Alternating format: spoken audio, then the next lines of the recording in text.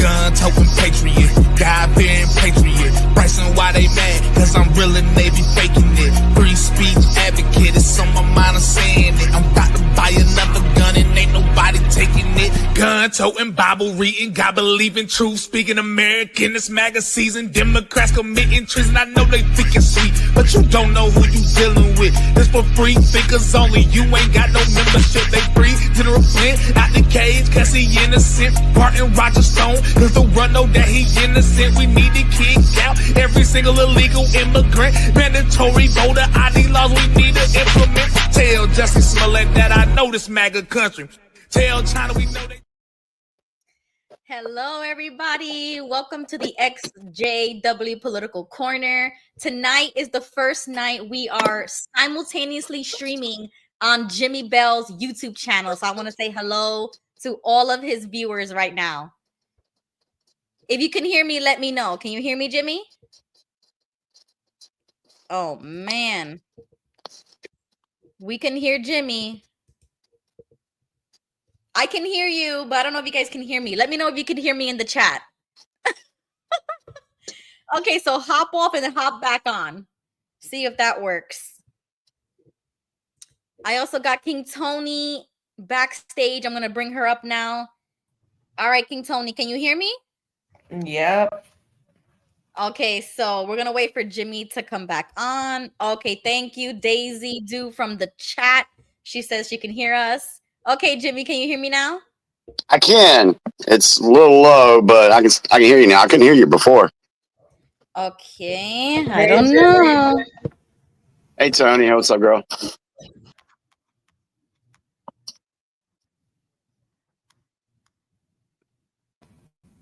Sorry about that. Okay, can you hear me now? We're good? Yeah, I think so. I'm a jump out again and come back in because it might be mine. For some reason, it's like low, and then when I go out and come back in, it's louder. So hang on just a second, folks. Okay, so it's just me and King Tony. All right. Hi, everyone. Yes. Let's say hi to everybody in the chat. We always got John Marciano. He's always the first one in the chat. We got King Tony here saying hello to everybody. Hi, Rosie. Hey, Jay. He says, I'm sending my letter on Friday. Oh, yeah. I put the poll in my chat on my channel. I can't control Jimmy's chat, but I put a poll to see if you sent your letter on my chat. Doreen says, good evening, everyone. Finishing up on my personal letter to add to the envelope. Would be sending it off this weekend. Awesome. Nice. Amazing, guys. Yeah, Jimmy's loud and clear. Yeah, we could hear Jimmy. It's like he can't hear us because I guess he's on a mobile. All right. John Marciano says, I hear you all really loud. Oh, okay.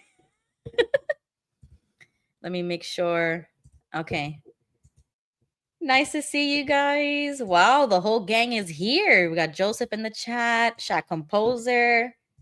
All right. Let me know who else is in the chat.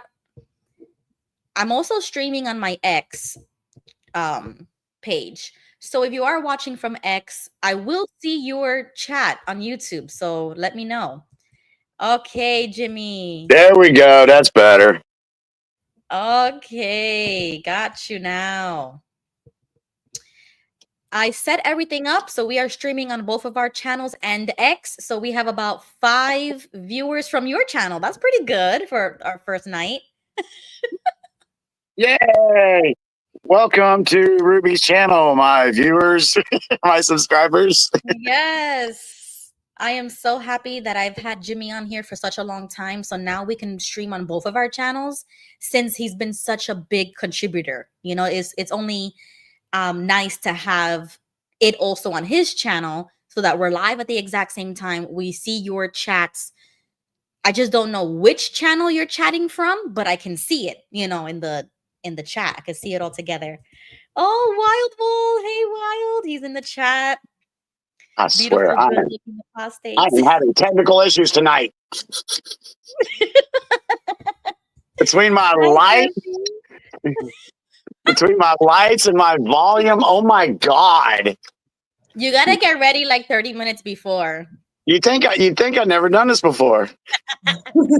Yeah, and if King Tony didn't call me today, I would have been running all over the place too. Thank God she called me. I was taking a nap, and I was like, "Oh, I'll wait till like 8:30." Nope, I would have missed it.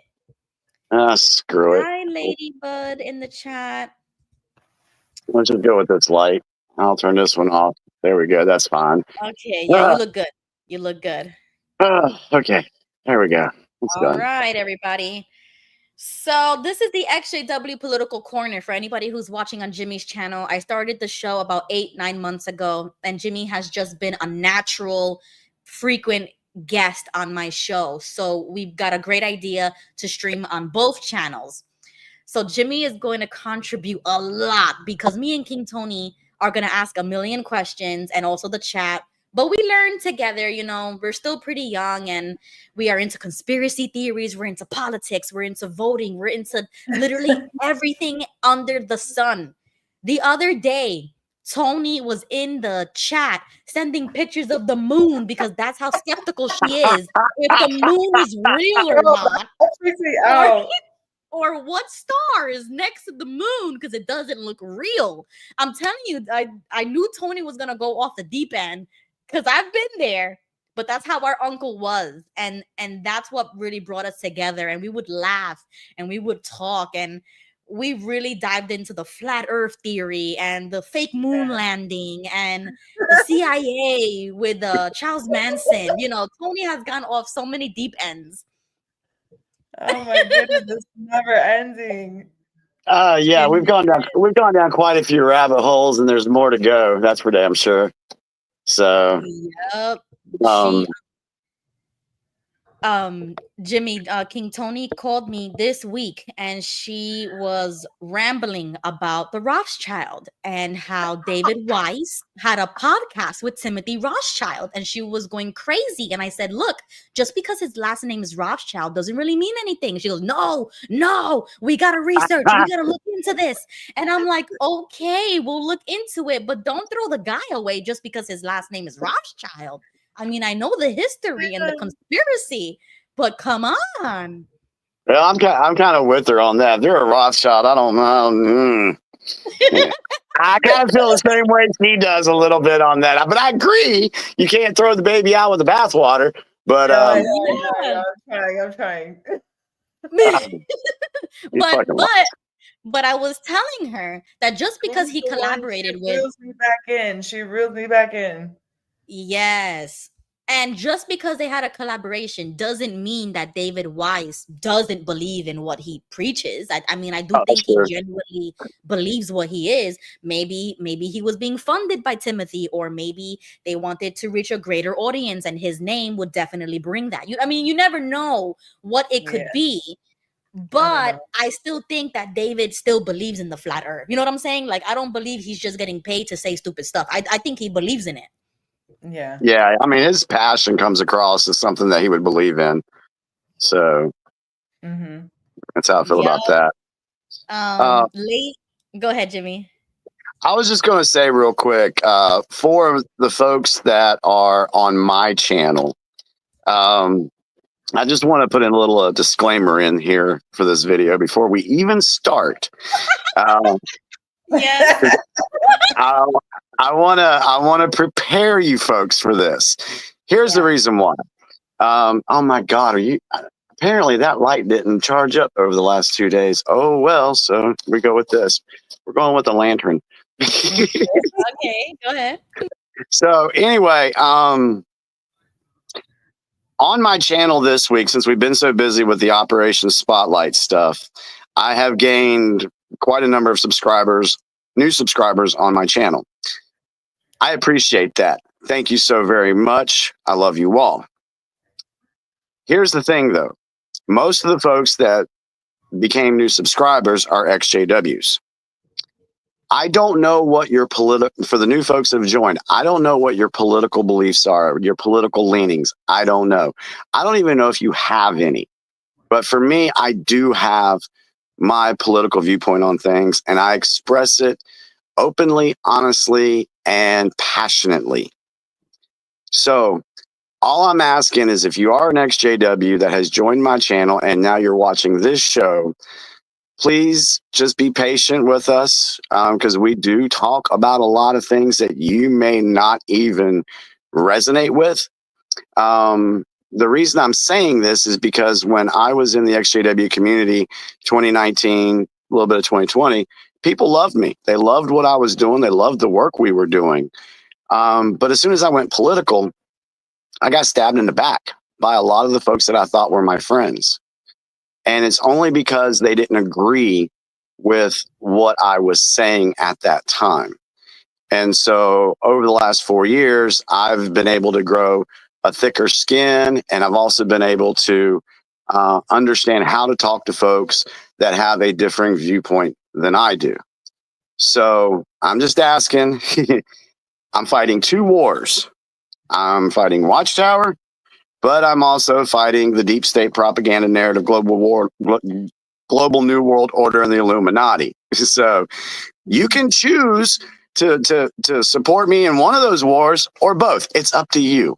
So I'm just saying, you're going to hear some things that you're going to be like, what the? And when we're together, this is kind of like sitting around outside, chilling by a fire or whatever, and just having a conversation with one another. So I just wanted to put that out there for the folks that are watching from my channel. And I thank you. All right, Jimmy. Yeah, thank you for that. And just to add on to that, Jimmy's views are not mine or Tony's. My views are not Jimmy's or Tony's. You know what I'm saying? I don't want to make it seem like I'm grouping everybody on this stage as believing everything that we're talking about. These are 3 very different people, 3 very different perspectives, but we all come from the cult of Jehovah's Witnesses. And now that we are no longer in that cult, we are allowing ourselves to speculate and to go down a rabbit hole and to get political and get opinionated for the first time in our lives. And that really has educated me on politics. It's just, to open your mind is a really scary thing, but at least we're doing it together. And that's why I put the disclaimer before the stream. You know, we're so used to being neutral that it sometimes carry on later on in our lives. But I made a vow to myself that I would never be neutral ever again in my life about anything, and that I would read and do research about everything that I was interested in, and that I would become opinionated about something. I never wanted to be lukewarm again in my life. So Jimmy is that kind of safe person that allowed me personally to open that up on the internet. And then I started the show so that I can show you guys how open we are. And sometimes that doesn't rub everybody the right way, but that's okay. We're just hanging out together and talking about current things, but also having fun. Like, this is not supposed to be serious and judgmental or pointing fingers. No, we're just here to have fun. Yeah, and if I start getting passionate and I go on a rant, I'm going to end up cussing. So just throwing it out there. It's going to happen. Yep. I think there was a chat that I wanted to bring up. Okay. Oh, from Lady Bud. She says, I'm such a conspiracy girl that even my kids are turning into one too. My 8-year-old said that the aliens live on the dark side of the moon. That's funny. That's Who said that? Who That's said what that? Lady Bud. Yep. That's what I saw. I mean, hey, Ruby, you know that one video I sent you with the rabbit? I think so. Was it Alice in Wonderland Rabbit? That one? It was on your DMs that I sent you this afternoon. It had the rabbit one. That would be a perfect time to play that video. Okay, hold on. Let me go to my DMs real quick. Dang, I should have had this ready. Sorry. I know. All See, right. I actually ended up turning on the shop light now, and it's too freaking bright, and there's like a glare. So once I need to charge my phone, I'll switch it over, and I'll go back to my little portable lights so I can charge my phone. But hey, it is what it is. Okay, let me see. I'm going through our DMs now. You sent me a video about PSYOPs.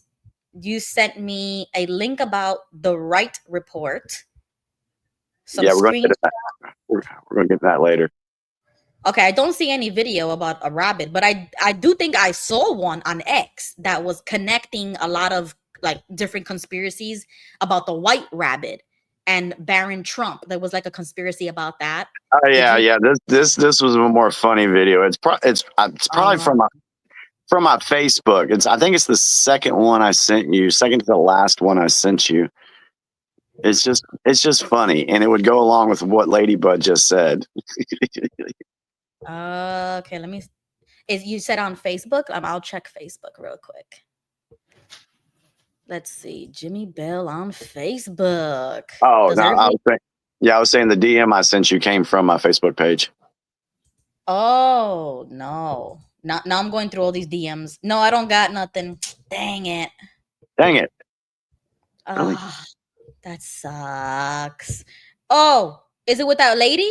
With a woman? Let me see.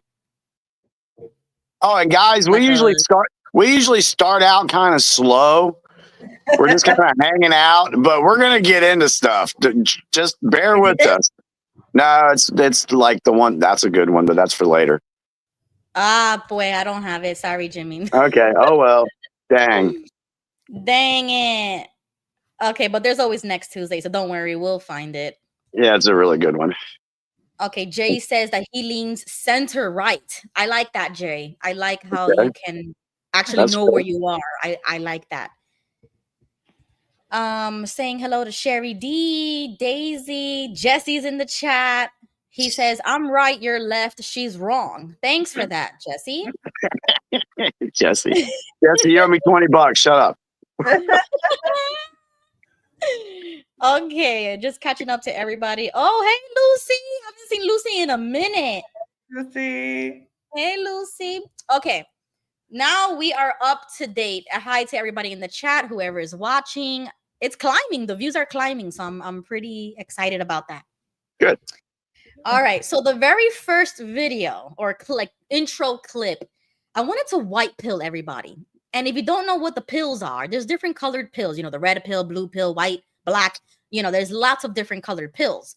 The white pill is supposed to give us hope and optimism. You know, it's supposed to make you feel good. So I'm going to give everybody the greatest white pill in this clip. All right, let's see if I can find it. All right, here we go.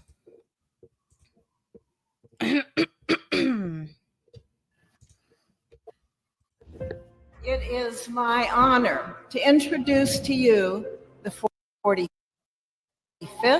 and the 47th President of the United States of America, Donald J. Trump. In America, the impossible is what we do best. There's nothing we cannot do and no dream we cannot achieve. We will restore America's promise and we will rebuild the nation that we love.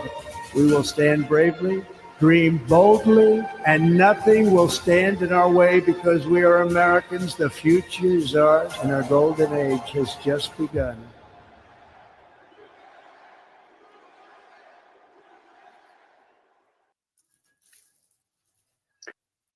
And boy, has it begun. It's been a crazy 2 weeks. Ruby froze? Is Ruby frozen? Why are we having now Ruby's gone. Mm-hmm. Oh my God. Now Ruby's back. Okay, you guys can see me, right? Yeah. Okay. Woo. Wow, tonight is a great night already. We're starting off kind of wonky.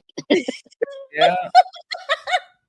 It's your bad juju, Jimmy, because I was here fine with King Tony. As soon as you hopped on, everything started happening. My pleasure. All right. So how did you like that clip? It was like a Trump ad, and I love when he posts these things with the music and this is the golden era and there's nothing we can't do. I love it. Yeah, there's quite a few. There's the one that he gives about we're not going to bend, we're not going to break, we're Americans, you know, we're going to make this happen. And those are always really uplifting because especially if you're the type of person that really loves your country, not just in America, but wherever else, if you love your country, you know, there's nothing wrong with being patriotic. There's nothing wrong with that at all. You should be proud of where you're from. And so when I see those videos And plus, with me growing up in the military, having that background as well, there's a special place in my heart for the country that I live in. And why should you not be proud of that? Yeah. Yeah, exactly. Good point. What about you, Tony? These are like political ads. And you haven't seen, I don't know if you've seen many of these, but how do you feel when I you see haven't. That was political probably my first. Really? Yeah. Okay, I so how have did you not like seen it? that. No, I did feel what you felt. It gives a sense of hope to people. I mean, with everything that we're seeing, man, I mean, I don't know if the ad is going to help relieve any of that, but we gotta wait and see. I can understand how someone feels that way. I mean, and the reason why is because we've seen so much negativity, so Right. much bull crap over the last 20, 30 years that it's hard to imagine that things could actually be better. So, Exactly. yeah. I So I get mean, that. Also for me is like we see what he's doing. I know like he's doing it for the right reasons, but I guess seeing like the children and of the immigrants going through that and like seeing them crying, I'm like, damn, could there have been a better way? I don't know. Like, right. did Can it? I ask you this, Tony? Where are you seeing those at? The news. Okay. And what have we learned about the news? All they spill is propaganda. They just try to cover up something. Yeah, I mean, for example, and there's a reason why I say this is because 2 weeks before that executive order was signed, Tom Homan came out and said, this is exactly what he said. He says, do not be surprised that a couple of days after Trump does what he's going to do with closing the border, the news is going to run and find the first crying immigrant, the first crying baby. And they are going to plaster that all over social media, all over the news, because they're wanting to pull on your heartstrings. Right. And so that's why I asked, where'd you see that at? And you said the news. Well, that's exactly what they're doing. They're trying to pull at your heartstrings and be like, "Oh, this is horrible that Trump's doing this and closing the border and he's not separating families. There's a whole nother thing to that." There's a reason, and I agree with it. Like it was to protect us, like in the citizens of this country. I guess it's just rough seeing that, and I guess I don't know. I guess this is just a JW and me coming in like always trying to fix it and find a better solution or a better way or something. I don't know. I can appreciate that. Yeah. coming from a JW point of view, I can appreciate that. Yeah. But let me go ahead and warn you, you're going to see a lot more stuff that's going to like be worse than a kid crying on camera. You're going to see a lot worse stuff. It's going to happen. It kind of feels like sometimes like we avoided let's say we avoided a war worldwide, right? But what if it starts a war within the country? I'm telling you, that's not going to happen. There's not going to be a civil war in this country. They're going to try and push it. That's not going to happen. They're going to try to push the World War III thing. The narrative is going to be scary, but that's not going to happen either. Yeah. I agree now. I have my reasons for saying that stuff too. Yeah. Right. But from an outsider looking in, without the knowledge that Jimmy has, I agree with that now. A couple of months ago, if you would have asked me that, I would have told you, yeah, civil war. And that was before Trump came into office. Right. I was black-pilled, and black-pilled means like you're depressed with everything. You don't see a way out, and you don't think that anybody can change this because those politicians have been lying to us for decades. My entire life, 28 years, have been lying to us that what Trump is doing right now was impossible when they were in office.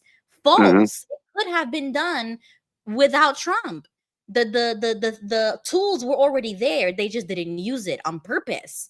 And now that Trump is there using it, they're angry at him. In my opinion, I'm thinking you guys could have done that, and you guys could have claimed, the win and the clout and everything, but you didn't. So No, why not? what the Biden administration was pushing was the border bill. Remember the border bill that they were Yeah, pushing? And remember all the yeah. pork that bill had in it? All the stuff that was going, all this money going to other places, which we're going to talk more about that, I'm sure. But they had Hmm. this bill and they couldn't get it through Congress, and some of the Republicans were shooting it down. And then the media comes out and says, "Oh, it's the Republicans. They don't want to do this. They don't want this border bill, blah, blah, blah." And then Trump comes in and shuts the crap down. Doesn't need a bill. We didn't need the bill in the first place. But that's what they were Right. pushing. Right, which is just lies to Yes. make people feel as if the Democrats are doing something. But when you actually read the bill and see what's actually in there, it's never a single issue bill that addresses the problem. They always want to insert all these different things and fund all these different things when it has nothing to do with the original thing in the title. And I don't Yeah. like that either. I want single issue problems being fixed. Yeah, and I think we're going to see Congress move in that direction to where we're only going to have single issue bills. And yeah, and that's what I like. I mean, that's why I voted for Trump. Like literally everything that's happening right now is exactly what I was thinking about when I was in that voting booth about the future of my country. We had Mhm. two ways to go. Would you rather continue the 4 years of Biden Harris with a Harris Waltz, or do you want change with a Trump Vance? That's basically what it is when Yeah. you really think about it. Yeah. So I mean, I'm actually very excited for the future of my country. Things are changing in the right direction, in my opinion. And so, I mean, that's why we just have to be awake we can't be sleeping anymore. This is not the time to be asleep. This is not the time. You got to wake up to certain things in the world and realize that the decisions that you're making now, 20 years from now, 50 years from now, 100 years from now, is when it's actually going to matter, because these Yep. boomers ruined our country for us. And now millennials are paying the price for those boomers who voted back then. That's another issue. Yeah. I really wish you could find that damn video with the rabbit from the face, because it would be perfect for what we're talking about right now. And But I yeah, looked you're in my right. DMs. Yeah, it's in your DMs. I sent it to you. But anyway, but you're right, Ruby, because we are fighting for the future. We're fighting for our future, our kids, our grandkids, and other generations to follow us. I mean, when they fought the Revolutionary War in 1776, do you think they were just fighting for themselves? No, they had a vision for a country that could, pursue life, liberty, and the pursuit of happiness. That's what they were looking for. They were trying to build something for the future. And we're back at that point again. This is a point in history, in American history, where we have a choice. We either stand up for American values or we fall at the deep state globalist knees. That's where we're at.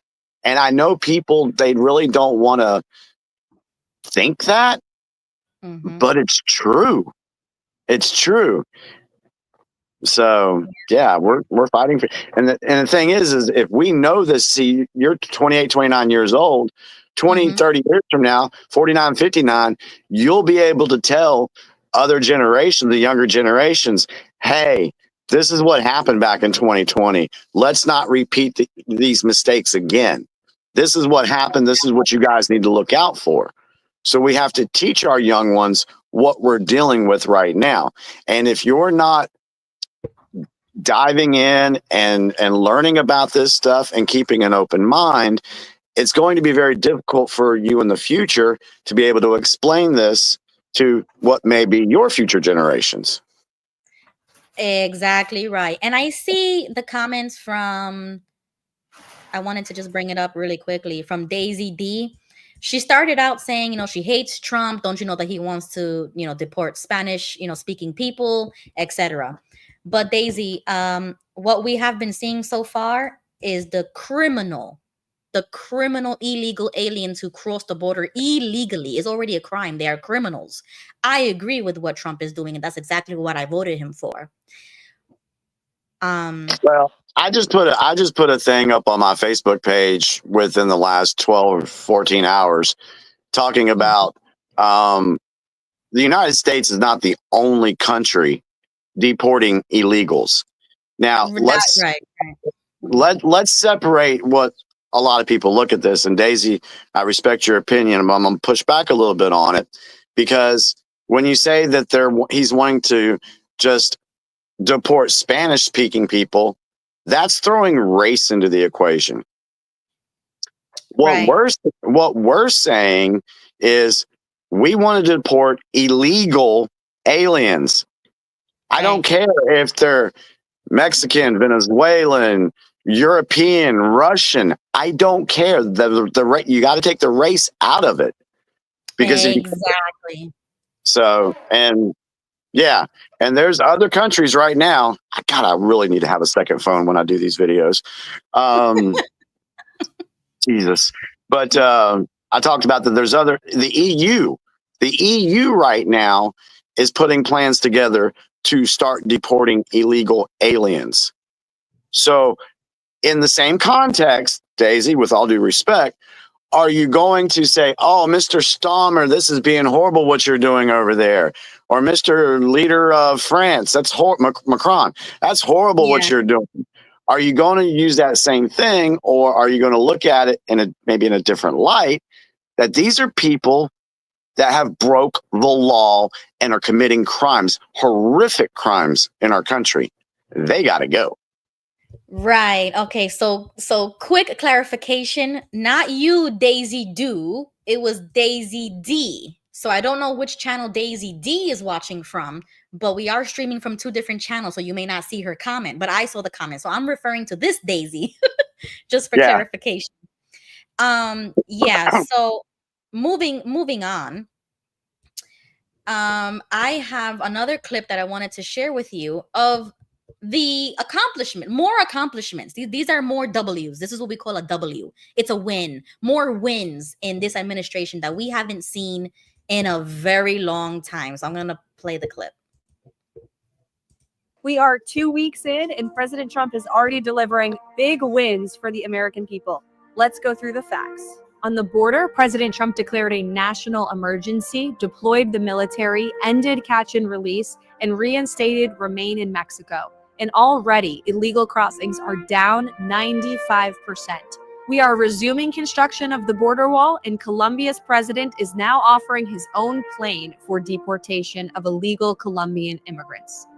On the economy and energy, President Trump unleashed American energy, declared a national energy emergency, and killed Joe Biden's radical electric vehicle mandate. Wall Street is booming, AI investments skyrocketed to $500 billion, and there's $20 billion flowing into U.S. data centers across our country. President Trump is restoring law and order. He labeled the drug cartels as foreign terrorist organizations, and he is deporting criminal illegal aliens, and he signed the Laken Riley Act into law. Draining the swamp, President Trump signed more than 45 executive orders. DEI has been purged from the government and our military, and lazy federal workers have been ordered back to the office. And when it comes to free speech and transparency, President Trump took 12 times more press questions than Joe Biden did in a week, reinstated 440 silenced journalists to the press room, and ended government censorship. Promises made, promises kept, and we're just getting started. That's awesome. Hey, Ruby, I want to address a comment real quick in the chat before it disappears. Daisy D, again, let me push back on you with the whole Trump and kids in cages last time he was in president. Please do the research and find out who actually started the kids in the cages things. That was the Obama administration. And what Trump was doing is he was separating kids from human traffickers. That's what he was doing. So, and you can look that up, because you can go to the Department of Justice website and look at all the human trafficking arrests that were made between 2017 and 2021. The whole narrative that Trump had kids in cages is a false narrative. It's propaganda, because it started with Obama. And he was doing it for other reasons, not the reasons Trump was doing it. Okay. Yeah, I mean, if anybody wants to join the stage, there's a link to the StreamYard on my channel, Ruby Quinn. You would have to switch channels and go to mine. And you guys can, if anybody wants to bring something up or give a pushback or debate something respectfully, you can definitely come on the stage. So yeah, Okay. these are facts that we already know. So Yes. not to put anybody down. It's like we already are awake to the fact that Obama's administration or the Bush administration or any other administration was colluding with the deep state to start a lot of these things. So it's kind of like I already knew about the thing with Obama. I already knew Yeah. certain things like this. So it's not surprising to me to hear that. But you see, I already educated myself to know that so that I don't have to like argue with somebody about this. If you don't know that that happened in the Obama administration, then please educate yourself before you say it. Yeah, because oh God, I had a thought. We don't come on these shows and we don't do videos just to push propaganda or push something that we were told by the media. We don't do that. I've spent over Right. 5 years in deep research so that I could wash the brainwashing away out of my head. And so when we come on here and we say things, I want people to hear things that we say and be like, damn, I didn't know that. Let me go look that up. Let me make that decision for myself. I heard what Jimmy said, but is he right? So, and if you go back and you find something that contradicts what I just said, please come back and share it with me. But until then, folks need to do some digging. Hi, Jesse. Hey guys, I just want to say I got the $20 that I owe Jimmy. So I would like to tell your viewers, don't mess with Jimmy. Don't mess with Jimmy. If you want to find out the hard way, you can do your research, you can buy your books. Jimmy's right. You're wrong. But I've been watching Tony and I feel like rolling this and smoking it. I'm the only one who's not smoking. Okay, I'm the only sober one here. Me neither. This is the most chill broadcast I think you'll ever watch. Hey, I just want to say one thing. Sure. I got like about 15 employees, and I've been making payroll since I was 24, since I was a young guy, and every day of my life. Sometimes high employees about 50, sometimes down to 2 during the 911. So I've seen the crash and burn, the 2008, seen everything in business. I feel like I'm 100 years old. I'm 2 miles down from Mexico and about 20 miles on the Sonora side. And some of the most beautiful people live in Mexico. And some of the most beautiful people work on the American side. And some of the most beautiful people work on the Mexican side. And every day there's an interchange of commerce, like my first name, NAFTA. And there's a respect when everything is done right. Like when you don't cut in front of the line. If you go to the supermarket and cut in the front of the line, you're going to get everybody angry. So there's these Mexicans and these Americans who are both working within the confine of the law. And we're not out there protesting like these kids were on 16th Street. We do everything legal. And commerce continues every day beautifully on both sides for both nations. Yeah. But it's when you break the law that all the racism starts. Like that lady was saying, she was talking bad about white people and in the comment section. But the Mexicans and the Americans who are following the law don't have a beef. Yeah. It's only when we break the law that all, like Elvis Presley said, that's when the heartaches begin. Like me, when I don't pay my bills to Jimmy, then he gives me all that specialized high intensity training all the time. Yep. And talking about those protests, I saw the anti-deportation protest. I think it was in California, right? They did it under the tunnel. Phoenix, LA, Houston, Dallas, a lot of the border cities. Yeah, I got something to say about that. Oh, okay. Okay. So in my street, right here in Yuma, it happened, but I've lived in Yuma for 56 years, Yuma, Arizona. And Mhm. I know people that were here 100 years before, like my wife's grandmother, great-great-grandmother. She was probably here in the 1800s, here in Yuma, before Arizona was a state. And she gave Mhm. birth to like about 12 babies that are all the Mexican family names in our town. So you have Mexicans that have been here maybe 200 years, or some Spanish Mexicans that have been here about 200, 300, 400 years, because the Spanish came over here in the 1500s. So what I'm saying is that our town of Yuma, we don't protest. Nobody ever protests. You know who is Mhm. you know who was the celebrity that came out of our city? The Who? most famous person? Have you ever heard of a guy by the name of Cesar Chavez? No, sorry. Yeah, the boxer, right? No, Cesar Chavez, the protester from the 60s with Jesse Oh, Jackson. that guy. Yeah. Okay. Yeah. Yeah. Yeah. If you go to any city, you'll see Cesar Chavez Boulevard, Cesar Chavez Right. High School. Well, he's from about 7 miles north of my house.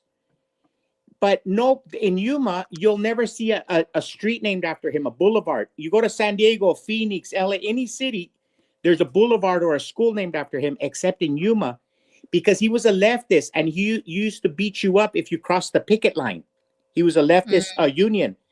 So a lot of people didn't like him in his own hometown, because Yuma's a very conservative town, even though we're Mexican American. What I'm Right. saying Right. is those people that were protesting were not Mexican American. It's And just that's what I wanted to point out too, because okay, so let me build it up first. Let me weave it like Trump does. Have y'all seen the videos where people were at their construction sites and saying people weren't showing up for work Yeah. this week? Okay, you've seen those, okay? Have you Mhm. seen the videos out there to where they're showing Walmart and there's like nobody in the Walmart? Yes, empty. Okay, Yep. you've seen all that, right? Okay, so Mhm. you're gonna tell me that these people didn't go to their jobs, they're not shopping for their families, but they went out and protest. Does that make Mhm. sense? The reason I say that is because these people that are protesting, there might be a handful of illegal immigrants in there, maybe, but you know what they really are? They are the same people that dressed up for the Free Palestine riots. They are the same people that dressed up for the Antifa riots and the BLM riots and the ones that infiltrated J6.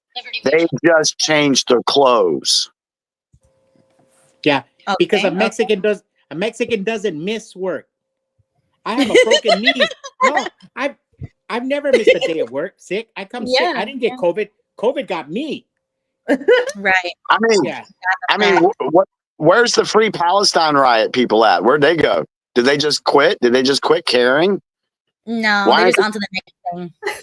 Yeah, they just changed their clothes, put up different flags, and that's who they are.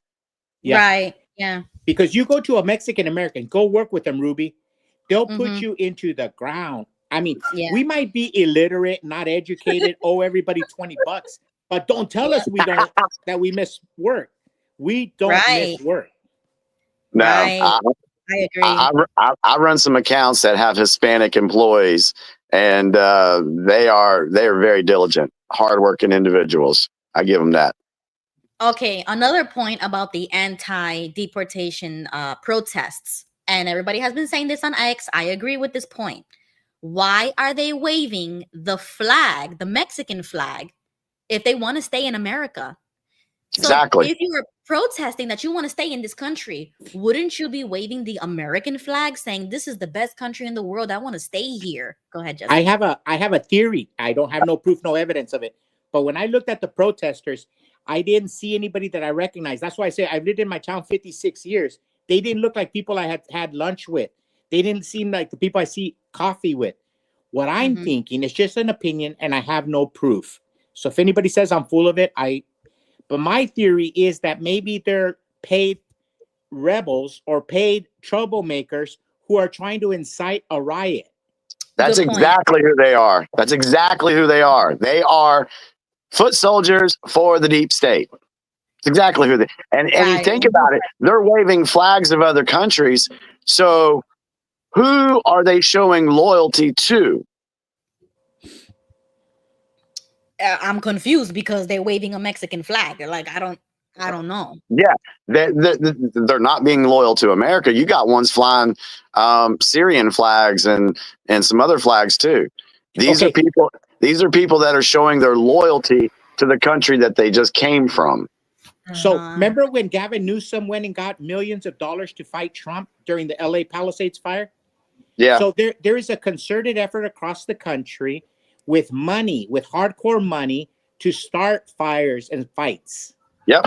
And I don't mean literal fires. I mean just problem areas. So let's say on my street, right here, 16th Street, there's a 20 or 30 paid organizers. And then the rest of the 100 people that show up are useful idiots. But there's a group of, they're useful idiots. That's what the communists called them. That's what Vladimir Lenin and Joseph Stalin, they come in and protest. But there's a select group of paid organizers. And they're told what to do. But they're not people who come over here and work. They're not people. And you know what? In our town in Yuma, I've seen in other reports, we have some of the best worker programs in the nation where Mexicans are coming over all the time, earning hard, and they're picking up the lettuce. They're doing all the hard work. And there's no protest. There's not one white person, black person, or Asian person being mean to them. You see the Mexicans walking up and down the street shopping. There's not one single fight. People are living in harmony when the laws are followed. Yep. Welcome, Doreen. So nice to see you. Hey, Doreen, how you doing, dear? Hey, I'm gonna you can see me pull out to live. make room for you guys. I'm going to pull out to make room. Thank you for letting me in. See you, All Jesse. right. See you soon. He'll be back. All right, Doreen. Go ahead. You got the floor. I'm on vacation, so woohoo. Nice. That's why I've been able to like send all the our operation to all the different XJWs, and it's crazy because I'm getting so much hate. I'm like, ugh. I even told Jimmy, man, there's so many it's ridiculous. And I'm like responding, telling them, like, do you understand what the whole reason is? Who cares who's president? That's not the point here. The point is we're trying to help these victims, and they don't get it. But that's their pride, and that's sad because what were we in? A controlled religion, man-made religion that told us what to do. So they're still thinking like it. So to me, I'm like, you didn't leave. Mentally need to be working. Anyway. Why do I feel like the trailblazer in this sense? Because I've been dealing with this since March of 2020. What you guys are, the hate you're experiencing right now, dealt with it. When Ruby came out and expressed her opinions and her views, she dealt with it and she went through it. And there's a whole reasoning behind that. So yeah, you're gonna get it. And you know what? It just makes my skin thick. It will. And you know, and God's on my side. So let me tell you how I dealt with it. Let me put this out for a second. Let me tell you how I dealt with it. All right. So in the beginning, when I was starting to receive the type of hate, you're just a right-wing, crazy conspiracy Q guy, Trump lover, blah, blah, blah, blah, blah. Okay, I heard all that. I fought them. I went back and I said things. I went after them. They're going to give it to me. I'm going to give it right back to them. And I found that I had anxiety. I was frustrated. I was like, I can't believe people can't see this stuff. Why? It's easy to find. The research is out there. I'm like, why can't these people figure this out? So I did all that, and it just drained my energy. So I'm all about protecting my own energy. So when I find somebody who is a orange hat or yellow hat, we've talked about those guys before, I don't engage. I'll say something to them. I'll acknowledge what they're saying, but if they continue on with what I know to be brainwashed propaganda, I just let it go. Right. I'm not gonna waste my time either. I can't. And another thing I did when me and John had our little problems about, CV and everything, which, come to find out, he's like, damn, Jimmy, you were right. But I learned from John how people process things. Some people go on intuition, which I go on intuition. John goes on analytical data and research. So if he doesn't have that analytical data and research stuff yet, he's not going to believe something that I'm telling him that I feel based off my intuition. Right. Once he gets that, then he is able to make his mind up about things. The biggest thing I learned was there's two different types of learning. Wait, can you see JG? Yep. Yeah, get rid of him. Yeah.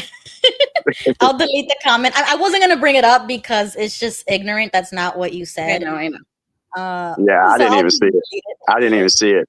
So, and this is what I'll say to anybody who's watching this show right now, who is an XJW, and here's the deal.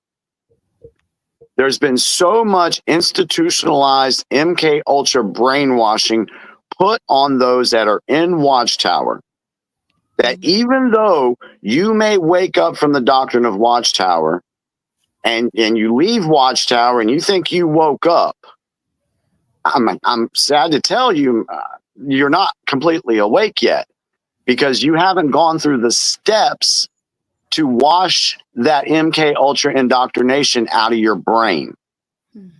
And the only way you're going to wash that out is looking for more information, looking for knowledge that'll help you understand what's going on in the world.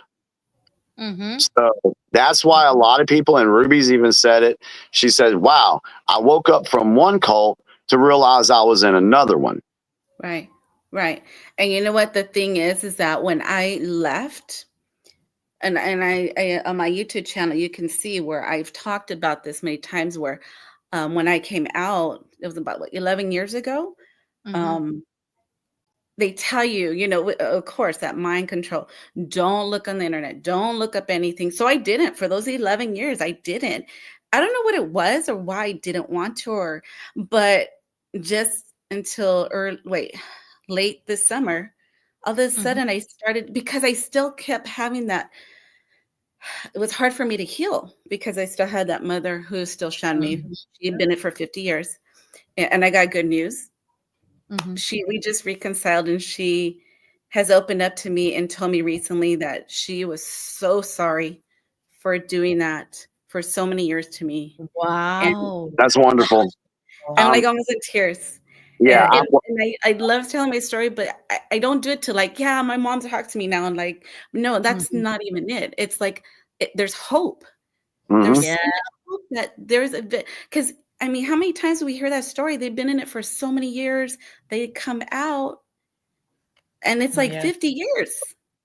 So to me, I'm like, there's hope for all of us. We never know. We never know. There is.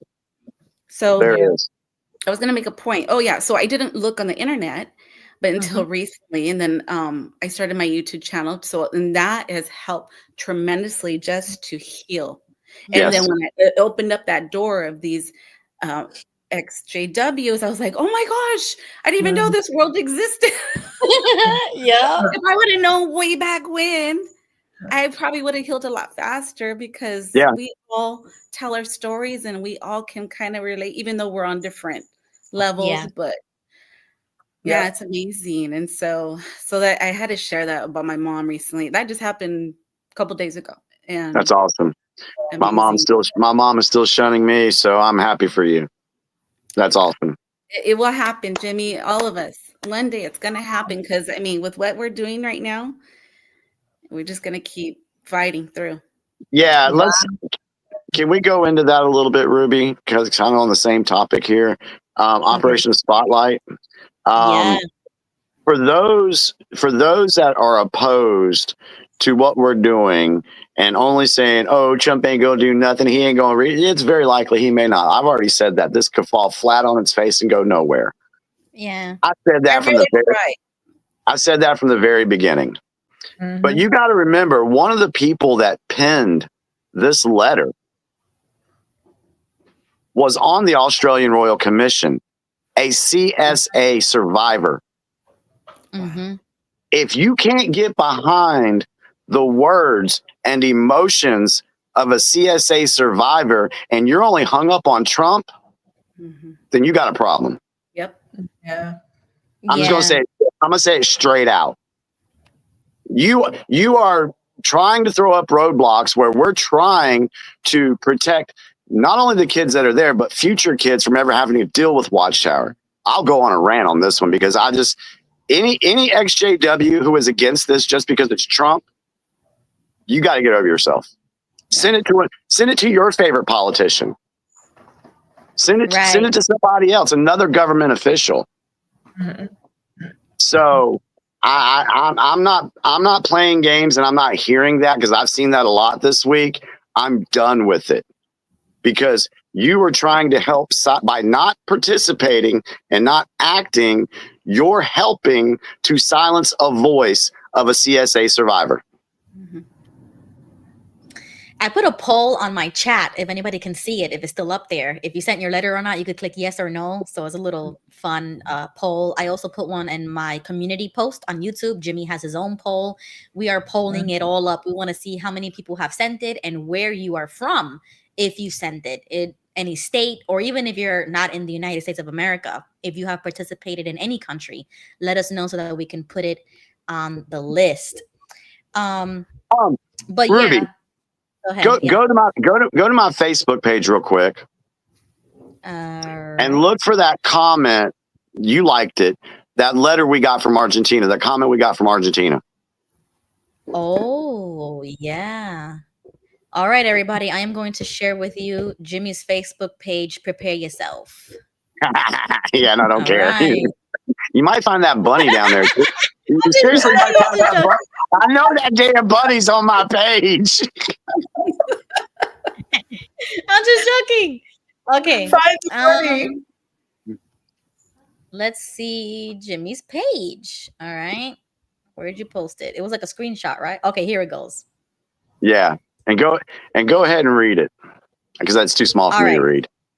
So this is the letter, and we spoke about if you want to put anonymous, you can put anonymous. And then they also wrote a little note on the side saying, anonymous, my name is anonymous, and I cannot reveal my name for fear of being disfellowshipped from the Jehovah's Witness cult and shunned by my only network of people.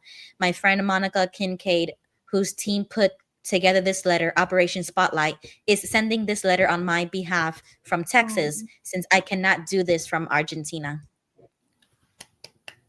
Yes. Wow. And that is a full in JW. Beautiful. Oh, really? Yes, Wow. they're still in. And I got a message from another guy last night who is a full in Jehovah's Witness, and he said, "Jimmy, I'm signing the letter too."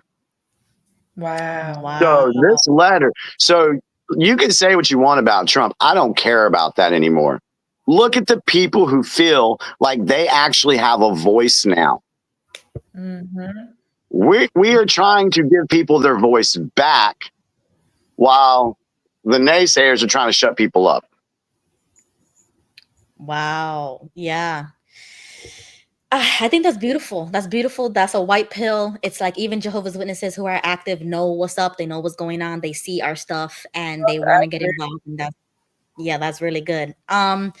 So just to move back a little bit on topic, I had some more clips, but I think we did cover the immigration subject already. So I don't know if I want to go deeper into that because sorry, I cut you off, Ruby. Sorry. No, that's okay. I came in. That was a beautiful story, and it brought me back like, oh, but now I'm like, okay, time to fight because I see the comment section and is getting wild up in here. So I need to put a couple people. Can I just say one more thing about the deportation thing? Yeah, go ahead. We are shutting down the border because one reason is of all the fentanyl and the drugs that are coming across this border illegally. Right. So you might be more worried, you might be more worried about a kid crying or whatever, but what about the thousands of Americans that are dying because of drug overdoses? You don't see that on the news. They won't show you that on the news. Exactly. But that's real and it's happening. So Are you more concerned about some crying folks? And there's no shot at you, Tony. I'm just in general. Or what about all the people that have died and lost loved ones? And it's not just us, because Canada is also having a problem with the drug. And cartel. so is Europe. That's why the EU is starting to deport people. Yeah, exactly. I'm in the field, that kind of field. I don't want to say the name, but I get calls all the time of overdose, and it's sad. Wow. I hear this all the time, and it's Yep. young kids. It's like the teenage 20s bracket, and it's all the time I hear it, and it's common now. And I wish I had a video I can share with you guys. I saw it just today, and there was a guy telling his mother and his wife, "Hey, look at my new flag." He had it, I guess that one you could put on your hood of your car. And the mother's talking to him in Spanish, like, "No, why would you do that? We're in America. Like, why would you do that? That's a disgrace. That's a slap in the face to America." And I was like, right on, Mom. Wow. Yeah, you see what I'm saying? It's like once you wake up, you can't not see it. Exactly. You will see it plain as day. And once I woke up, and I say this all the time on my streams, Jimmy, Tony, Doreen, they are moderate compared to me. Like, I am so radicalized in my own opinion. I say, listen, you don't even have to call me the names. I'll call myself the names, because I know I have read so much. I have looked into so much that I wear the label proud. Like, Yep. I am personally zero immigration. I don't care if you legal or illegal. And that to some people may be considered extreme. That's okay with me. As long as I am okay with my own beliefs, I'm good. I don't care about what people think about me. I think that's one reason, Ruby, why me and you get along so well, because we don't care. We don't care because we've educated ourselves, and we're like, hey, go look it up for yourself. Right. No one's brainwashed you or me to think the way we do now. Yeah, because I don't watch who educated me. I was gonna say, you know who educated me was my pastor. I've told you guys this before. Jack Hibbs at Chino Hills, California, and he actually, you guys could probably find the clip. He did a prayer at the Senate, and they revoked him. They won't allow him in because of the verbiage he said. He said Jesus Christ and something else. And he said he'll never be able to be welcomed again because the Democrats were so pissed what he said in the prayer. When did that happen? I want to say it was probably this summer. If you guys look it up, you guys will find it. Go under Jack Hibbs and do the Senate prayer. You could probably find it. And it was a beautiful prayer, but the Democrats were pissed. And he even showed the letter at church. He showed it on the screen and said, look this is a letter I got because of the prayer that I said. And this was before Trump came in, but that's cool. Wow. Yeah, he was the one who educates us all the time. And I'm like, man, it's amazing. He's really woken up a lot of people. And he was open during COVID. He never shut down. And so it's a mega church now because people from all over the world watch him, and they're educated now from him. Wow, that's cool. That's cool. Okay, Ruby's working on it, huh? Yeah, because that's really interesting. I got to see that. Is this the guy? Prayer Before Congress 2024? Yep, that's him. That's my pastor. Whoa. Okay, so I'm gonna listen to this really. What denomination is this, if you don't mind me asking? Christian. Born again Christian. Okay, let me see. This will be interesting. Father of our Lord and Savior Jesus Christ, together we come before you in humility as a people in need of your forgiveness, your mercy, your goodness, and your grace. For these 250 so years, our fathers in this Congress have prayed for your guidance and protection. And so we stand here in humble petition that you today might do the same, that this nation and its unparalleled constitution, your great gift to all freedom-loving people, might be renewed here and across this land as a beacon of hope to all who seek peace. I ask you today, Father, to bring to us a great awakening of righteousness and confidence in you, who alone is mighty to save. Hear my cry in this hour of great need, that we might be humbly blessed before you in the repentance of our national sins. You, Almighty God, are the source of all wisdom, and there is no wisdom but that which comes from you. So please come upon those here who are the stewards over the business of our nation with your wisdom, which comes from above, and with your holy fear, knowing that your coming day of judgment draws near, when all who have been and are now in authority will answer to you, the great judge of heaven and of earth, for the decisions that they make here in this place. I offer this prayer to you, Father, in the name of Jesus Christ, our Son, your Son, and our crucified Savior and resurrected Lord. In Jesus' name, amen. Amen. I mean, that was a nice prayer. I didn't see anything that would be considered extreme. It was because he brought up Jesus, and there's a few things. And he even posted a letter. If I can, I'm going to get the letter. I'm going to show it to you guys one day. Mhm. And they were, Democrats were not happy. And they I, said, I no, we like don't I want him like here. that.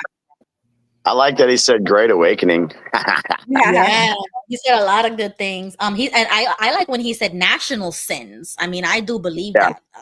Oh well, yeah. The deep state, it's bad. It's bad. We're just like because it's freaking crazy what this nation has turned into. I'm sorry, it's just my opinion that the society fell, and that's why we have government issues, or maybe like vice versa. It could be both. The government failed and the society fails. It's like we have to work hand in hand, and when one of us fails or doesn't, or like Gigi says, dereliction of duty, that's when we start seeing problems. If we would have had a Christian nation, and don't drag me, guys, you already know I do hold values of Christian nationalism, and I've said it myself. You see, I say it on myself. Okay, you don't need to tell me what I am. I know what I am, and I call myself a Christian nationalist because I do believe that this nation was founded on Christian values. I played the clip about Charlie Kirk, and explaining about even the state constitutions have a lot of things, Christianity involved in it. So I would say, as a nation, we fell because now we are no longer a nation that is Christian. And see, and not only that, Ruby, but you can add to it. You could actually take out religion for just a second on why the country is the way it is.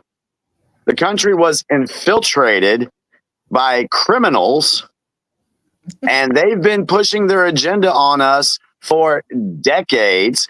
They've been doing things to dumb us down and desensitize us to accept what they're doing to us. Yep. There was a time when Americans would fight for their freedoms, fight for their voices. We forgot how to do that because we were conditioned to believe that the government was going to take care of everything and handle all this stuff. No, that's our responsibility. We have to hold them accountable. But this has been going on for so long that people just accept it. Oh, that's just the way it is. That ended 2 weeks ago. Actually, it ended before that, but we ain't going to go there. But that ended 2 weeks ago. Right. This country's going back to the people. It's already back to the people. Back to the people. I mean, yeah, I agree with that. And when I say these things, don't take it the wrong way.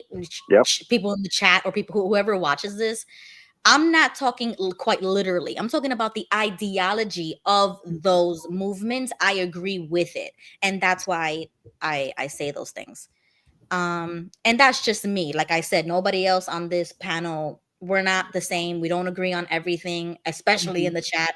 But that's just me. And in a perfect world, I would be like, this is how I want my country to be like. And so I would vote for values that push that, not go against it. You know what I'm saying? Like, I'm not going to be voting for somebody who's pro-choice or who's pro-immigration or who's pro LGBT. You know what I'm saying? So it's like, I vote according to that ideology, what I agree with. And I encourage everybody to do the exact same thing, no matter what your leaning is. This is not a channel just about Trump. This is a channel about exploring those ideas, not being afraid of exploring it and saying, yeah, I think I agree with this. There's no more fear. We talked about reptilians on here. And we did flat earth too. Yep. So we talk about everything. Yeah, exactly. Okay, I wanted to show Jimmy this clip to you. DeSantis, which is my Florida governor. I'm in Florida, and he's talking about law enforcement and ICE. I don't know if you've seen this, but this has been proposed in different states. I don't know if it went through already or what, but just watch it. Let me read a headline to you. Oh, wait, that's not DeSantis. Hold up a second. Where is That's my Tom DeSantis? That's Tom Pullman. Yeah, for real. Like, what the heck? All right. Here we go. I'm an amateur, guys. I'm sorry. Haven't been streaming for very long. My mouse is dying on me. Hold on. And it was a really good clip too about DeSantis. And I love DeSantis. I think I did vote for him. Did I vote for him? No, I don't think I voted for him. But it was in 2018 when I was like afraid of registering, and I said I'm gonna be an independent because I don't want to pick labels. You know, I used to be one of those. So okay, I think I got the clip now. Now let's see if I could share this tab. Okay, here we go. Yeah, so I missed out on this election, but I said, man, if DeSantis ever runs again, I'm gonna vote for this guy. All right, hold on. Because Biden would fly him in the middle of the night, not tell us about it. That people, the feds would bust them all over God's creation. That's not going to happen this time with the Trump administration. We'll be able to work constructively together. We also want to make sure that we are expanding our existing authorities so that local and state officials are empowered, and the federal government would have to bless this, and I think they will. They should be empowered to detain and deport people who are here illegally. It should not be, well, we ran out of ICE beds, therefore you got to release somebody on the street and then they go out and create problems for our communities. That's not the way it works. So that is going to be really, really significant. We also need better gang enforcement. We've got to broaden the legal definition of gang-related activities so that it includes these groups of very dangerous illegal aliens, these Venezuelans. It's really, really bad. And think about it. When we had Hurricane, I think it was Helene. Yeah, Helene. Maybe it was Milton. No, Helene. We had Helene. It did a lot of damage to the west coast of Florida. Okay, so he was talking about kind of linking the law enforcement with the ICE, and that we would start using our local police, sheriffs, to start helping with the deportation and, grabbing them off the streets and things like that. I agree with that. So I just wanted to show you that's what Florida's up to. Yeah, well, just within the last 48 hours, the National Guard has received authorization that they too can arrest the illegal aliens. Oh, not just Border Patrol and ICE, but the National Guard can do it now too. Okay, good. I mean, I totally agree with that. I think that it would be quicker. You know what I'm saying? Like, we cannot be wasting any more time. We've wasted already 4 years with that election. Yeah. And what people got to remember, these people getting deported, they are the criminals. Now, granted, anybody that crossed the border illegally has committed a felony. They broke the law, but we're talking about the violent criminals. That's what's being rounded up right now. Get them out of here. Right. Okay. And then that Tom clip, that Homan clip was, remember when you said that he was going to really crack down on it and he would even arrest anybody who gets in his way, including that mayor or governor or whatever? So Yep. that one was actually a governor. I was pretty shocked when he said this. I'm gonna play the clip. And I've never heard this in my life. So this is new for me. Leaders encourage residents to exercise their rights in resisting Trump's deportation policies. The governor of New Jersey, Phil Murphy, basically admitted that he knew somebody that didn't have full documentation, that he was hiding over his garage. But there's someone in our broader universe whose immigration status is not yet at the point that they are trying to get it to. And we said, you know what, let's have her live at our house above our garage. And good luck to the feds coming in to try to get her. Your comment on all of that? Well, I think the governor's pretty foolish saying what he said, because I got note of it, won't let it go. We'll look into it. And if he's knowingly harboring, concealing an illegal alien, that's a violation of Title 8 United States Code 1324. I would seek prosecution, or the secretary would seek prosecution. So maybe he's bluffing. If he's not, we'll deal with that. And as far as suing sanctuary cities, well, get in line, because the Trump administration is going to do that already. Sanctuary cities are sanctuaries for criminals. There's one example, right? If the young sanctuary cities in New York City, if they would have gave us over the killer of Laken Riley when he got arrested in New York City for endangering a child, he would have been in jail. And he would have never killed Laken Riley. Sanctuary cities are responsible for deaths of thousands of young children throughout my career. And we're going to sue them. We're going to hold them. And look, we've got to go to the Supreme Court. That's what President Trump wanted to do. He will end sanctuary cities. You know, there was a 2011 Government Accountability Office study found 3 million criminal.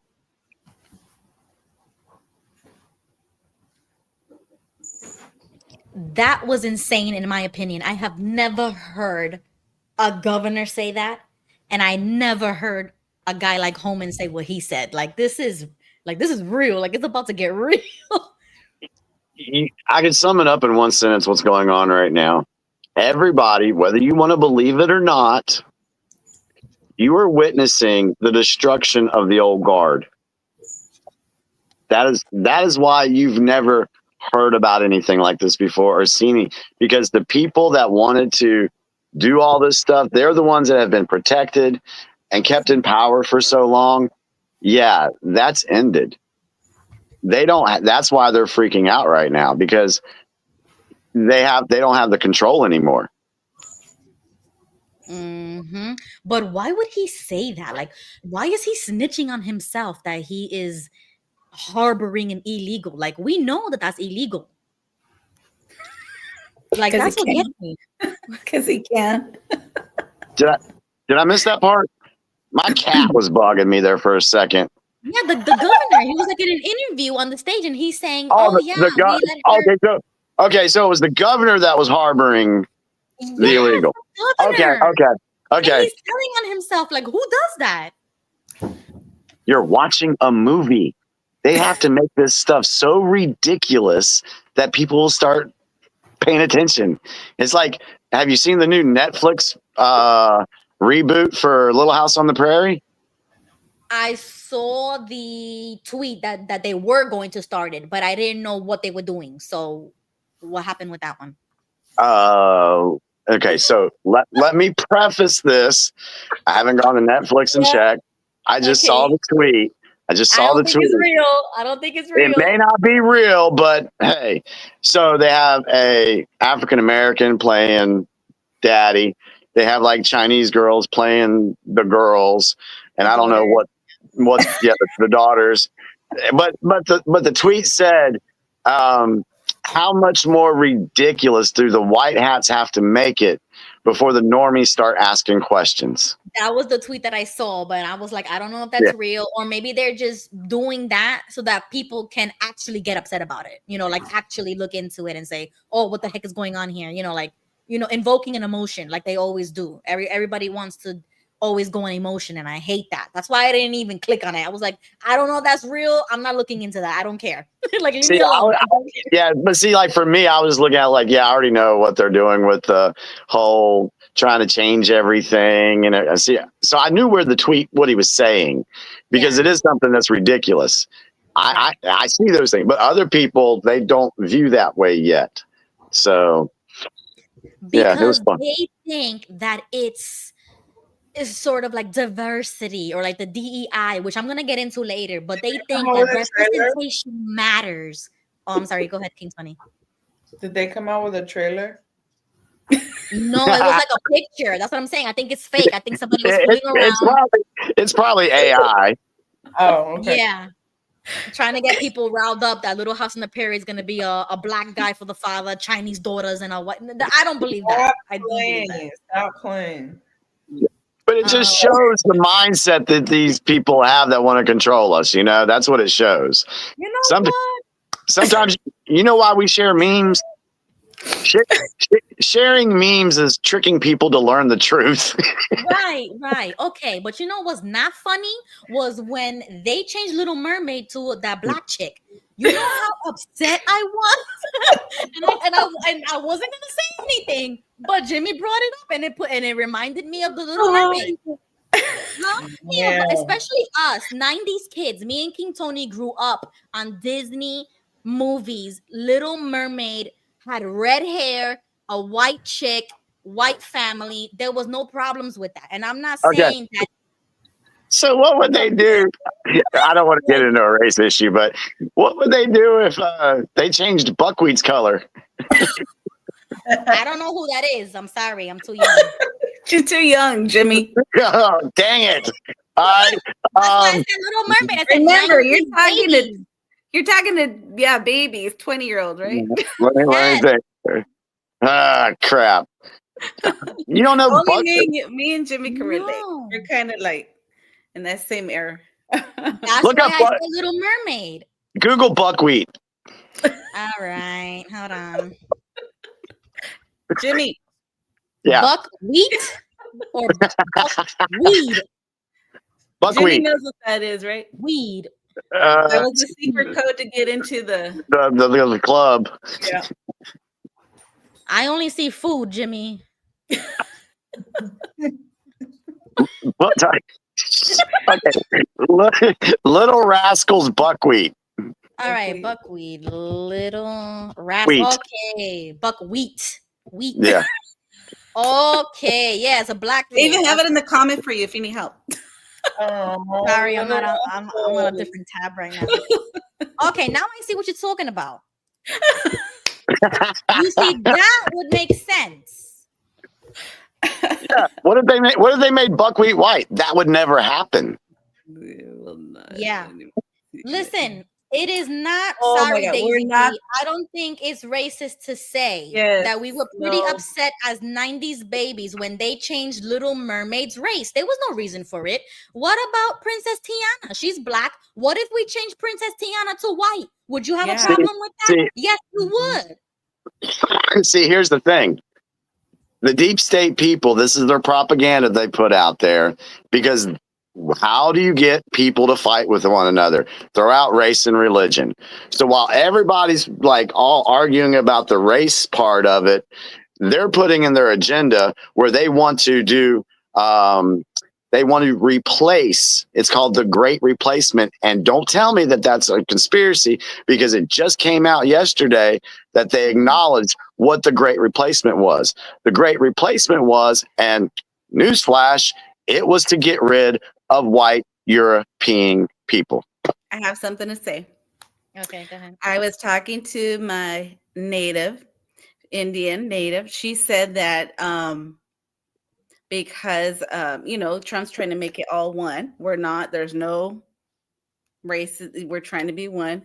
She said that they're gonna take everything away from the Indian tribes.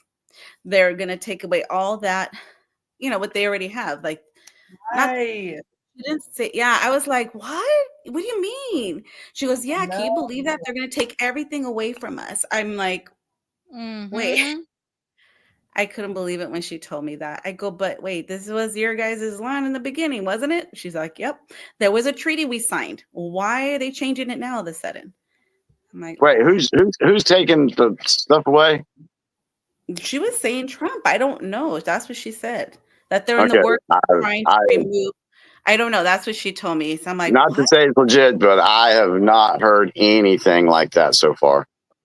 Because you know how they get she meant how they get free college, free this, free that. Yeah. We're gonna take all that away from them. Yeah, And I her haven't. family is actually on a tribe. If you've got some information on that, send it to me. Yeah, I'll have her. She's always like, oh man, I would include her on this too, because she'll go full force on this because she tells me stuff. I'm like, wow, I didn't even know that. Mm-hmm. Yeah, I'd have to do some more digging on that before I could actually make a comment about it. Yeah. I'm gonna head out, Go ahead. guys. Guys, have a All good right, night. bye, King Tony. Bye. Yeah, so last point about that. It is not racist to feel that way or to have these thoughts, because we should give the whatever race it is their own character, their own Disney princess, their own movie, like the Black Panther. They just switched Captain America too to that African American actor. And to be honest, I'm not going to support that. I don't watch Disney anymore. I boycotted them a very long time ago. I boycotted Netflix. I will not support things that do not go along my values. And I would say the same thing about your own values, whoever's in the chat. That's how we show our what you call it, like when you protest something, that's how I protest. That's how I show my grievances, because I'm not okay with that. And it's not racist to say that. No. Yeah, you're right, Ruby. And I just want to remind folks that, again, you can take race out of it and find out what is the agenda. Why are they doing it? Why are they changing these things? Why are they changing these names?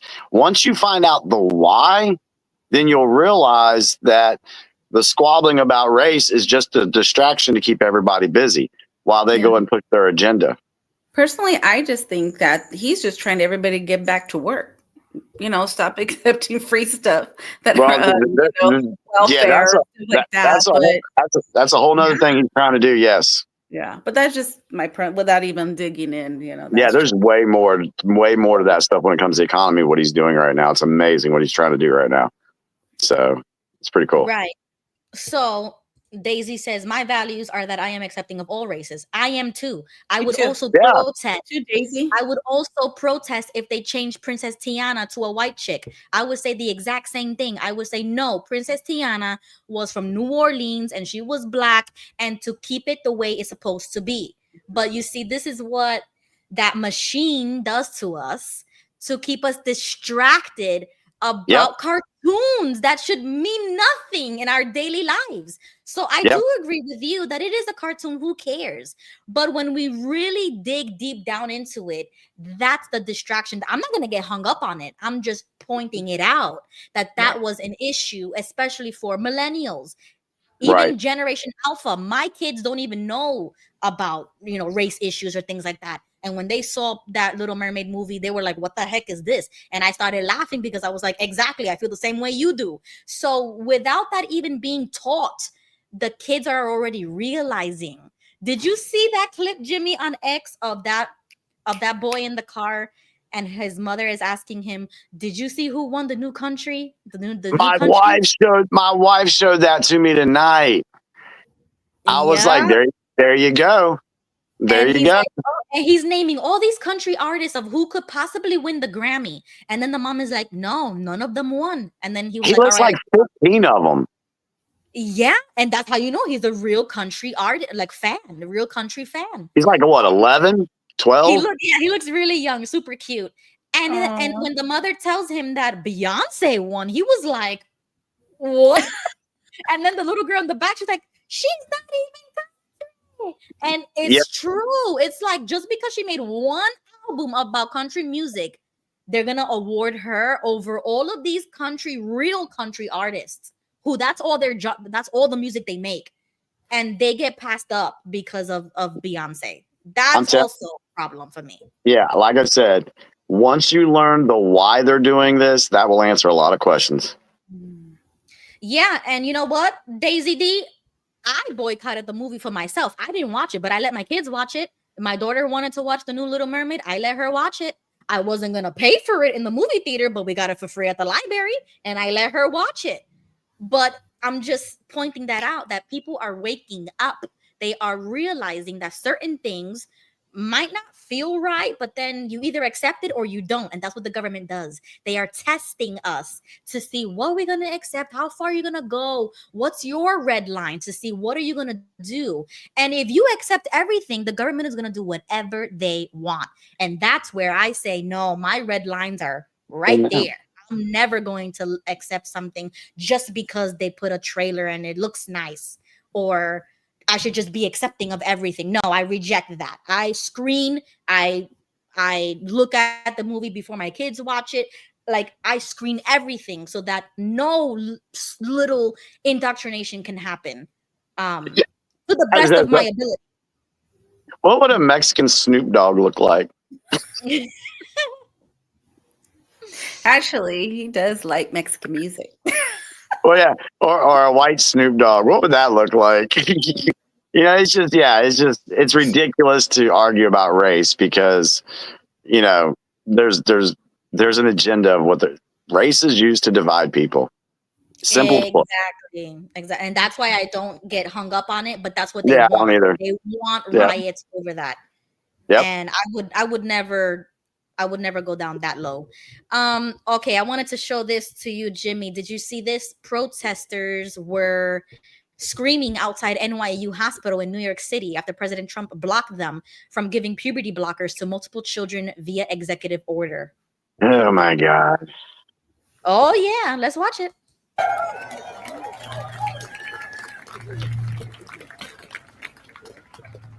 One more chant I'd like you to do with me. When children's lives are under attack, what do we do? Stand up, fight back! When trans lives are under attack, what do we do? Stand up, fight back! Okay, so I just saw that recently, and I wanted to bring that up because I'm like, how crazy is it that you're protesting for the mutilation or castration or whatever, puberty blockers, whatever you want to call it, to minor children? They can't even smoke a cigarette. They can't even drive a car. They can't even sign contracts, right? Because we talk about that in the XJW community. They shouldn't even be allowed to get baptized, right? So this is exactly how I feel when it comes to this. Why are you protesting that? That is crazy to me. That is evil. That's beyond crazy. It's evil what these people want to do to children. Straight up. They just, I can't. We've lost common sense in this country, and seriously, there's two genders, boy and girl. You're born that way, and they want to mutilate your kids. They want to mutilate kids. Really? That's effing evil, is what that is. Yeah, I've been against it since day one. I was watching on X. There's this guy. His name is Chris, Billboard Chris. He wears a billboard on his chest, and he's in Canada. And he just stands there on the street, and it says, children cannot decide, whether they're not the gender they are or something like that. And then he has the definition of a dad. Dad is a male, father that protects his children. And people were getting so triggered and upset about that in the streets. And you could find him on X. It's called Billboard Chris. That's when I started watching people like him that were protesting against that movement towards children. Did children have a problem with this issue 10 years ago, 20 years ago, 30 years ago, 40 years ago? I can go on. Did we have a problem with this issue? No. No. Everybody knew what they were. Yep.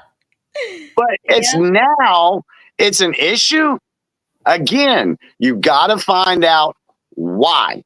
Why are they pushing this issue? And that's where people, you always got to ask why. Because it goes back to a deep, darker, sadistic agenda. Right. I was watching this documentary last year sometime, and it was about this. Oh, was it Candace? She did the interview with this guy. Mm-hmm. Oh, you saw it? Yeah, I saw it.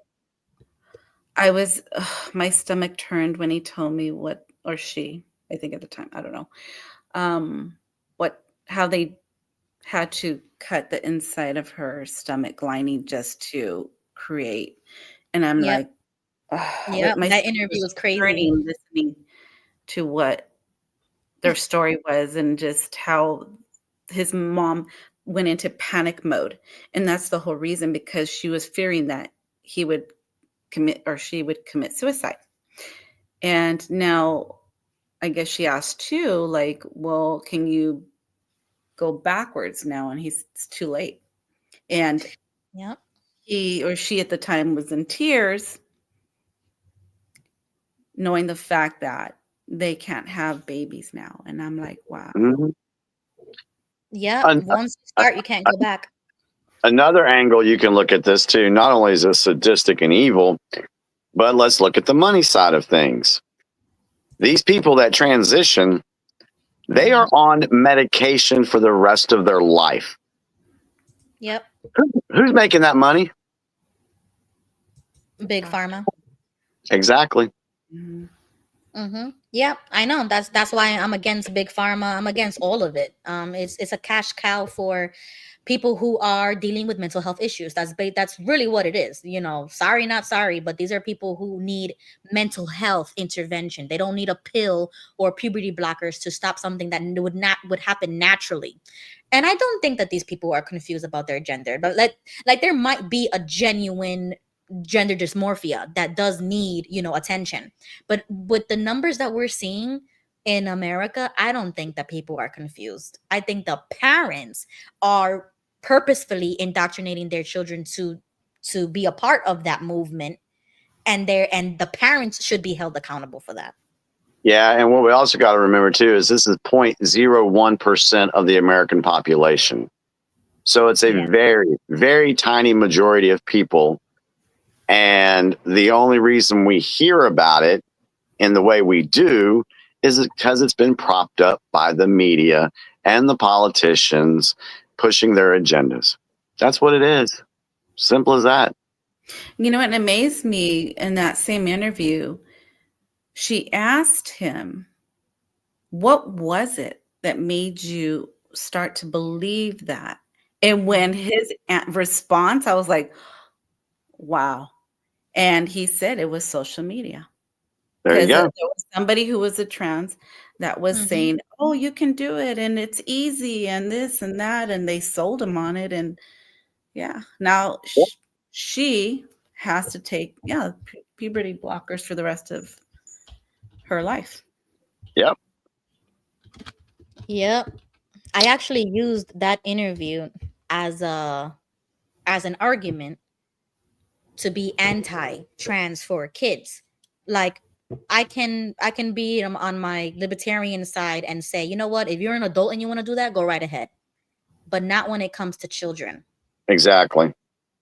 When it comes to children, you do not, it's like you don't really mess with that. You let them grow up, let the phases go. And if you do need serious help with that, then you go to a child psychologist. Like you would do the same thing if you see learning disabilities or that they can't read or can't talk or autism or whatever. Let me ask Doreen a question because we're about the same age, I'm assuming.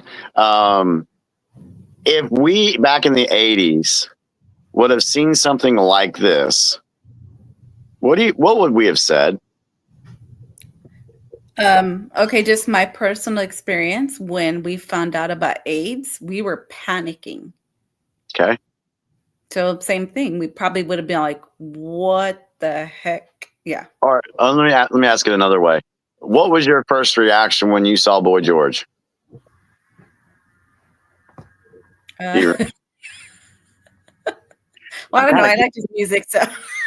Yeah, I like his music. I'll just tell you no, I see what you're getting. Like, So my experience, I'm what, 11 years old, 12 years old when I see Boy George come up on MTV, and I'm like, that dude is crazy. Yeah. That's sick. What is that? I said that.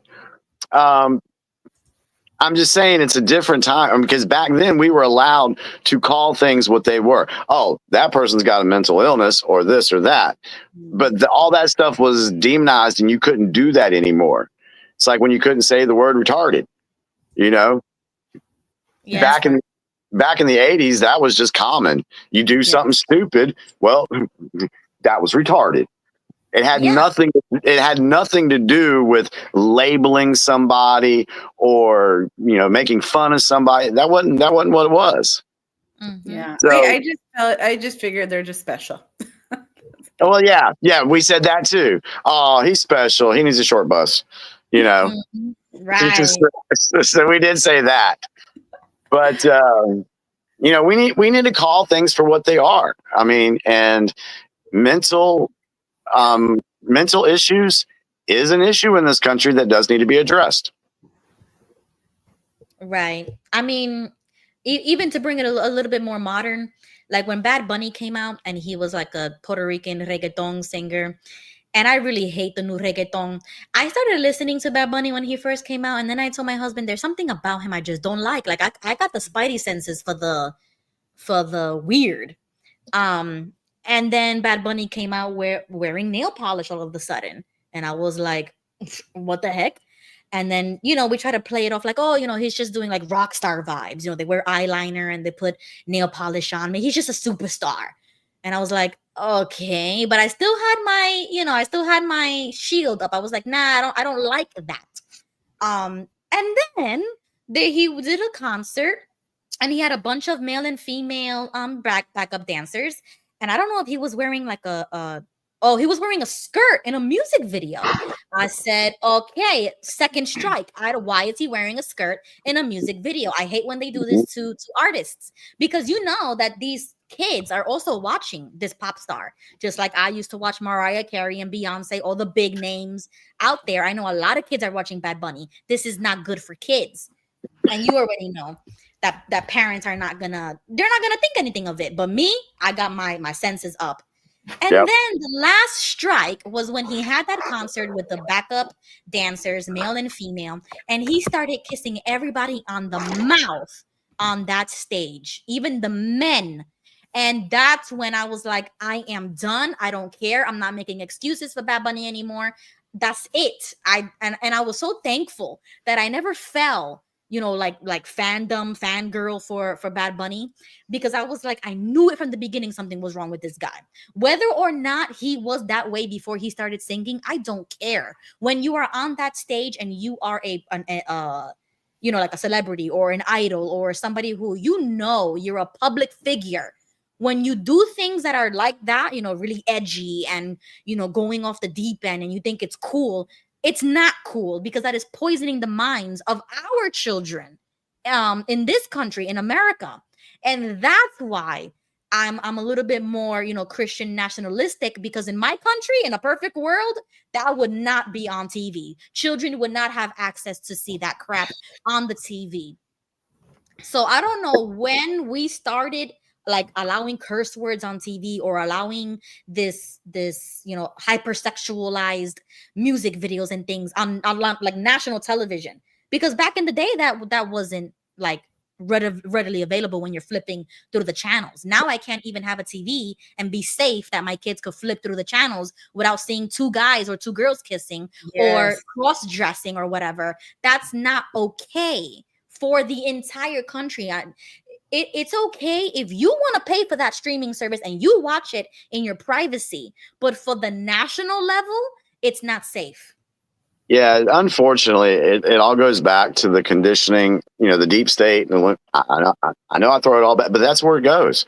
It goes all the way back to their conditioning and what they want America to look like. And this is not anything new. If you look back in history and go back to 1920 Germany and what they were doing to 1920 Germany, that place was a freaking cesspool. Yeah. I mean, the 1920 Germany looks like what they've been doing to America over the last 4 years. Exactly. Yeah. I'm And not it's going just, to even go into that subject because That's a deep Yeah, one. we're not going there, but what they did to Germany to dumb down the society, kill the nuclear family, push these outlandish agendas, that's what they did, and they've done it again. Right. So Repackaged for yeah, our time frame. it's exactly what Jimmy, they did. Jimmy, Wild, somebody said to, I was yeah, just I going was about to bring up Uh-oh. Wild. He wants me to ask you, what are your feelings on Twisted Sister? I don't know what that is, but it's a Man, when I band. saw It's that an dude, I 80s was like, what the hell is he wearing makeup for like that? Oh, and I liked it. It was funny there for a second because I did throw the chat into a culture club thing. That was kind of Yep. cool. I saw Tumble for You, and I saw a couple of other things in there. That was kind of funny. But yeah, I felt the same way about Twisted Sister. Anything, you got to remember, I was a good little JW boy back in the day. Back in the day, I was a good little JW. I'm like, that's evil. They shouldn't be wearing that paint. Oh, Kiss, Knights in Satan's Service. Yeah. And remember, it was MTV, so we got to watch the video. So remember when Yeah. Madonna was like a virgin, and I was like, oh my mom's like, don't be watching that. Oh, yeah. I mean, yeah. I'm gonna tell you what, the 80s had some great music, but they also had some music that you're like, what the hell are they? Once you get older and you go back and listen to some of the lyrics, you're like, oh my God, I didn't realize they were saying that. So, yeah. What was your but favorite 80s band, Jimmy? my favorite 80s band. You should ask everybody in the chat. In the chat. Yeah, let us know in the What's chat. everybody's 80s favorite band?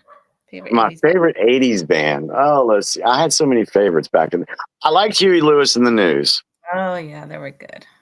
I liked Huey Lewis and the News. They were good. I had their cassette. I'm showing my age now. Yeah. So, but see, I was Well, at least you didn't say 8-track. yeah, I know, right? But Huey Lewis and the News was good. I liked Foreigner. Yes, Duran Duran. Duran Duran was good. Depeche So, Mode.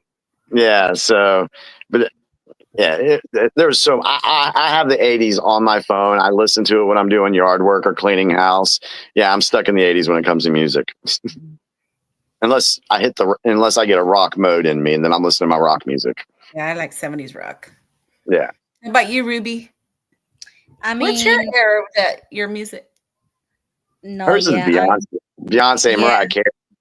Yeah, Oh, I am Mariah. early 2000s music, but my mom used to play a lot of Madonna and Barbara Streisand, a lot of Spanish. Ooh, Chicago was good. Yep.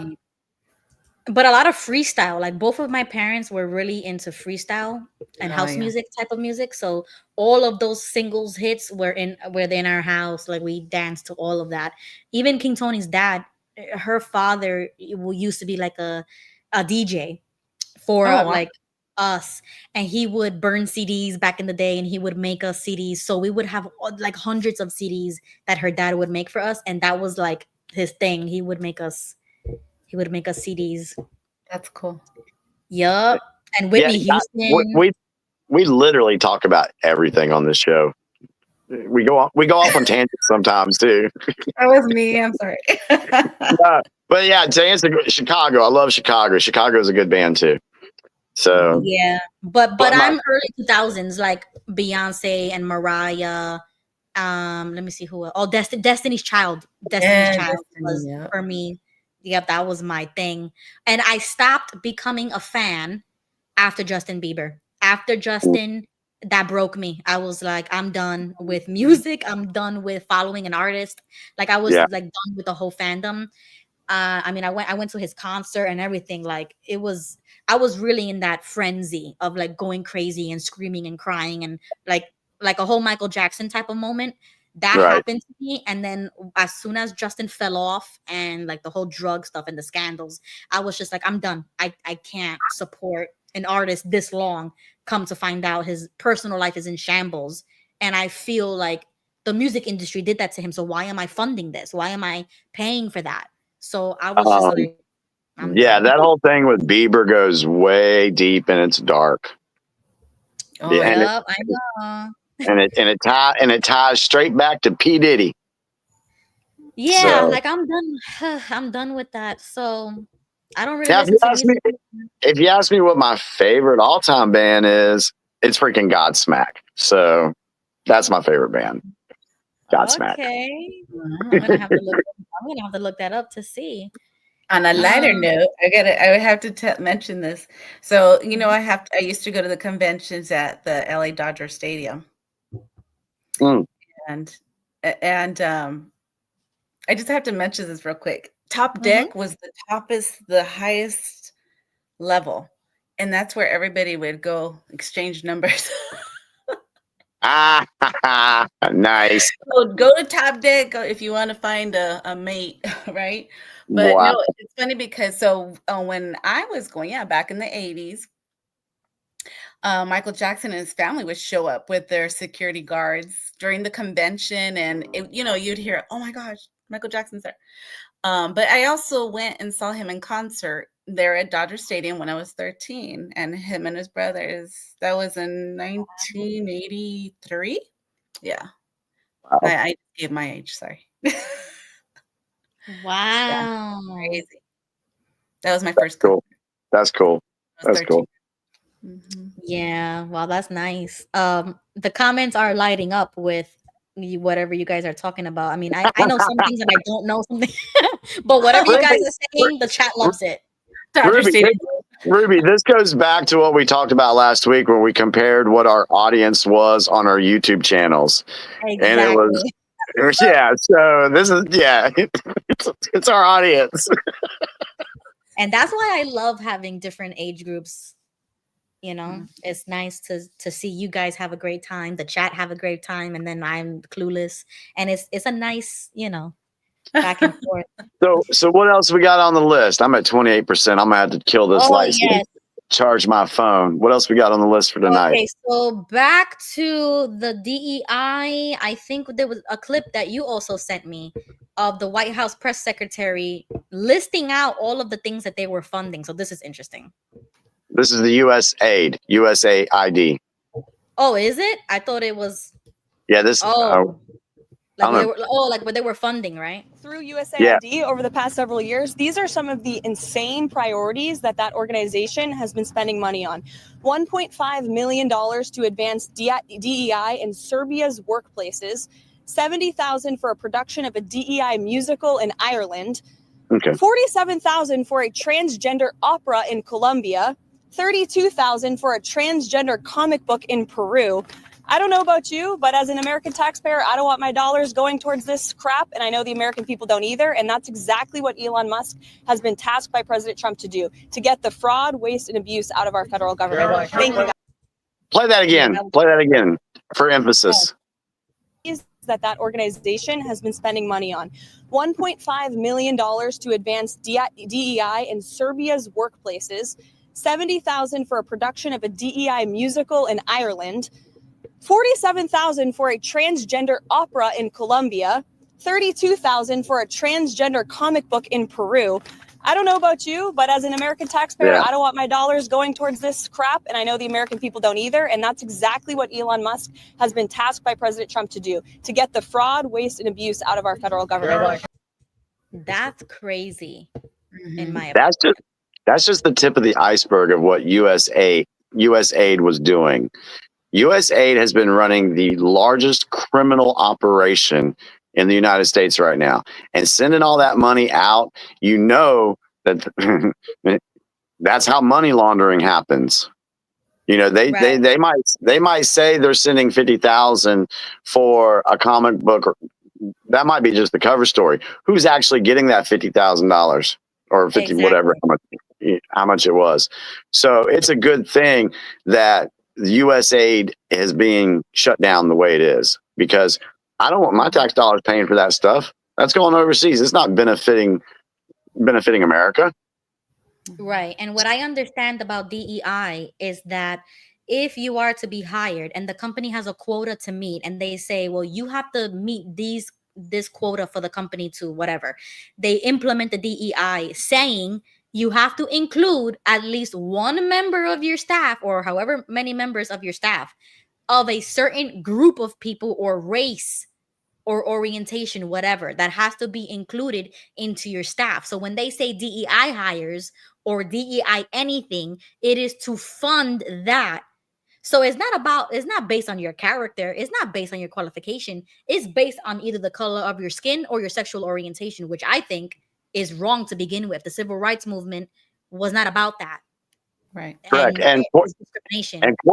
And corporations are being paid money to do this. Again, it's to push an agenda. So DEI hires, yeah. I mean, just look at the difference between press secretaries. You know, what we had before compared to what we have now. The one we have now looks competent. She looks secure. She looks like she can get the job done. The other one, not so much. I mean, the very first thing that was wrong from the beginning was when Kier Jean, whatever her name is, in the last administration, the very first thing she said, I remember, was, I'm the first Black lesbian press secretary to be here or whatever. Like, she listed her race, she listed her orientation. Those things shouldn't matter when you're applying for a job. Who freaking cares? Exactly. It shouldn't matter. And if it does matter, then there's something wrong, because we have discrimination laws already in place that you don't have to do anything based on the color of your skin or based on your orientation. That should be nobody's business. That's your private business. Yep. You know what is the first time I ever got asked that question? How do you identify? And I was like, what the heck are you guys talking about? Yeah. Because, you know, our generation, Jimmy, I'm like clueless, you know? So we're a generation, we're like in between. We knew computer skills, not really. So I actually went back to a community college to go learn PowerPoint, Excel, and, you know, brush up. So when I went in, you know, the crowd around me is older, but one of the questions was, and I'm like, where do they make this stuff up? Like, it was mind boggling to me. And of course, where am I at? A college. That's like, started. no. Yeah. Even on regular applications, when you're applying for something, I don't even like when they say pick a race. Why do I need to pick a race? Why do I need to specify if I'm either Black Hispanic or white Hispanic or whatever type of Hispanic I am? It shouldn't matter. But the fact that some of them force you to say, well, what type of Hispanic are you? Like, what type of African American are you? It's like, no, I don't even agree with that. That should not be in any application. I'm with you on that. I don't think race should be on applications. Nope. Yeah, like, no. I mean, that goes back to like, you don't need to know. As long as I can do the job, and know how to as long as I can do the job, doesn't matter. Yeah. Sorry, I'm hooking my phone up to my battery. Okay, cool. So I have another clip about. Okay, so the USAID. I didn't know what that was before this week when they were talking about it. So, oh wow. I just learned that is the agency, the United States Agency for International Development. And now I understand what they were talking about the foreign aid. And if you guys have been following me and seeing my shows, you guys already know that I am an isolationist. I don't agree with foreign aid or with foreign anything. I am so like turned off with geopolitics because I'm so America first that the world doesn't matter to me right now. What really matters to me right now is the United States of America and our borders. So until we get that fixed, in my opinion, I'm like, okay, now let's look at the world. But I don't think we should be putting our boot anywhere in the world right now. We should all be focused on America right now. Take care of our veterans. Let's take care of our people. Let's take care of our homeless. There's homeless here too, and they're not taking care of it. But exactly, nobody cares. And so when I found out that this agency existed, this is what gets me upset. It makes me kind of more in agreement with my own, original opinion that we should not be sending money anywhere but here when we have those veterans, homelessness, whatever you wanna, you could pick anything literally wrong with America right now that money should be going to, and yet they're sending it overseas and calling it foreign aid. We need aid. I'm poor. Like, I need aid. What you talking about? Foreign aid. We need the aid. Let me ask you this. How many other countries tax their citizens and send money to America? Exactly. You've always said that since day one, and ain't nobody taxing their citizens and saying, you know what, we should send this to United States of America because they need help with development. They need a lot of help from us. No. So the question is why is that the case? What are they? They are literally trying to destroy America. And steal our money. They get the kickbacks. I heard Trump talking about the kickbacks. All of these congressmen and senators, all of them. I want such a clean house that if they did investigations on literally everybody, we would have elections like every day because we would need new people to be in Congress and the Senate. Don't be surprised if you don't see something like that, Ruby. Don't be surprised if I don't see something like that. If you do see something like that. If I do see something like that, because I am for it. I am for it. Like, my husband jokes with me all the time, and he said, who was that leader who did that? Who was it? It was a Middle Eastern leader who started arresting people right there and then. And he was like, you're arrested. And he named everybody and they started getting up. Who was it? They killed him too. Saudi Arabia. Was it? Are you sure? Yes, there was a purge. Now, it's very interesting though, because when Trump went to Saudi Arabia in 2017 on the capitulation tour, it was after Trump left Saudi Arabia that all these government officials in Saudi Arabia were arrested and tried and taken care of. Okay, that is one example. But I think what I'm thinking, the guy that my husband talks to me about is Gaddafi. I think that he started arresting and killing people that were like, he considered them traitors to the country. I don't know what I know what he did for the people. I don't know what he did in the beginning. I have to go see what he did in the beginning. Okay, I'm gonna have to fact check that next time, because he jokes with me that America needs a president like that who would literally call people out and say, you are a traitor to this country, get up, and they get arrested and they're never seen again.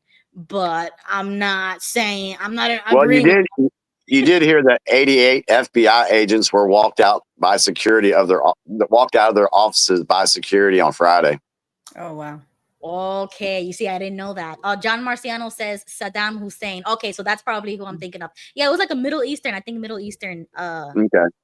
Iraq. Okay, so that's what he jokes with me about, that we need to look back at history and implement stuff like that. We do know that there's been people in our government that has created. They've done treason. Yeah. They've done money laundering.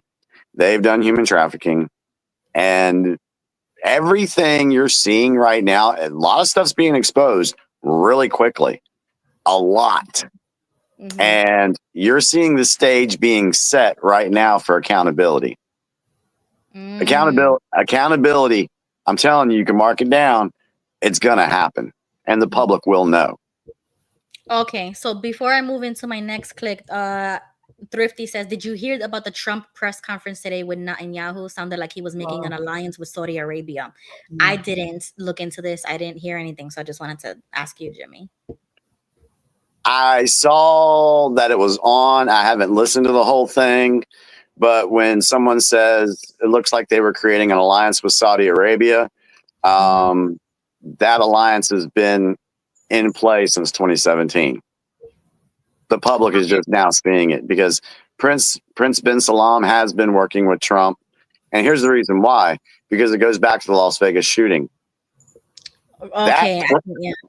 That prince survived that shooting because of Trump and the way it all went down. So in the Middle Eastern world, they have that belief, I guess, if you save somebody's life, then I'm indebted to you or whatever. I got your back. You saved my life. So that's where Saudi Arabia and the connection with Trump comes into play. And yeah, they're on the white hat side. Okay, I'm gonna have to look into that. I don't know too much about that, but I do remember you mentioning that on a previous stream. Yeah. Okay, so this clip was about the DOGE. You see, so I'm confused. The DOGE is investigating the USAID. They're investigating it all. They're looking at all the books. Okay. So now the DOGE, this guy did a good video explaining a little bit about their findings. In the last 22 years, the Department of Treasury has denied 0 requests for payment. You understand how insane that is? That in more than 2 decades, anytime a government official or a bureaucrat wanted the Treasury to pay for something, 100% of the time they paid.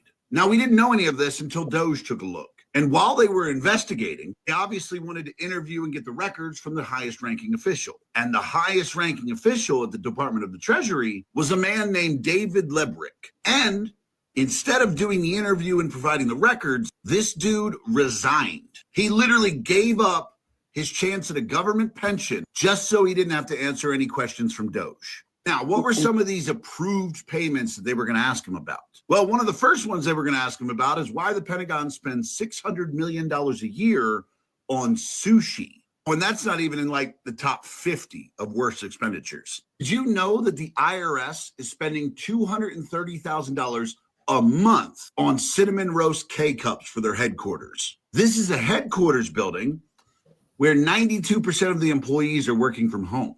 92 out of every 100 employees in that office are home, yet they are still spending $230,000 per month on just cinnamon K-cups from Starbucks. Oh, and those little plastic coffee cups? Yeah, they were spending $1,280 per cup. $1,280 per little plastic cup. Yeah, you know what? We'll just keep pretending that we don't need to investigate our government expenditures. Or we'll pretend it's normal that the Department of the Treasury hasn't denied a request for payment in 22 years. Yeah, just stick your head in the sand. That'll make it better. Nope. I'm not sticking my head in the sand. That I'm so glad that DOGE is in existence right now, because it's like we know this about the government, but now it's actually out there for the orange hats who need a publication or an article or like a news person talking about it. Do you know? Okay, so one point I want to make in regards to the lefties, saying, "Oh, we didn't elect." Elon to be president. Nobody elected him to be in this position. Well, you know what? You're kind of right. But here's the thing. We gave Donald Trump a mandate to fix this government. 75, 80 million people gave him a mandate to do what needed to be done to turn our government around, turn this country around. Do whatever you have to do, Mr. Trump.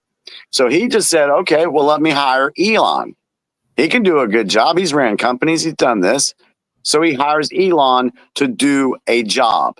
So for anybody out there that's saying, oh, we got President Elon. Jesus. Oh, my God. But they say, I can't with you. I can't. But like the setup of DOGE, right, is unconstitutional or whatever, right? They want to make it's legal. But if they do want to play that game, then let's talk about the IRS and the FBI and the CIA and all those other 3-letter agencies. This is just a 4-letter agency that I am an abolitionist. I believe in abolishing all of them. So if you do want to go that route, I am in agreement. Let's do it. Let's get rid of everything. Well, there's another route you can take with that too, because they'll say, oh, well, we don't need a billionaire guy working in government. Have you looked up who George Soros is?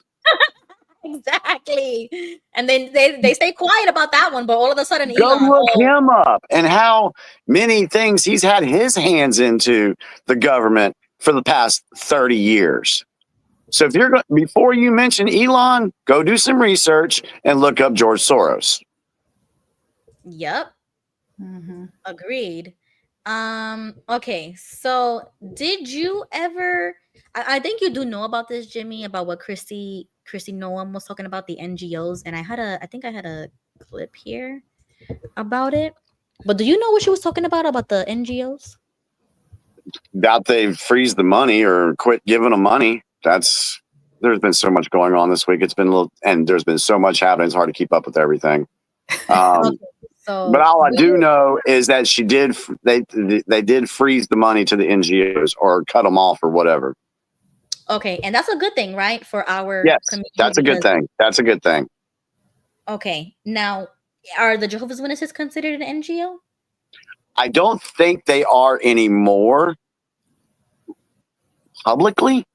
And the reason I say that is because they filed for that status in 1992. And then when they were outed in 2001, they got out from being an NGO.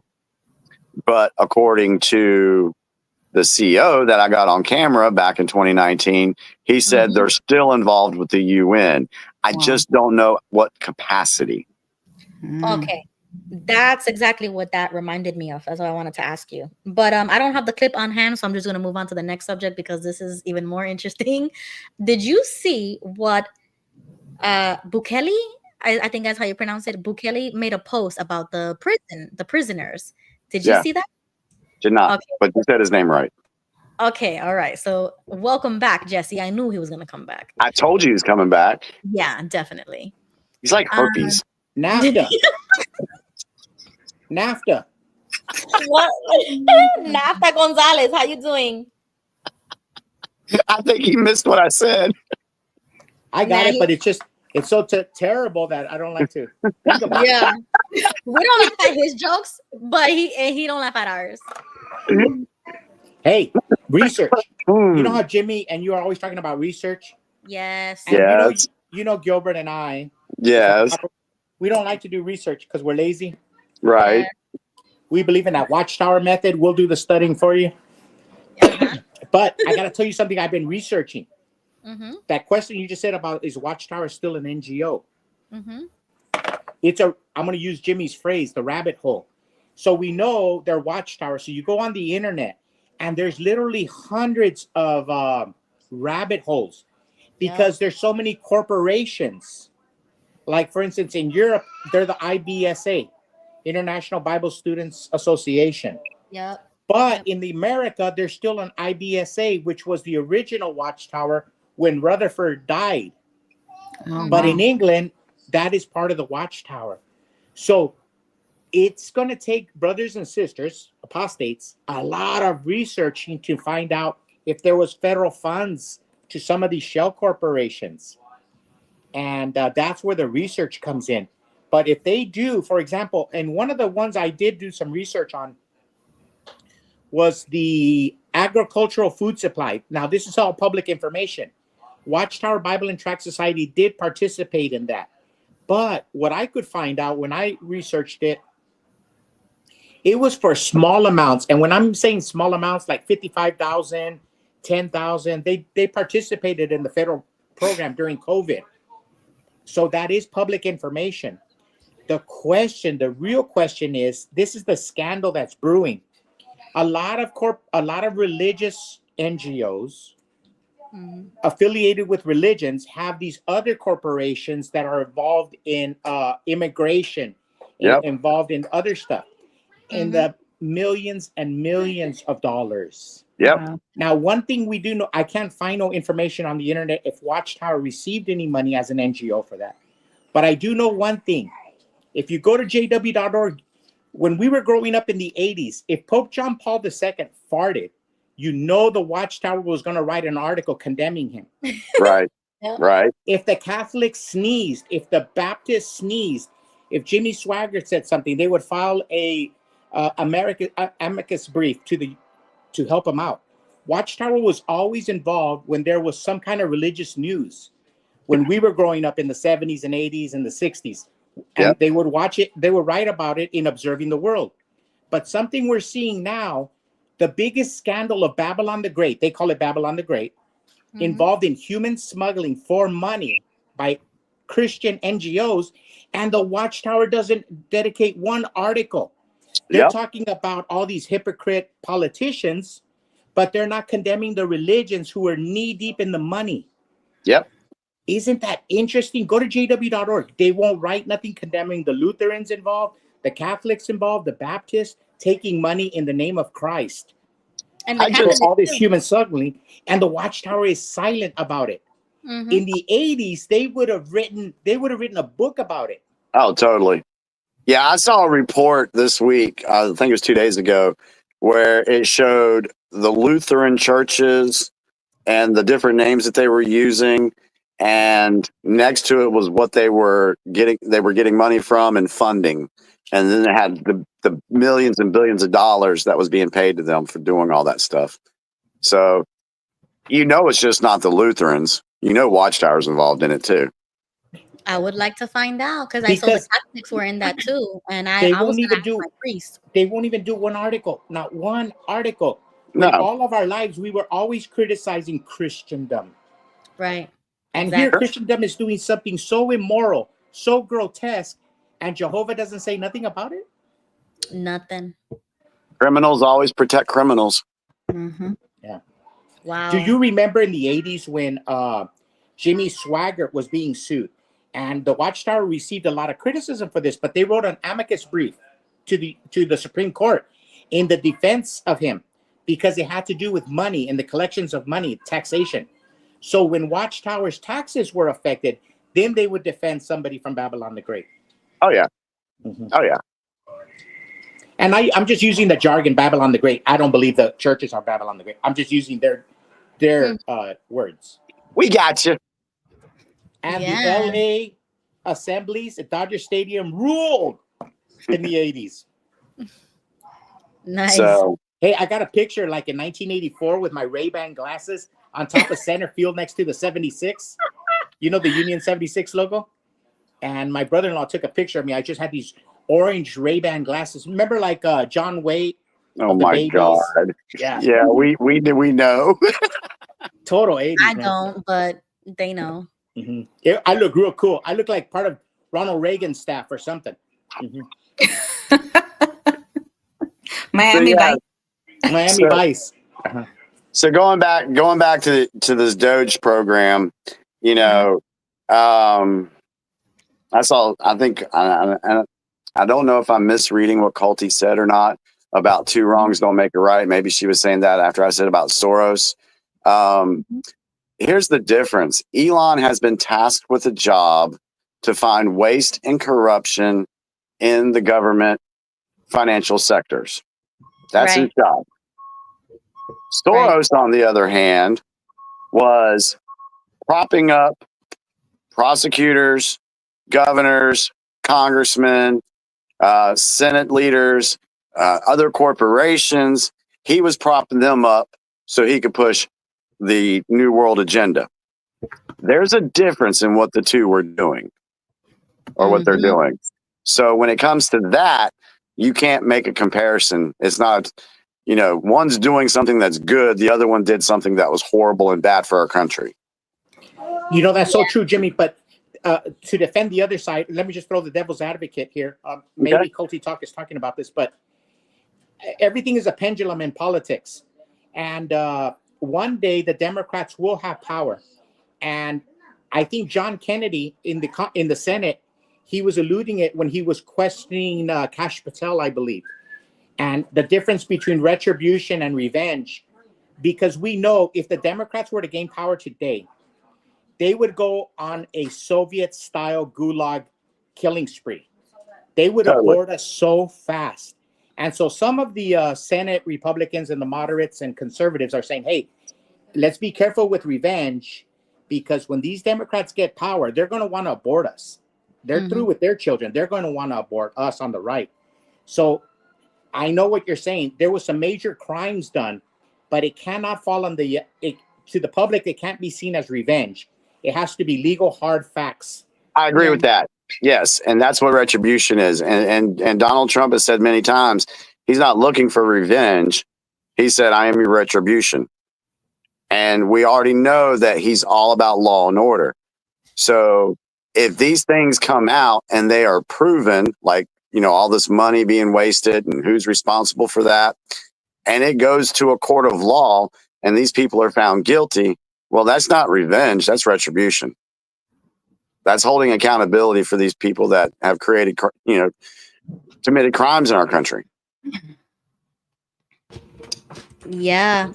Sorry, guys, I had to step away for a second. But the next topic that I wanted to go into was about what Bukele said about the prisoners Did you see that? Because Trump was saying that we should send even criminals. I think he was saying like criminals to Gitmo. I mean, like illegal aliens over there. Then he was saying, oh, we should even send the criminals who are the bad of the bad to different countries. And for a small fee, we can send them over there. And then it would help that country as well. So it's like a trade of like prisoners agreement.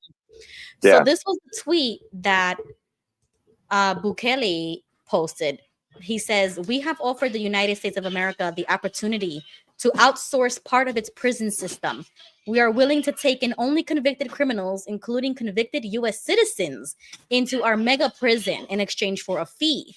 The fee would be relatively low for the U.S., but significant for us, making our entire prison system sustainable.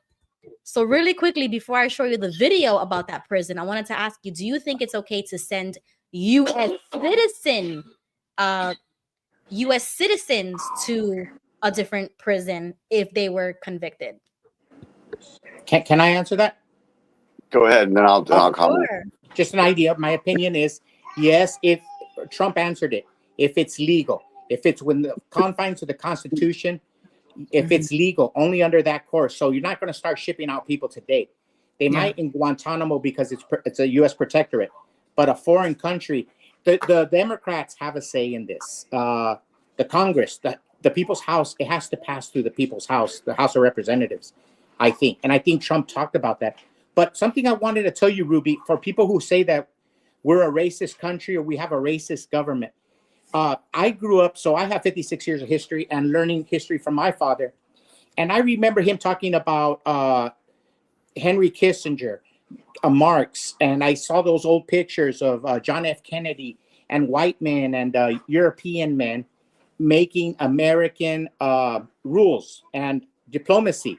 But today on the world stage, we saw two Latinos making world decisions, Marco Rubio and Bukele.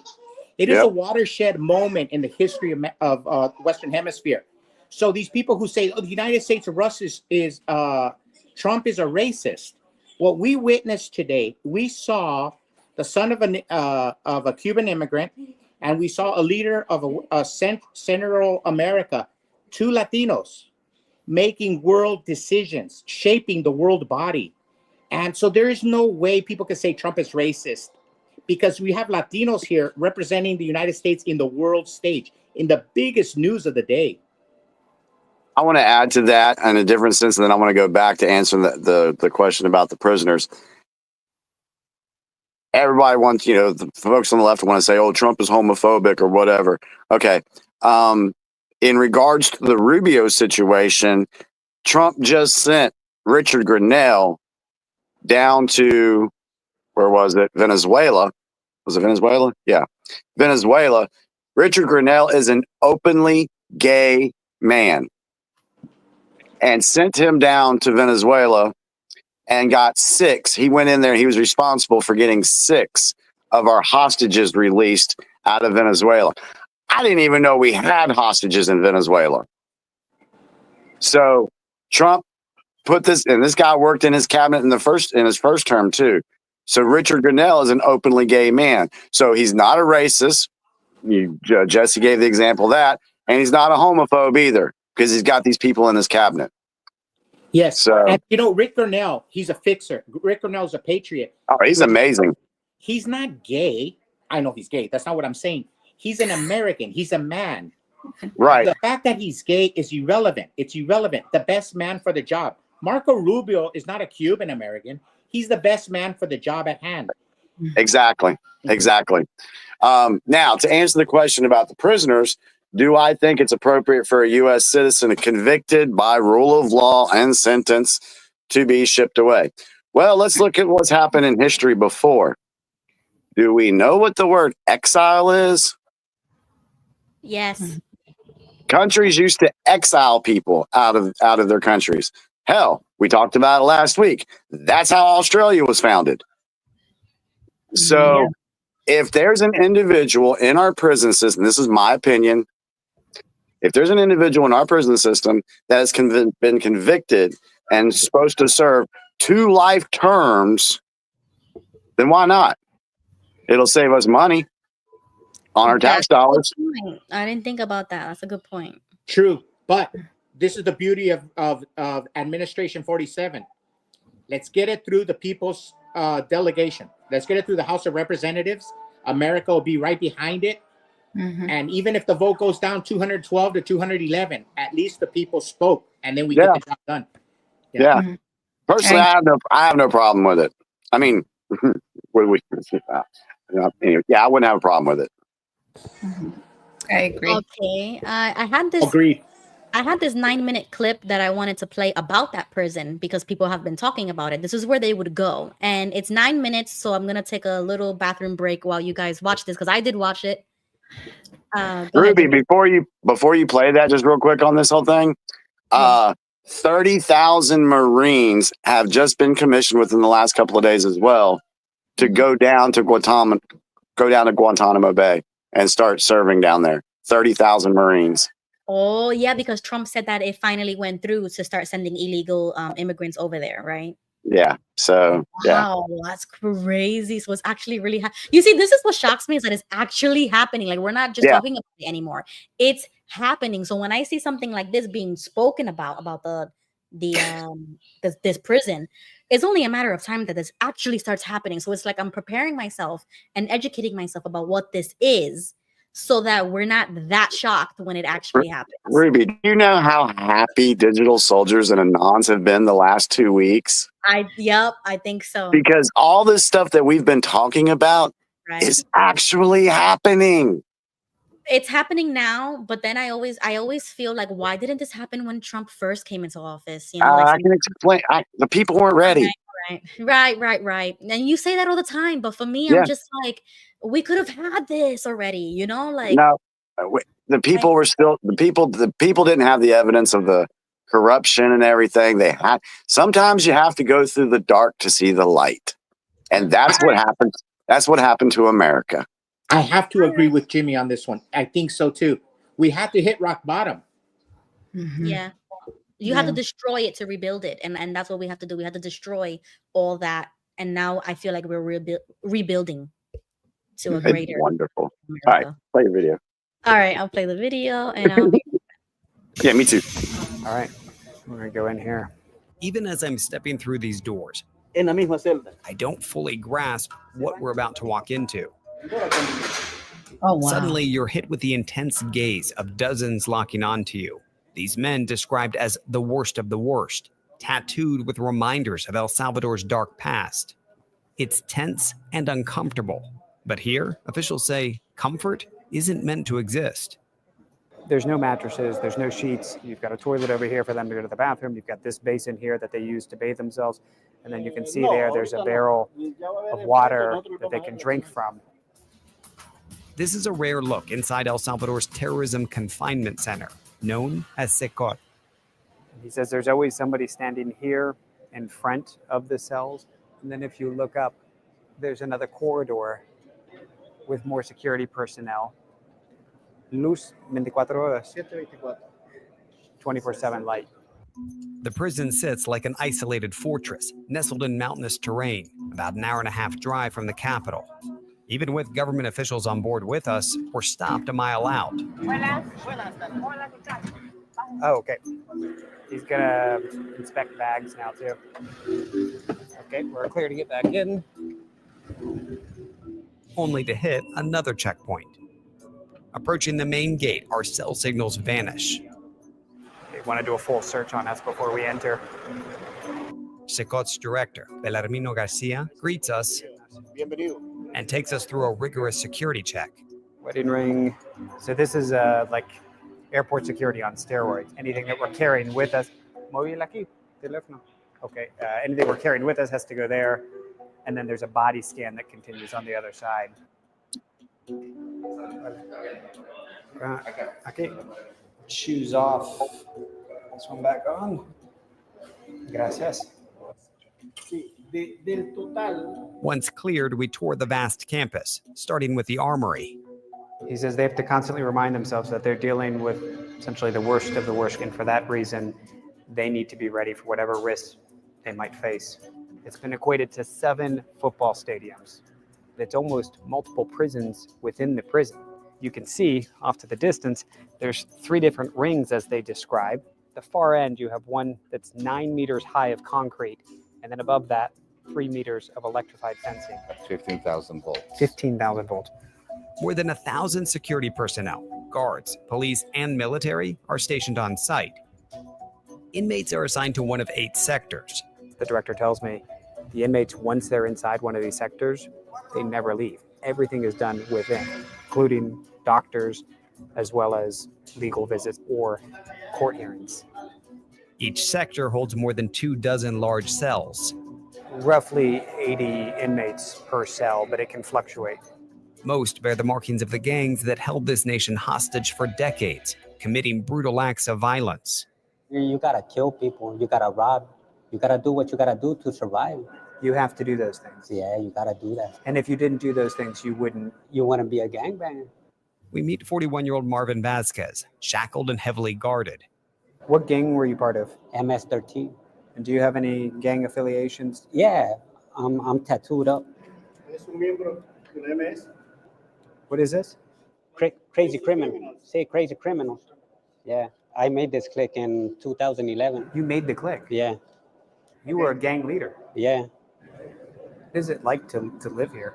It's probably not a hotel 5-star, but they give you the 3 times the food. They give you some programs. You go to do exercise. Ejercicio nosotros lo podemos repetir siempre. Some church religion programs too. But that's limited to just 30 minutes a day. The other 23 and a half hours, they're kept inside and locked up. For inmates who get violent with other prisoners or guards, we're going to close the door. I just want to get a sense of...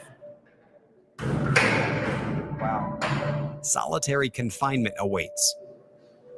The only light you get is through this hole. They can be in here for 15 days, potentially. All right, I'm ready to get out. Critics point specifically to the prison's strict control and isolation of inmates, calling it a violation of human rights. The director brought up that a lot of folks will raise concerns from a human rights perspective and an abuse of human rights, that he's calm hearing that because he sees it day to day, the process they go through to maintain, as he sees it, proper punishment. While you're cut off from society here, whispers of life on the outside make their way in. I've heard about it, that it's a new El Salvador, it looks different.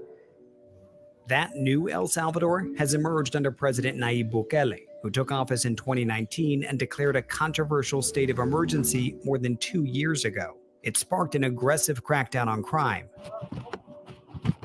We see that firsthand as some 2,500 police and soldiers deploy into one neighborhood. It's going to go on through the night for however long it takes for them to root out any suspected criminal elements.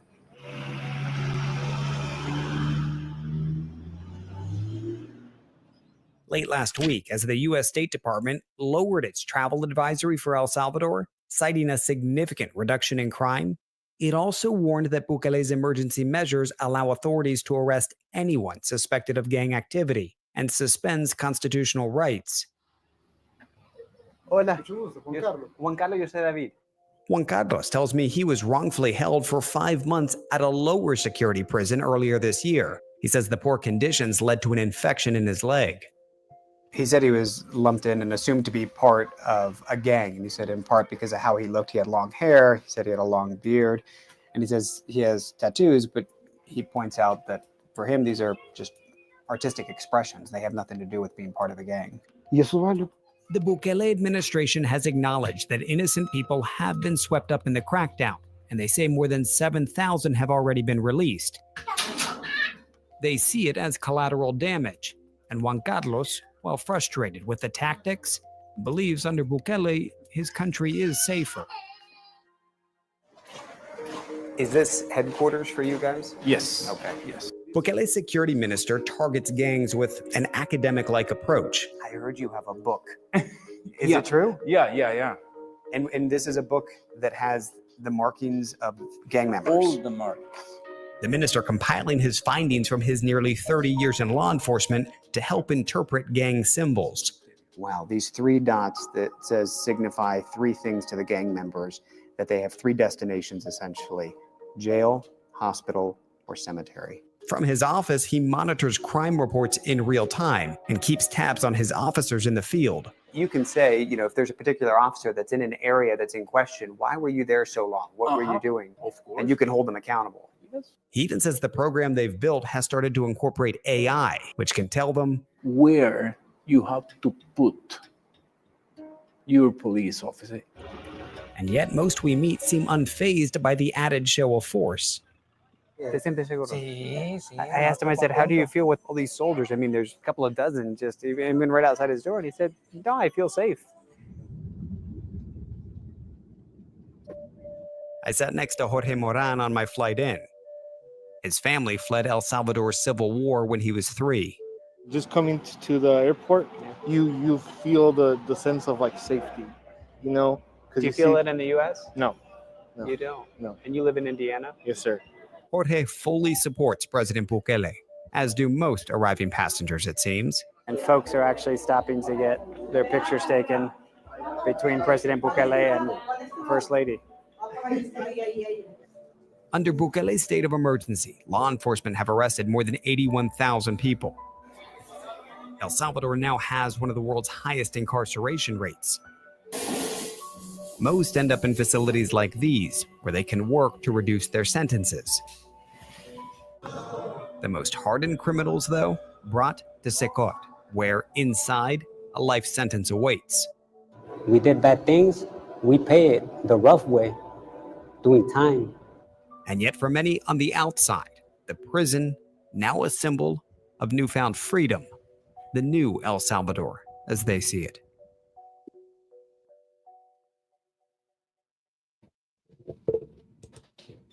It's pretty awesome. That was a good video. Yeah. I mean, I don't know. I think it's a good idea. Maybe that's the only thing that I would think about in foreign aid is paying them to take our prisoners. Well, that's a deal. That's not, Yeah, exactly. But I mean, just look at what the people of ask the people how they feel now. That's how you have to look at it. And the people of El Salvador, they feel safer now. They actually have one of the lowest murder rates in the world now, and crime rates. Right. I want to do that here in America. Yeah, and we're doing that. You know what? The only thing scares me, Jimmy, is that the high concentration of the criminal element in one. For example, let's say we get El Salvador, which is a jailer state like Australia was in the past, or in Mexico, Las Islas Marias, or penal colonies all over the Anglo-American Empire, maybe, or like what's that, French Guyana. But let's say the left were to do a coup and take out Bukele, and they were to unleash those prisoners. Like, for instance, the spring in the Arab Egypt, Spring, yeah, Arab Spring, or the way Obama and Biden unleashed Black Lives Matter on the cities in the United States. So a lot of times people are used as weapons. Totally. Yeah, so that's the only thing that scares me, the high concentration of the criminal element. If they were to get free for some reason, a major earthquake or something catastrophic, the hell they would leash on the land. Yeah, that would suck. Yeah, but I think we have the power to take them out.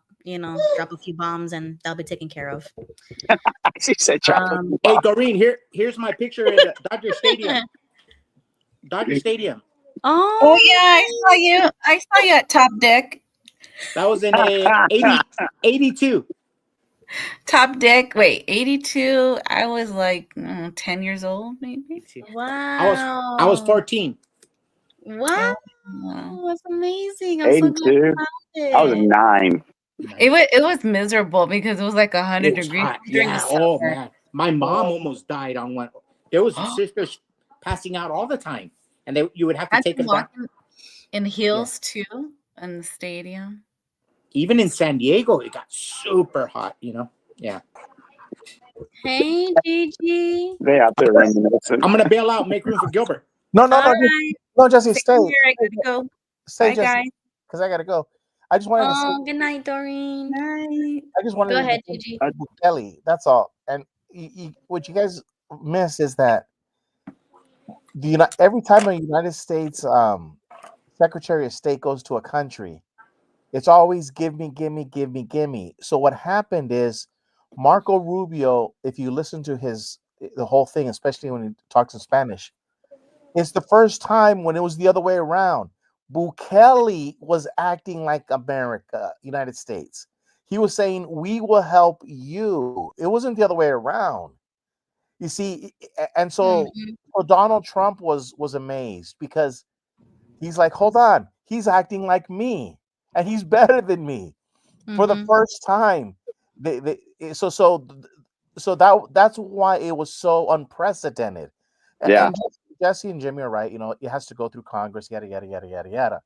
But the fact that what Bukele did is showed all of the other nations, no, you need to give back, and that was the whole thing. You know. know. Gilbert, Go let ahead. me just throw a screwball. As a son of Ronald Reagan, as the children of Ronald Reagan's era, Ronald Reagan taught us the skepticism. He told us the worst words in the English language are, "I'm with the government and I'm here to help." And so I don't think we want that help. No. So this is where you're wrong, because Rubio went in, and Bukele was hospitable. You see, and Bukele makes no bones about it, and he's talked about it with Tucker Carlson. He got on his knees with his cabinet and they prayed before they arrested MS-13, because they knew they're a secular nation. They know they're not a religious nation, but it's called El Salvador. But they knew that they had a job to do, and they needed a little bit of help, so they got on their knees. Here's where you're wrong. So he was being very hospitable. Go ahead. They're too young. They're too young. They haven't established their bona fides. They're only 2 years old as a republic, maybe under Bukele. And they did come through the biggest hell chamber of all time, the murder capital. They've done a lot, but they're a very young republic. Can you imagine the amount of Marxists surround them? So it's a very dangerous. You got to tread carefully when you're in Central America. Nobody has more Marxists than the Americans. We got the best of everything. Yes, so but we haven't got we trust. They trust in cryptocurrency. So at least we have a strong foundation. Yeah, that's going a whole another rabbit hole there. And that's again where you're wrong, because Bukele not only has the cryptocurrency, he created the sovereign fund before Donald Trump created the sovereign fund. Yeah. But here's where you're wrong, is that the cryptocurrency, you said it was an American deep state manipulation. Yes. So he's investing in our manipulation.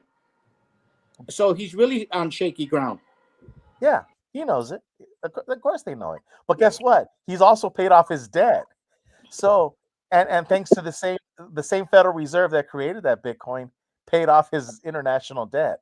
So touche. Yeah. Touche. Good point. So he fought fire with fire, So this is definitely a partnership between El Salvador and the United States now, and this is what I was talking about. You wouldn't see this 2 years ago, 10 years ago, 20 years ago. That's why. Exactly. Yeah. And listen, and Bukele is an example to the world. Every small nation can become just like El Salvador. They can, yes. And Donald Trump is riding that wave, and I think he's going to use El Salvador as an example that, hey, you in Africa, if he could do it, you could do it. Oh, absolutely. Absolutely. Yeah. Yeah, I love Gilbert, what go ahead, Jesse. I'm so glad we could correct you on these points. Yep, just like Eric said, Gigi and Jesse are calling each other wrong, like back and forth. Here's where you're wrong.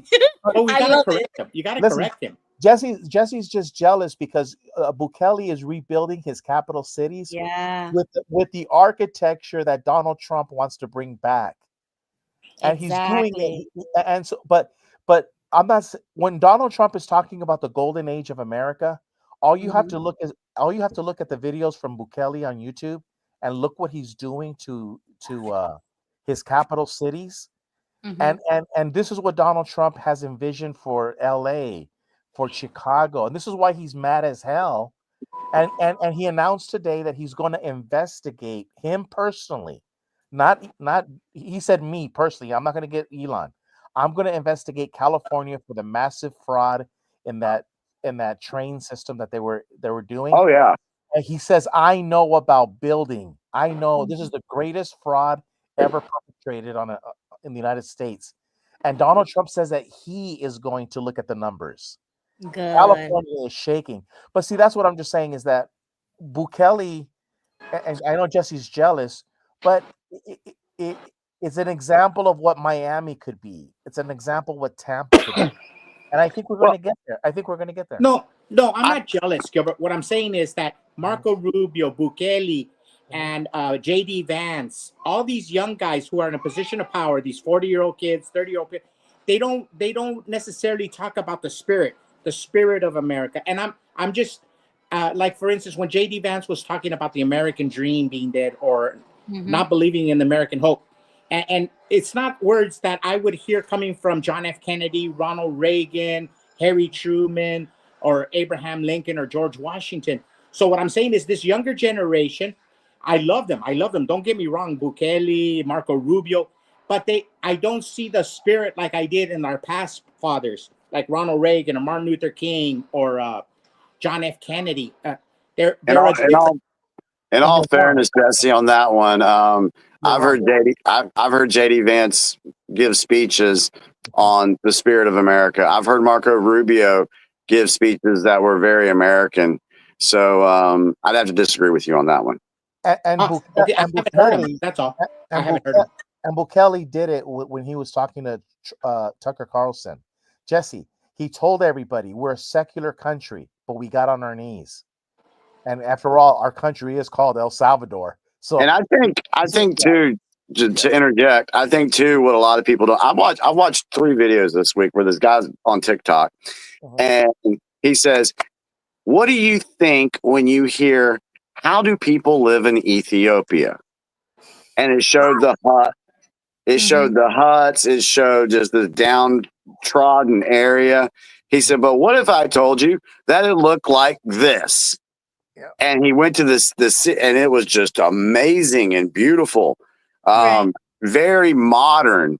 He did one with Ethiopia, and he did the other one with, oh my God, Iraq. Yeah, Iraq. He did one with Iraq, and these places look so modernized now. And you hear Trump talk about it in his rally speeches when he was saying, I've been around the world. The airports that these people have are way better than ours. The road systems they have are better than ours. Yeah. Here in America, we have been led to believe that we are the most advanced, most advanced society there is. Technologically, beautiful buildings, everything. But you look overseas, and they are like years ahead of us. Yeah, Indonesia is years ahead of us when it comes to engineering and stuff. And that's why Trump says they're turning us into, when he was talking about the deep state, he says they're turning us into a third world country. Exactly. Right. Yeah. And the last thing, Jesse, they are talking about, they are eloquent speakers, because right now today, Marco Rubio was in Costa Rica, and the president reminded everybody that Costa Rica is the only country where we have more Americans in Costa Rica than they have Costa Ricans illegally. Costa Ricans don't leave illegally into America. It's the other way around. But the president of Costa Rica, right next to Rubio, was talking about life, liberty, and the pursuit of happiness. And he kept talking about the pursuit of happiness. So this thing that you're talking about, the spirit, it is alive and well.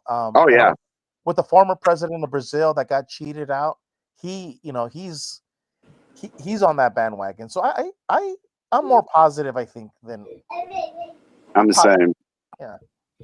Yeah, it's just that when we heard John F. Kennedy say that, and you are that light that will light the world, in his inauguration speech, that he was talking about the United States. When Ronald Reagan says, "You are the shiny city on the hill," when Martin Luther King says, "I haven't gotten there," but I might not get there with you. They were all looking for this place called America. It was a beacon of hope, a beacon of light. And I think we are the best country. Like when in America the Beautiful, when it says, may God thy gold refine, it's not talking about money. It's the spirit in our country that lights the world. It lights the world. It makes Bukele be Bukele. It makes Costa Rica be Costa Rica. It's Indonesia because we light the way. So if we stop talking about the spirit of America, then the light goes dark. Well, look what happened this weekend in England with the Tommy Robinson protests. Everybody's out there. What do they all have? They all had red hats that said mega, not MAGA, mega. Because we light the way, Gilbert. That's what I'm saying. Yeah. And Nigel Farage is riding that wave. He got his surfboard. And England unfortunately is late, but they're going to catch up. Yeah. So what you're really seeing, you're seeing the deep state getting beat, the New World Order getting beat, and it's being done away with. That's why you see the spread of all these different countries going for that life, liberty, and the pursuit of happiness. Right. And you know what? One of the things that makes me hopeful too is that when I was a kid listening to the Great American Conservative speeches and Rush Limbaugh or Paul Harvey and everything, when I was in Mexico or my family or watching Mexican news or Latin American news, I never heard Western conservatism. Never. It was always through the leftist slant in Latin America. But all of a sudden, there's a renaissance happening in Latin American country. All of a sudden, there's a renaissance in the European Union of national people loving their nation and getting away from this world order. So it's like water seeks its own level. The love of your country, the love of your fellow man, the love of freedom, it's natural. You don't have to go to school to know it. It just comes from the heart, and people start embracing it. Exactly. That's what patriotism and nationalism is for me. It's the love of country and nation first, because those nations are also doing it. Why is it wrong for us to do it? A point about what Jimmy was talking about, those other countries, how we are led to believe that they are like poor or whatever. I just saw a clip on X that this guy was secretly recording on his iPhone what the streets looked like in North Korea when he was visiting. It was a Russian tourist that was recording it. Yeah, I'm gonna send it to you. And he's like, you see, we're made to believe that North Korea is, what we believe it to be. And then he shows the footage. It was beautiful. It was like 42nd Street. It was lights everywhere, and the streets were clean, and it was beautiful. So I'm gonna send it to you on DM, Jimmy, so you can see it. But I'd like to see that. Yeah, that's why I agree with things like this. They want us to believe one thing, and that's why we have to donate because there's hungry children in Africa or something. I just don't think people realize how freaking brainwashed that they're doing to everybody. I don't think people realize that. The indoctrination, the propaganda, it's non-freaking stop every day, day in, day out. Right. But then when you hear some of those leaders actually agreeing with Trump, like there was an African president, I think, I don't know who it was, but he was saying like, yeah, we actually agree with this foreign aid being turned off so that we can self-sustain, like we can take care of our own. We don't need that. We can take care of ourselves. And he was talking about like the AIDS, some foreign aid that we were giving to them over AIDS. And they were even the people were agreeing with that. So I'm like, you see, these other people are saying one thing, but our media is saying another thing. But if I say it, oh, I'm racist or something's wrong with us.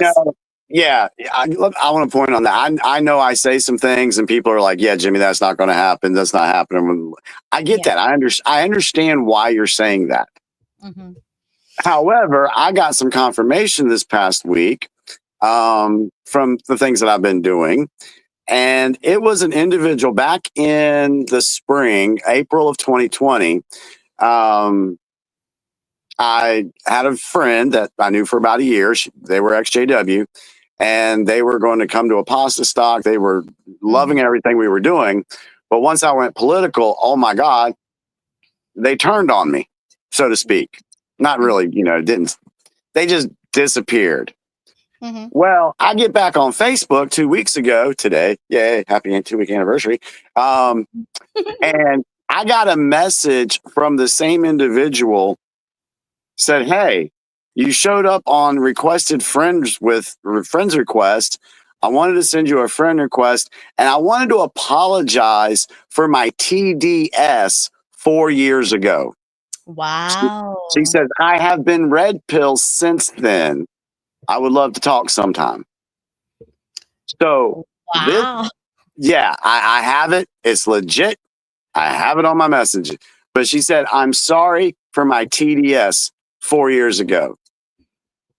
That came from them. I didn't say that. So they realized they were being manipulated by the media and did research and got red pilled and figured it out. That's pretty cool. So all I'm saying, you may not agree with me now, but there's a possibility you might send me a message like that one day. Yeah, and it's okay to do so. It's okay to find out you were probably wrong about something and to change your opinion. There's nothing wrong with that. And actually admitting that and changing your perspective on something and then messaging somebody like Jimmy or me or anybody who thinks differently of you and say that. And just to let Colty know, TDS means Trump derangement syndrome. It's this hatred over Trump, which we kind of saw in the chat earlier today. Yeah. And it doesn't matter what we say, they're going to come up with something else to say. Oh, well, this. Oh, well, this. So they're attacking the character, but they're not attacking the policy or the good things that he's doing. But they attack the character or they call him a rapist. Speaking of that, the good things he's doing, show that picture I sent you for 2 weeks since then, since we just said 2 weeks. I sent it on your DMs. Okay, my DMs. All right, everybody, you're going to see my DMs with Jimmy. Hold on. Okay, so it was a screenshot, you said? I believe so. Okay, I'm going to show you guys. Okay, prepare yourself. These are my DMs. With me. Yeah. Oh, God. You're trying to make it. I'm old. I can't see. Okay, so it was a screenshot about some talking points. Then you sent me 2 Facebook posts. Then another screenshot of a Facebook post about tariffs. We didn't even get into that. So that's there it is right there. That one right there. Okay, 2 weeks in? Yeah. Okay. 2 weeks in, Mexico caved, Panama caved, Colombia caved, Venezuela caved, Canada panicking, mass deportations, hostages are home, DEI programs ended, bureaucracy slashed, FBI purges are underway, USAID funding canceled, gender ideology eliminated, DOGE already saved billions, 51 intel agents lost clearance, border crossings dropped by 93%, river wars filled up in California, just to name a few developments. Yeah, all within the last 2 weeks. And we have a new visitor on the show, a cute baby. Aww. This is the first time we had a baby on the show. Yeah. It's Who my is son. It's that? my smallest grandson. He's 1 year old. Nice. Oh, that's so nice, Jesse. He only likes me because of the iPad, because he loves Disney's Johnny Appleseed. And so he gets it. He wants me to take him on the Johnny Appleseed. And he loves 60s rock and roll blues, you know, like the Yardbirds and some early Cream and Clapton. Yeah. He goes, he's trying to. Sorry, I just saw a comment. Colty said caved. Yeah. Let me give you an example. The United States under Trump wanted to deport some people back to Colombia. Colombia was refused. The hell? That was me. Accent. Turn it off. Oh, okay. Colombia refused to take those planes in. All right. So then Trump said, fine. All right. We're going to tariff you. And then the next day or something about funding or something, Trump was. So within 17 or within 2 hours, I think it was, the Colombian president said, Mr. President, we would be more than happy to take those our people back. Plus, we are going to give you our own plane so you can do it. Right. Right. So the president of Colombia threatened Trump was something, and Trump said, we're not doing that, and he caved. Mm-hmm. So that's one example. Mexico, same thing. They weren't sending anybody to the border. They weren't going to do anything. But then once Trump said, "Hey, we might have to put a tariff on you," oh no, Mr. President, we will get those So now they got 10,000 National Mexican Guard going to the border to help secure the border. So Mexico caved. The California water. Yeah. Yeah, well, that's a whole nother story there, because there was actually two different pipelines. There was one ran by the state, the other one was ran by the federal government. So what the Biden administration did is they shut off the pipe for the federal government, and the state limited the flow of their water. So when Trump came in, what they were trying to do, what Trump got it turned, the military, the Army Corps of Engineers went down there and turned that pump back on the federal level. So then the state said, fine, we're going to cut back our water. And Trump, did what he had to do when he went to go see Gavin. And now both pumps are running at full capacity from Northern California down to South Carolina or South California. And you know what? If you start counting those things that Ruby had, they're changing on an hourly basis. Like the firing of the EPA agents. Yep. I remember in 1988 when Ronald Reagan left. I remember there was the news articles. You know what the news articles were in 1988 when George H.W. Bush became president? We haven't seen the president in 1 month. I swear to God, between Reagan and George W. Bush, H.W. Bush, there was nothing. There was he wasn't out. They were trying to keep a low profile because he's not of consequence. They were not presidents of great consequence. Maybe between Gerald Ford and Richard Nixon, nothing. Maybe between George H.W. Bush and Bill Clinton, there was a few little small things. Between Johnson and Nixon, between Obama and Bush. Yep. But here, the consequences are every day, every minute. Every minute is a picture. Every second is a snapshot. Every second is a movie. Remember how Barack Obama, he says he's leading from behind? Yeah. He was lazy. And I'm a Mexican American. We know what workers are. Barack Obama was lazy. Now we're seeing what a real worker's like. You know how they say that the comedians say that Donald Trump is the first Donald Trump is the first black president. Yeah. Hell no. Yeah. Donald Trump is the first beaner. That guy can work. For real. Yeah, he is working. Ruby, I was just looking through the chat. I've noticed a lot of people are starting to fall off. It's getting late. Yep. Did you have anything? I know we didn't get into tariffs tonight, but we have a really good video for that. Yeah. Do it later. Next Tuesday, definitely, because I think, let me see. The last thing that I really wanted to talk about was the South Africa stuff, because that was crazy. So we could leave that for next Tuesday as well. I don't know about what. Okay, so the only thing let's talk about it. The only thing I know is from what somebody said about Operation Spotlight. She said, Jimmy, I can't mail anything from South Africa. She said, can I email it in? Because she said the government has shut down the mail system. Yeah, that is about the Operation Spotlight, but I saw Trump talking about South Africa, so it was political. So that's why I'm wondering if there's a correlation between what she said about the government shut down the mail system and the information that you wanted to share. That's a good point. Yeah. I'm not sure, but South Africa is going through a lot right now, and I think it's very unsteady over there. So that I don't know if it is or if it isn't, but we can definitely touch on it next Tuesday. I'll keep an eye out and see what I see about it. It is ugly. The expropriation of land from white farmers. Exactly. I know that's going on. So that's Marxism 101. They're confiscating wealth and redistributing it to big time. It's scary down there. Yeah, something's gonna pop off soon, and so we'll definitely dive into that next Tuesday. We're gonna do the Mexico and the Canada tariffs. I wanted to just dive because Jimmy did mention it about them caving in and everything, but I wanted to dig a little deeper into the like how Jimmy says, understand why they're doing these things. Yes, Hey, yes. Can I ask you two a question? Did you guys talk about the Department of Education, or is it too fresh? Oh, we Uh, need to next it's Tuesday. Yes.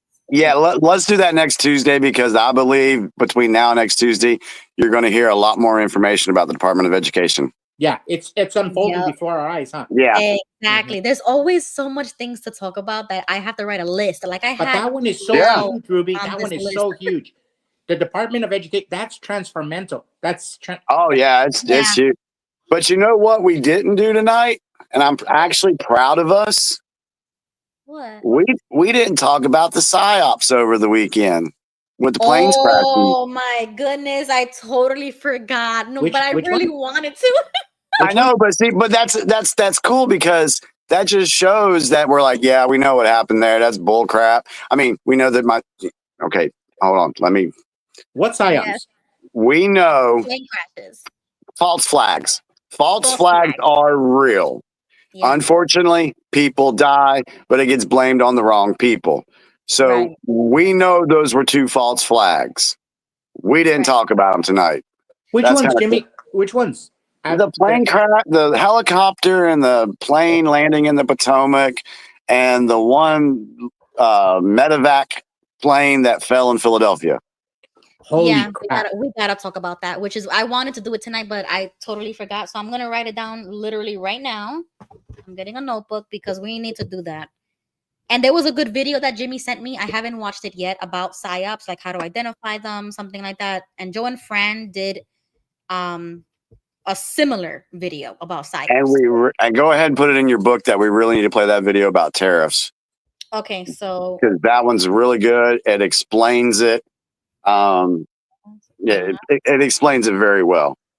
Jimmy, I would venture to bet another $20 for a break even. For what?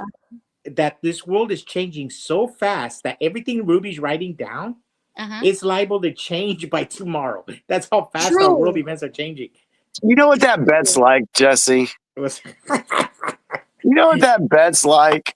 Double or nothing? No. No. That's like waking up and saying that, hey, it's going to be sunny out tomorrow. Yep.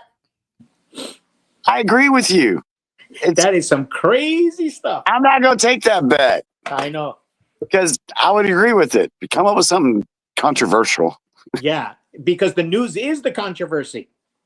Yeah. But we're doing it in such a different way that I have to that's 8 things already for next Tuesday. So you can only imagine from this to next. There'll be 64. What was the peak on the live chat tonight? Did y'all see? I was curious. How many people did we have in the live chat at one moment? I saw 38. I saw number 38. That's on one channel. Mine was 30 something, but in total we've had 66. Okay. All right. Well, that's pretty good. That's pretty good for not. See, when we go to talk about something way, way, way serious, I'll promote the crap out of it. Yeah, but for your channel, Jimmy, it was at a steady 7 the entire 3 hours. But that's pretty good in my opinion, because usually it's like 0 or like 1 or 2. Thank you, everybody. I appreciate y'all tuning in. Hey, Jimmy, can I tell you something? In my business, in my industry, in my life, the work of my life is governed by the Environmental Protection Agency. And today, hundreds got fired. 1,000.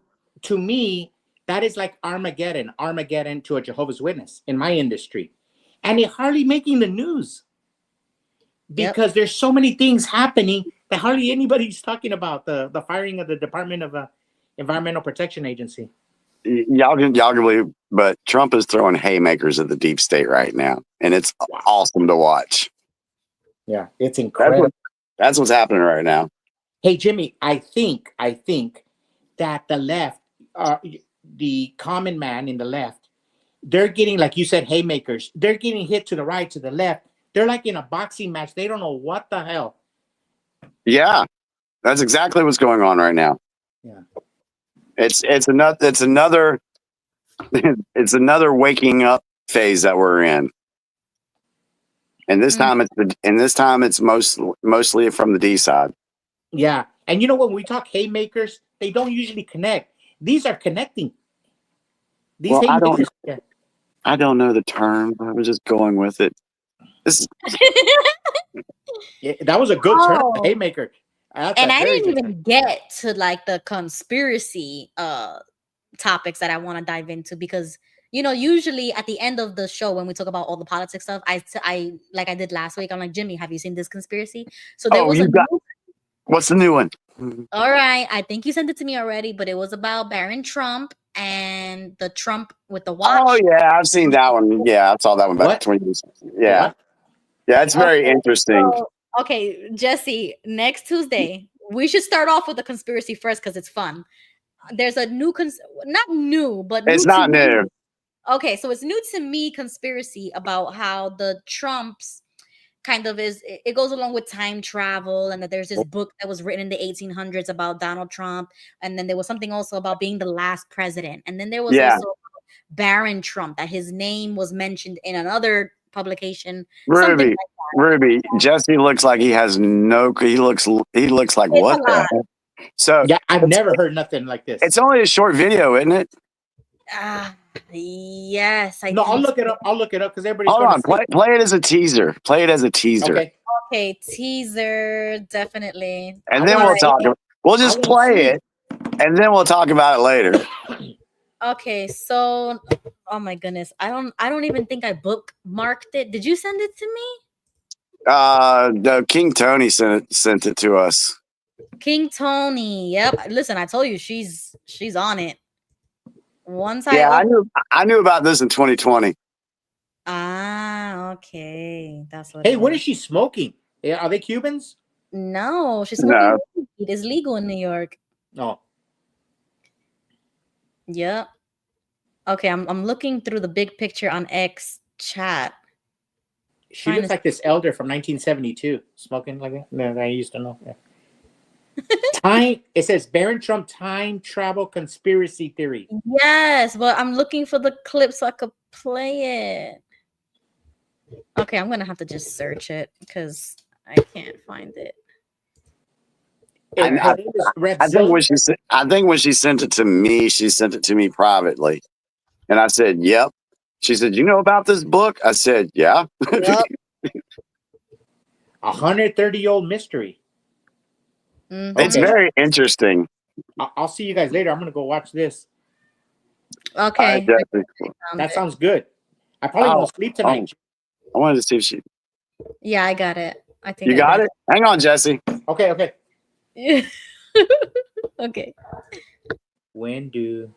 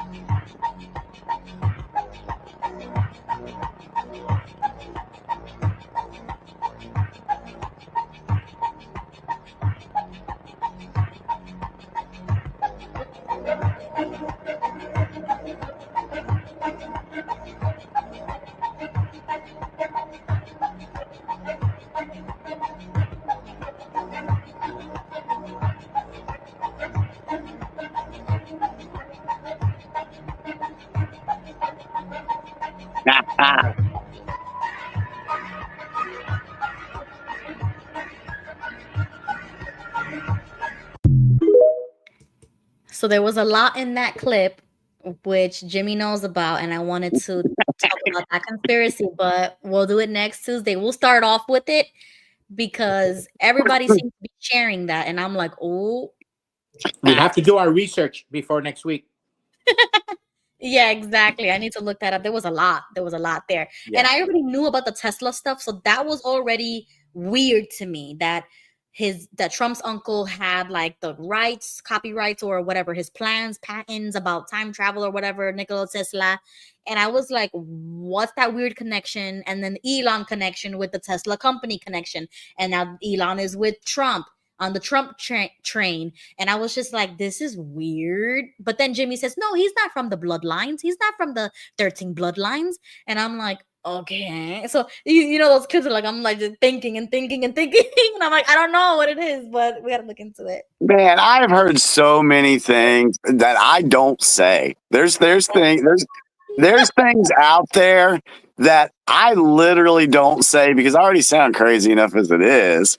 But man, there's some other theories out there that'll blow your mind too. Okay, so I wrote it down so I don't Hey, forget. this is not a theory. This is not a theory. This is just an observation.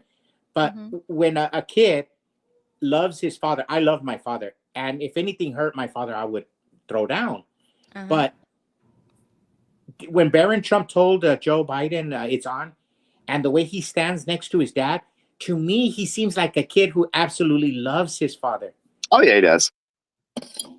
Oh, yeah. Absolutely loves I his don't father. think he said it's on though. Like honestly, I just think he was I introduced. don't know what he said. I don't know what he said, but it's fun to think he said it's on. That's Yeah. I agree with you. We don't know, but it's fun to think it. Because then Joe Biden goes like this. Yeah, his face has completely changed. And his mom told him, "Be nice, be nice." Yeah. So let me go ahead and say this is for an ending, I guess, for my part. If you're still watching this video, thank you.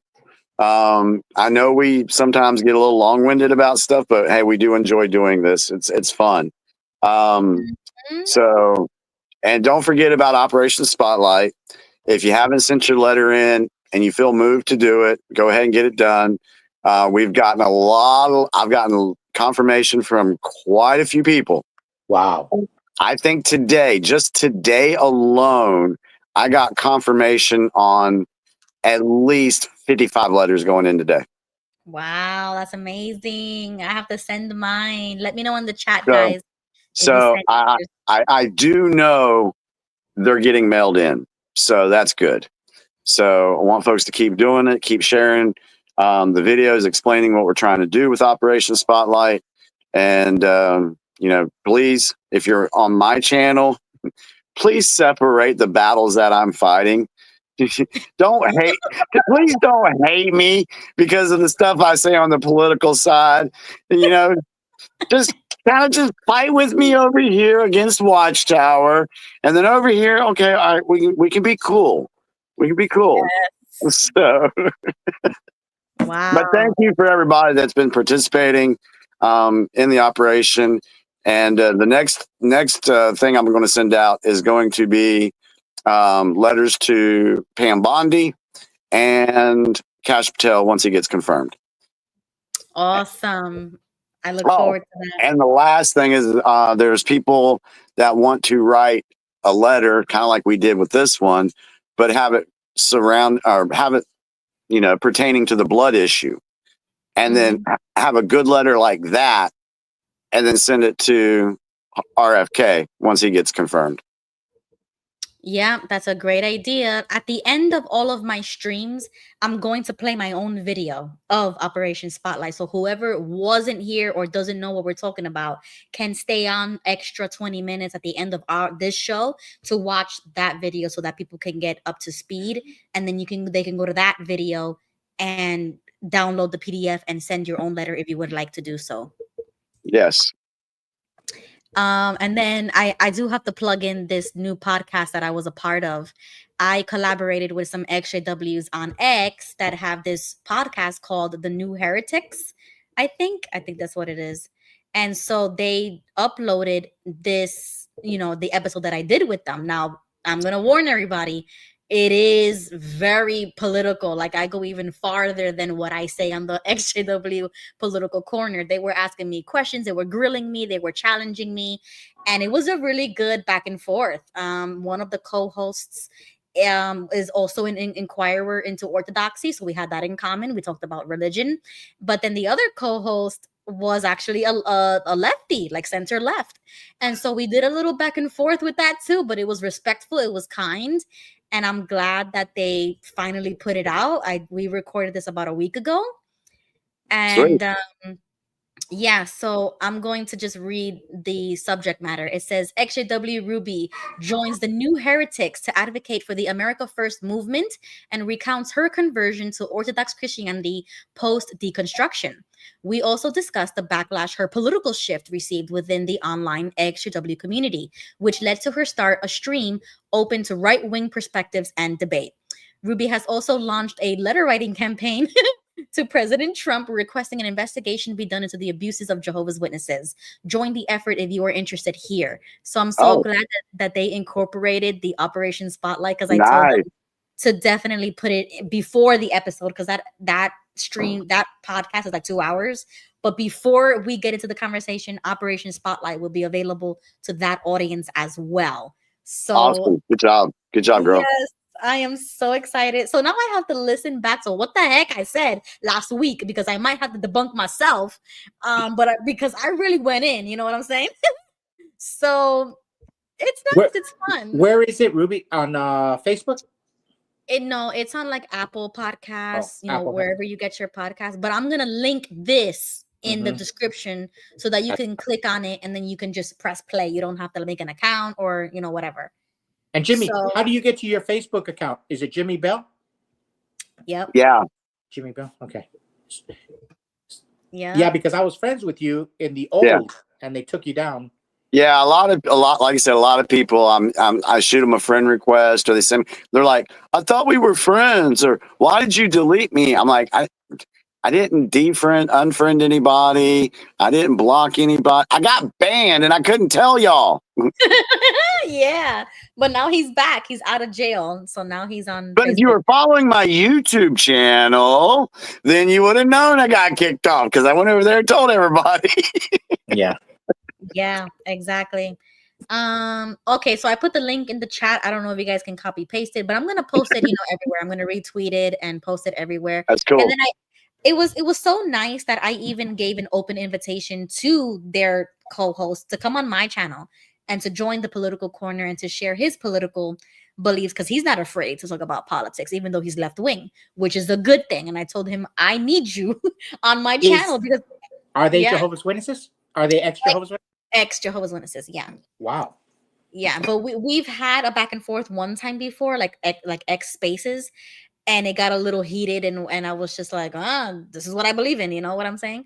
But then I thanked him. I was like, thank you for for questioning me, criticizing me, so that I can do the work that I need to do to defend my position. So you see, that's a good thing. You shouldn't always be in a group of people that always agree with you. You do need to push back so that you can better defend it.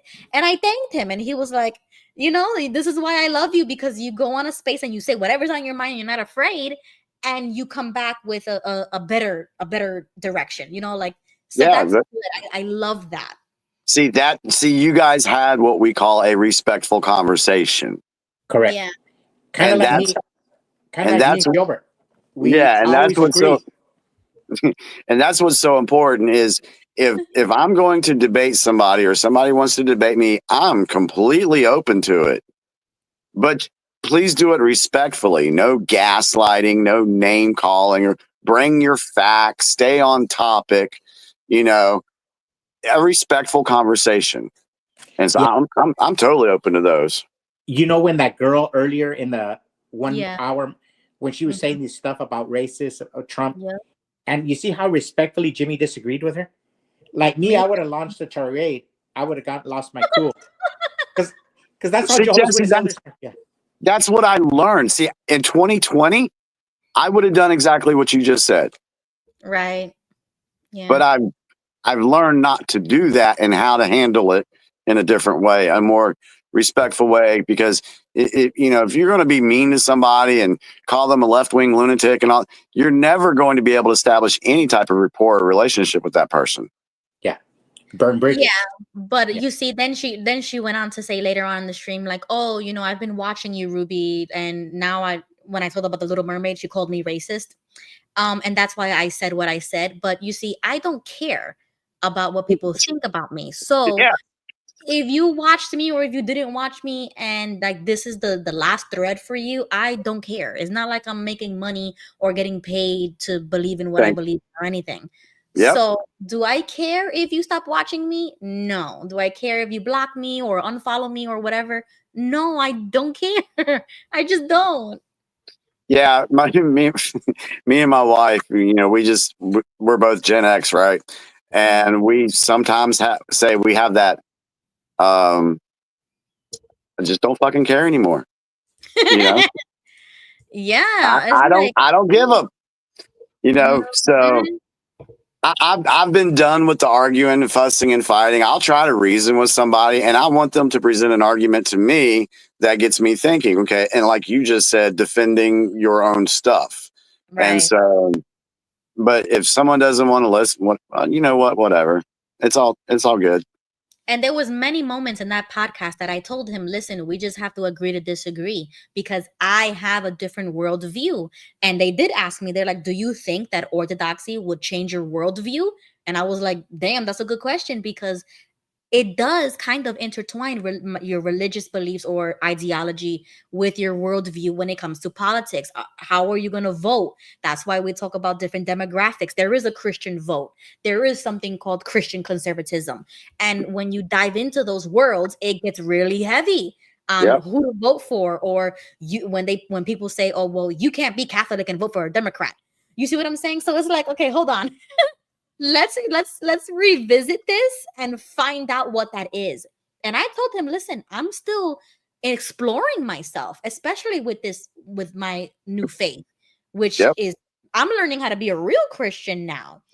So I'm still exploring that. I cannot definitively say something and be like, I'm gonna be so hardcore with it that I'm never gonna be like stubborn. I'm never gonna change my opinion. No, I'm not like that. So even though I am Orthodox, or I just got baptized, or I converted, and I am really heavy into politics, there are gonna come times where those two clash, and you have to stop and make a decision.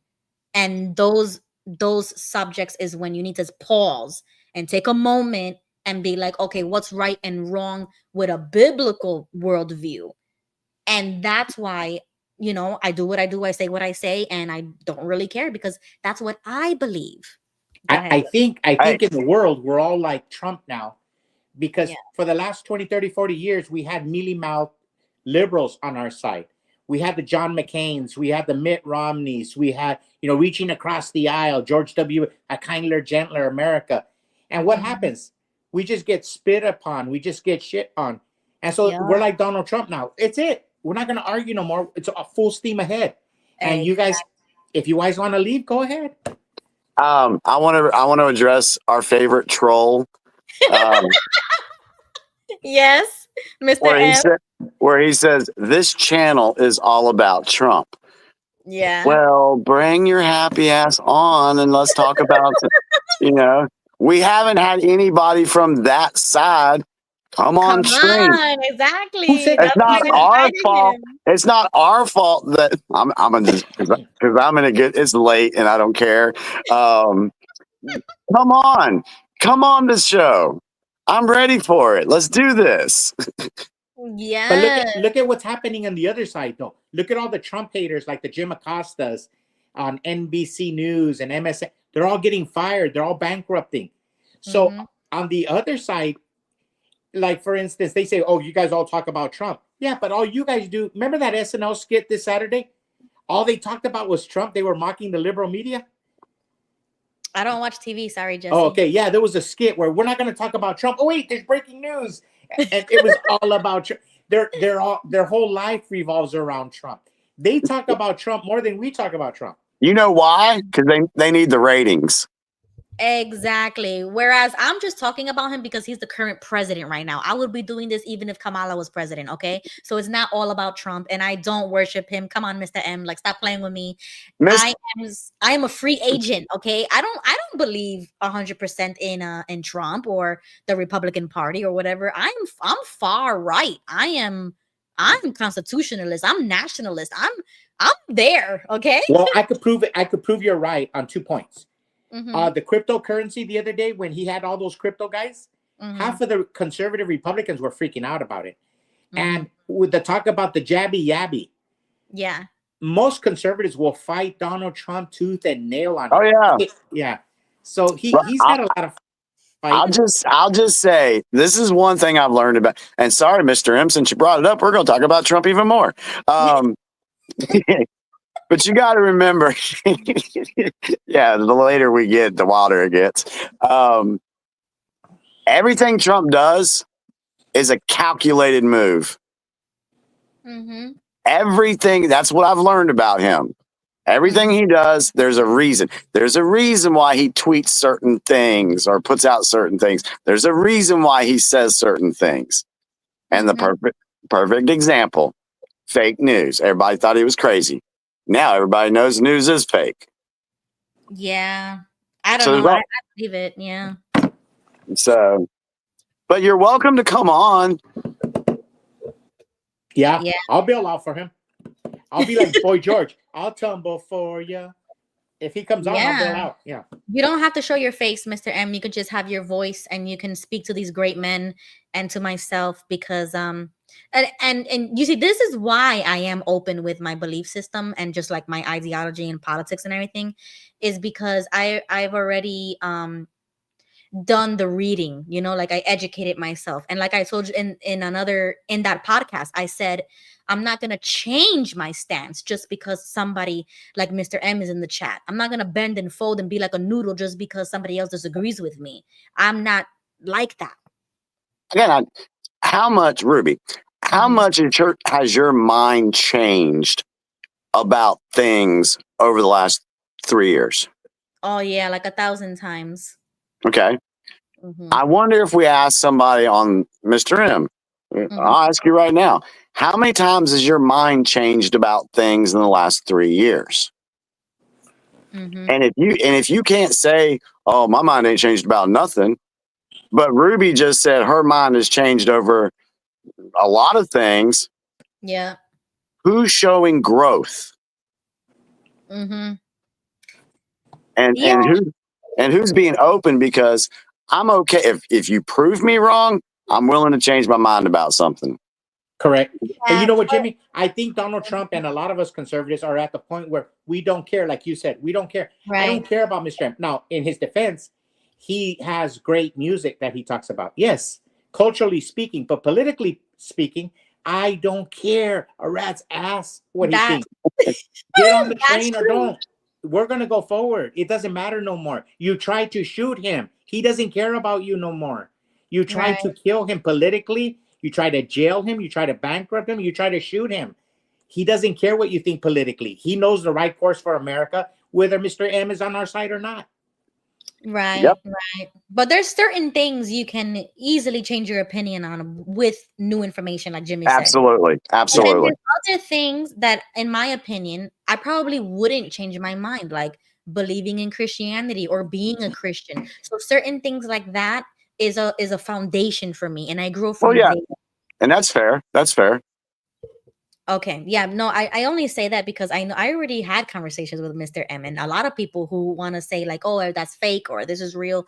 What's real or what's fake is for me to discern and for me to make that decision for myself. Whether or not you believe in God, I don't care. I do. And so when I look at my country, I'm also looking at it through the worldview of biblical standards as well. So a lot of my ideology coincides with the Bible, and I don't care if people have a problem with that. So those are certain things that I probably wouldn't change. But other things, like how I had a good opinion about Elon months ago when I talked to David Weiss, and then after I spoke to him, I said, oh, I changed my opinion really quickly when I looked into what he said about Elon. Then I was like, oh, okay, I need to be careful with Elon. Or just like my perspective on Elon, I changed real quick with that. I changed my opinion about the flat earth. I said, yo, maybe the earth is flat. Oh, damn. You know what I'm saying? So it's like with that new information, you go down the rabbit hole. And then those are certain things that I'm okay to safely change my opinion on. But I'm still rocky. Like I still have identity issues. I still have religious trauma. You know what I'm saying? So I can't go fast forward and just look at everything and bombard my brain with things. No, there's certain things that it's foundational and it's concrete for me that keeps me at the level that I am. So, and that's just me. Yep. Yes. Good. And you know what? Did you ever hear that story about that guy who was shipwrecked and he was dying out in the ocean and he's praying to God, and then God sends him a submarine to pick him up, and he goes, no, I just prayed to God, God will come. And so God sends a boat, and he goes, the boat's gonna pick him up. Come on, we're gonna pick you up. You're in the middle of the ocean. He goes, no, God's gonna save me. God's gonna save me.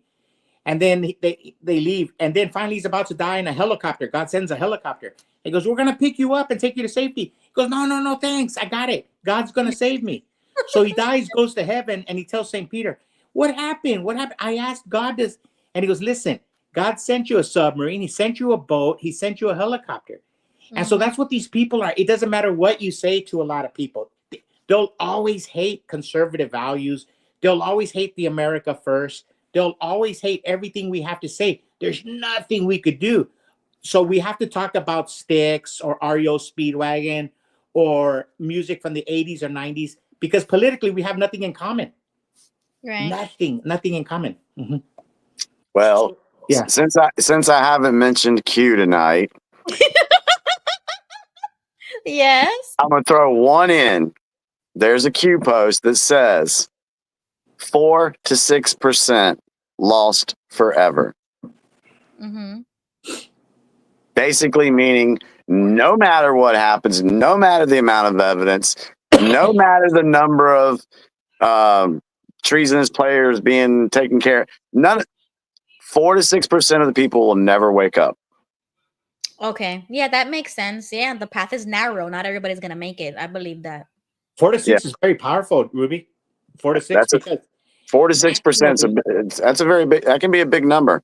I mean, do the math real quick. What's 6% of 330 million? 180,000 or 18. I don't know. I don't have my calculator with me. But it's like, for instance, That's a lot.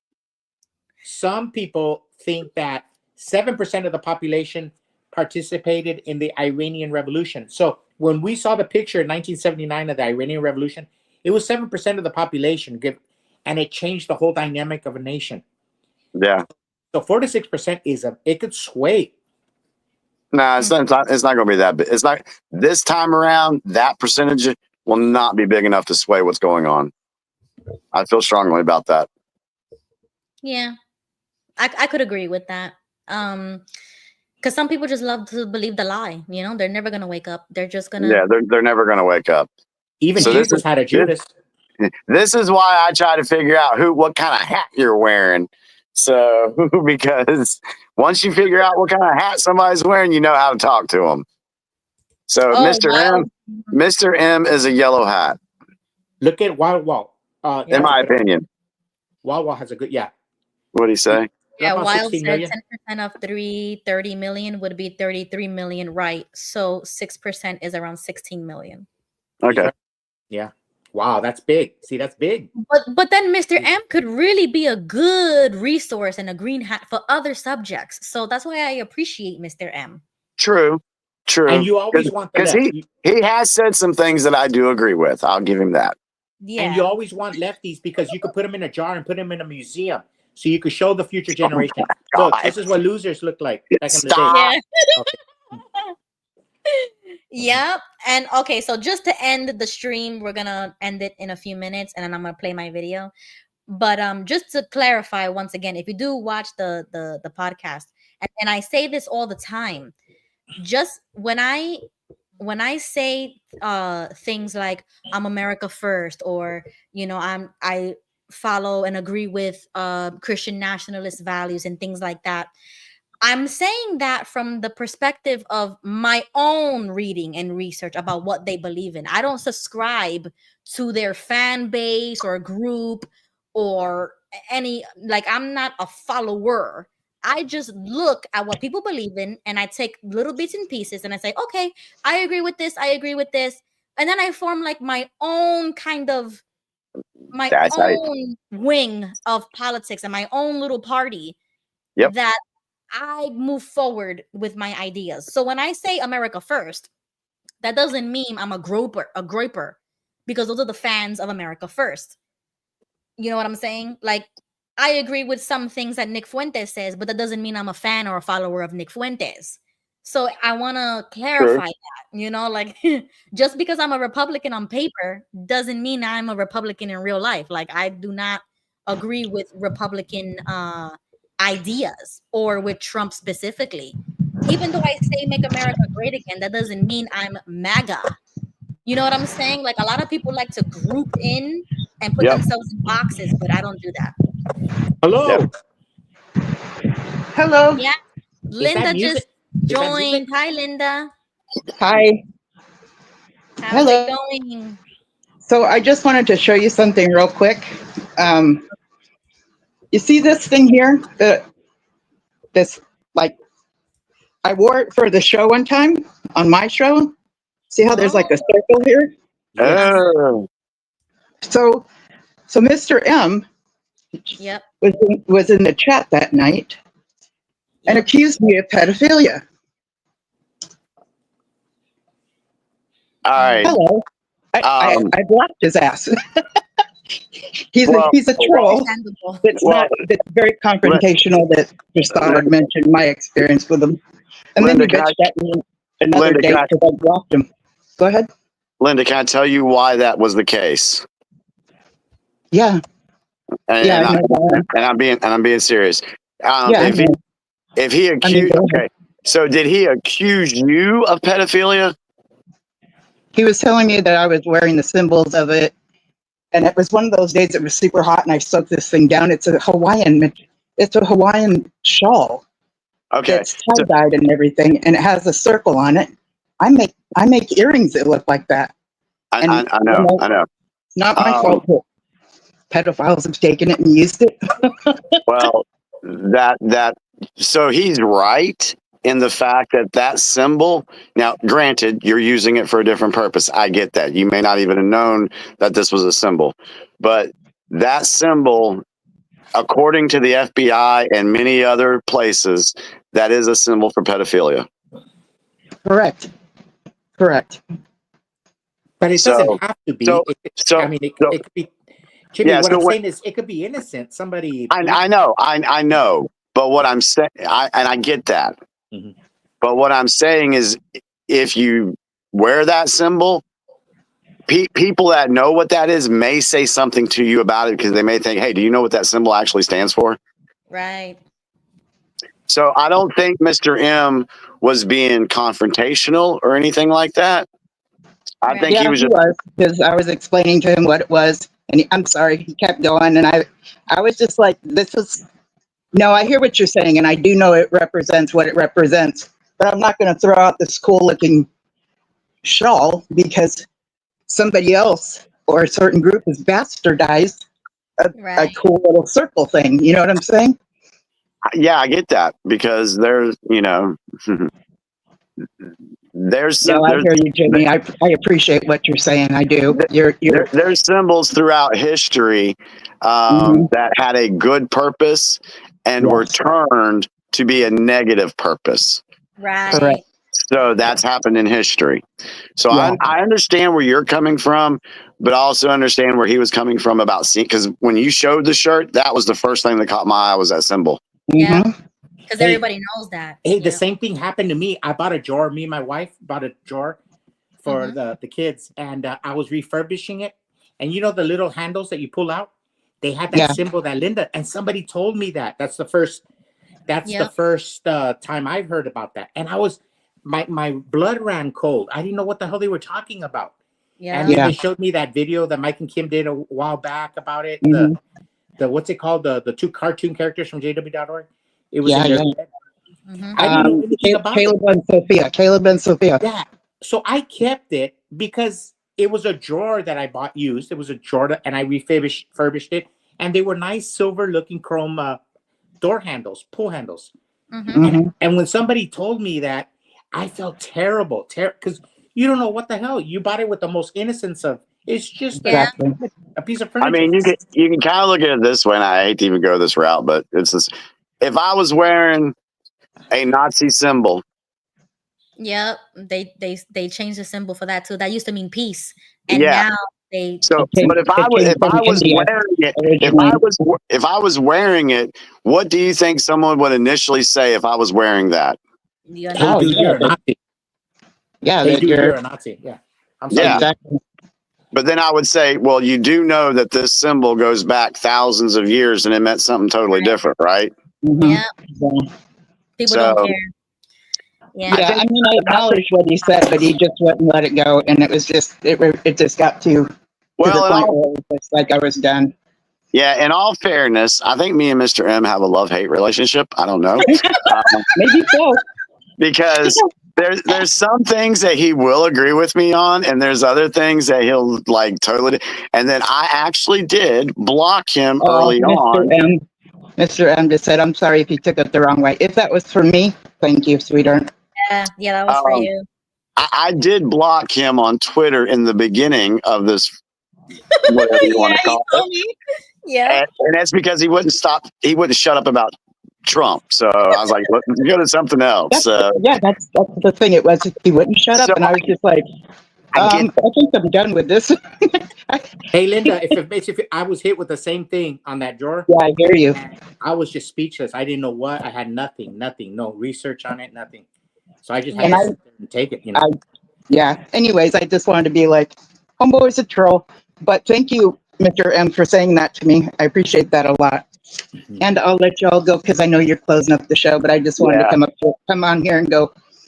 This happened. Yeah. Good talking with you, Linda. And you know, I'm assuming he's an ex Jehovah's Witness like the rest of us, and I don't deserves know to what be he here and is. everything. I don't know. Yeah. But I'll let y'all go. Talk to you later. Okay, I'm gonna head on out Thank too, you, guys. Jesse. Good night. Good night, Pastor Babe. Jimmy. Bye, Jesse. Good night. Good night. Yeah, I think some people were hopping on and saying, "Oh, is this live?" Jeffrey just commented, and we are live, but we are about to close it up. Yeah, we've been almost 4 hours again. Yeah, and you know what? I do have a good example about what Linda just said because back in 2013, 2014, me and King Tony went to a jean store, Levi, down in Soho area, and I was wearing a rainbow belt. And the guy who was saying, "Oh, what kind of jeans you want?" Yada yada. He was really, really, gay, and he saw my belt and he said, "Wow, I really love your belt." And I looked at it and I said, "Oh, well, thank you." But I had no clue what he was actually alluding to. So he was looking at me really deep in my eyes, and I was like, "Okay, like it's rainbow, leave me alone." And he was like, "No, I really like it." And it was like he was trying to tell me something without saying anything. And I'm looking at Tony like, "Yo, why is this guy like so close to us in our face, acting all girly?" And I knew nothing about that they took the rainbow as their symbol of pride. As soon as we came home and I told that experience to my family, they looked at the belt and they said, "Take it off right now." I took it off and I said, "But what's wrong with it? It's beautiful. It's wrong rhinestones and it was a beautiful belt." And I felt like Linda. I'm like, I'm not gonna throw away this belt just because they took it and they use it for whatever they want. Why can't I wear something rainbow without people thinking that I'm gay? Right. Like that was hard for me to accept that it doesn't matter what I think or how I want to appropriate something to my liking. It doesn't matter because the world says rainbow is gay. The world says the Nazi symbol is Nazi. The world says that symbol is pedophilia. So it doesn't matter whether or not you want to change it or use it for yourself. The world already knows what it is, and they're going to label you as whatever you're wearing as that.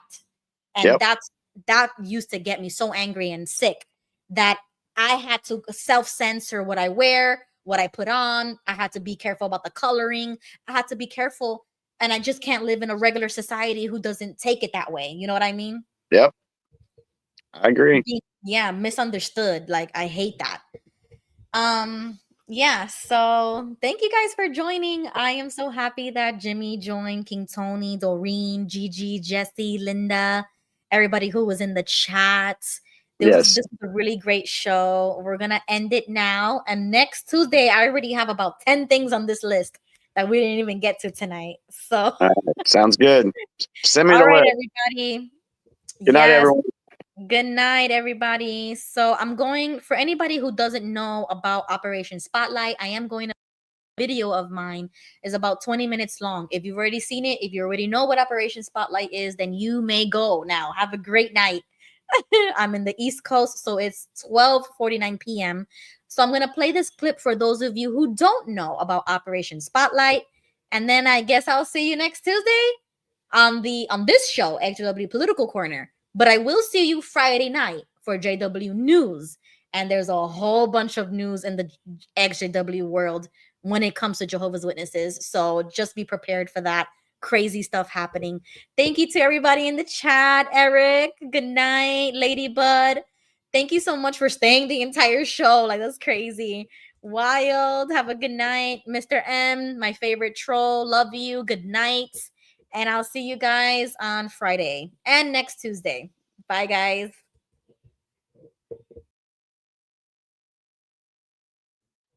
If you would like to get more involved in the activism side of the XW community, this video is for you. We need your help to share this everywhere. And we do have this letter campaign ready to download, print, sign, and send to the White House. If you don't know what I'm talking about, get ready. I am going to explain a lot of information that we have discussed on several live shows this past week. Letter writing campaign for XJWs. A letter writing campaign has been initiated by Jimmy Bell and a small group of activists in our community dedicated to bringing awareness to the human rights abuses of Watchtower, also known as the Jehovah's Witnesses, to our elected officials in the United States of America. But this is a worldwide effort, and we are calling to action everyone who sees this post to join us in this campaign. A template will be dropped to download and sign to send to the White House. This letter can be accompanied with your own.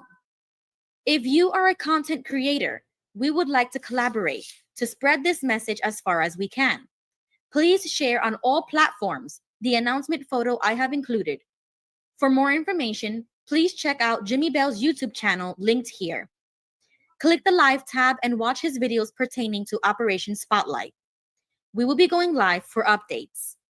So far, these are the countries that are already on board with this campaign: United States of America, Canada, Mexico, Austria, Norway, Australia, New Zealand, Spain, Chile, Peru, Venezuela, United Kingdom, Romania, Finland, Colombia. And here is the digital flyer that I created for all of us to share.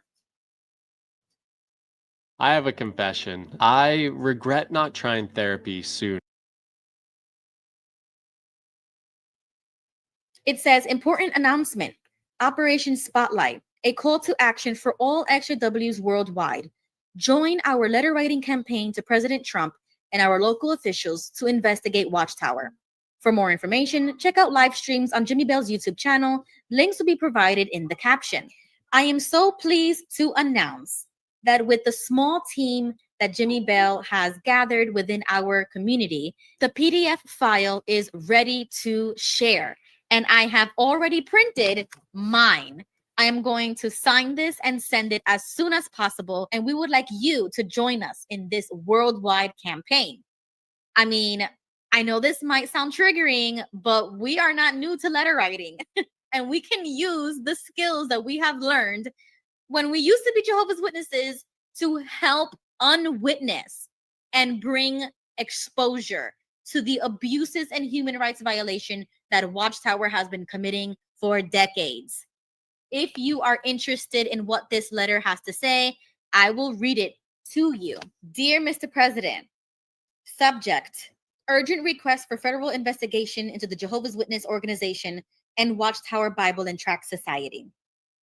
I am writing as a deeply concerned citizen regarding serious allegations of child sexual abuse, human rights violations, and systemic cover-ups within the Jehovah's Witness organization.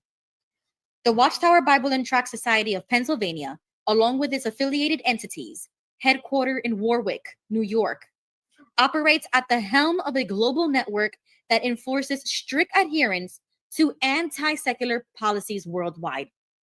Some of these policies undermine governmental sovereignty by effectively substituting a country's judicial system with its own internal mechanisms. In cases of CSA, the Jehovah's Witness organization creates, monitors, and enforces rules that strip victims of their rights. These policies shield abusers silence victims, and replace legal processes with internal judicial procedures that defy U.S. laws.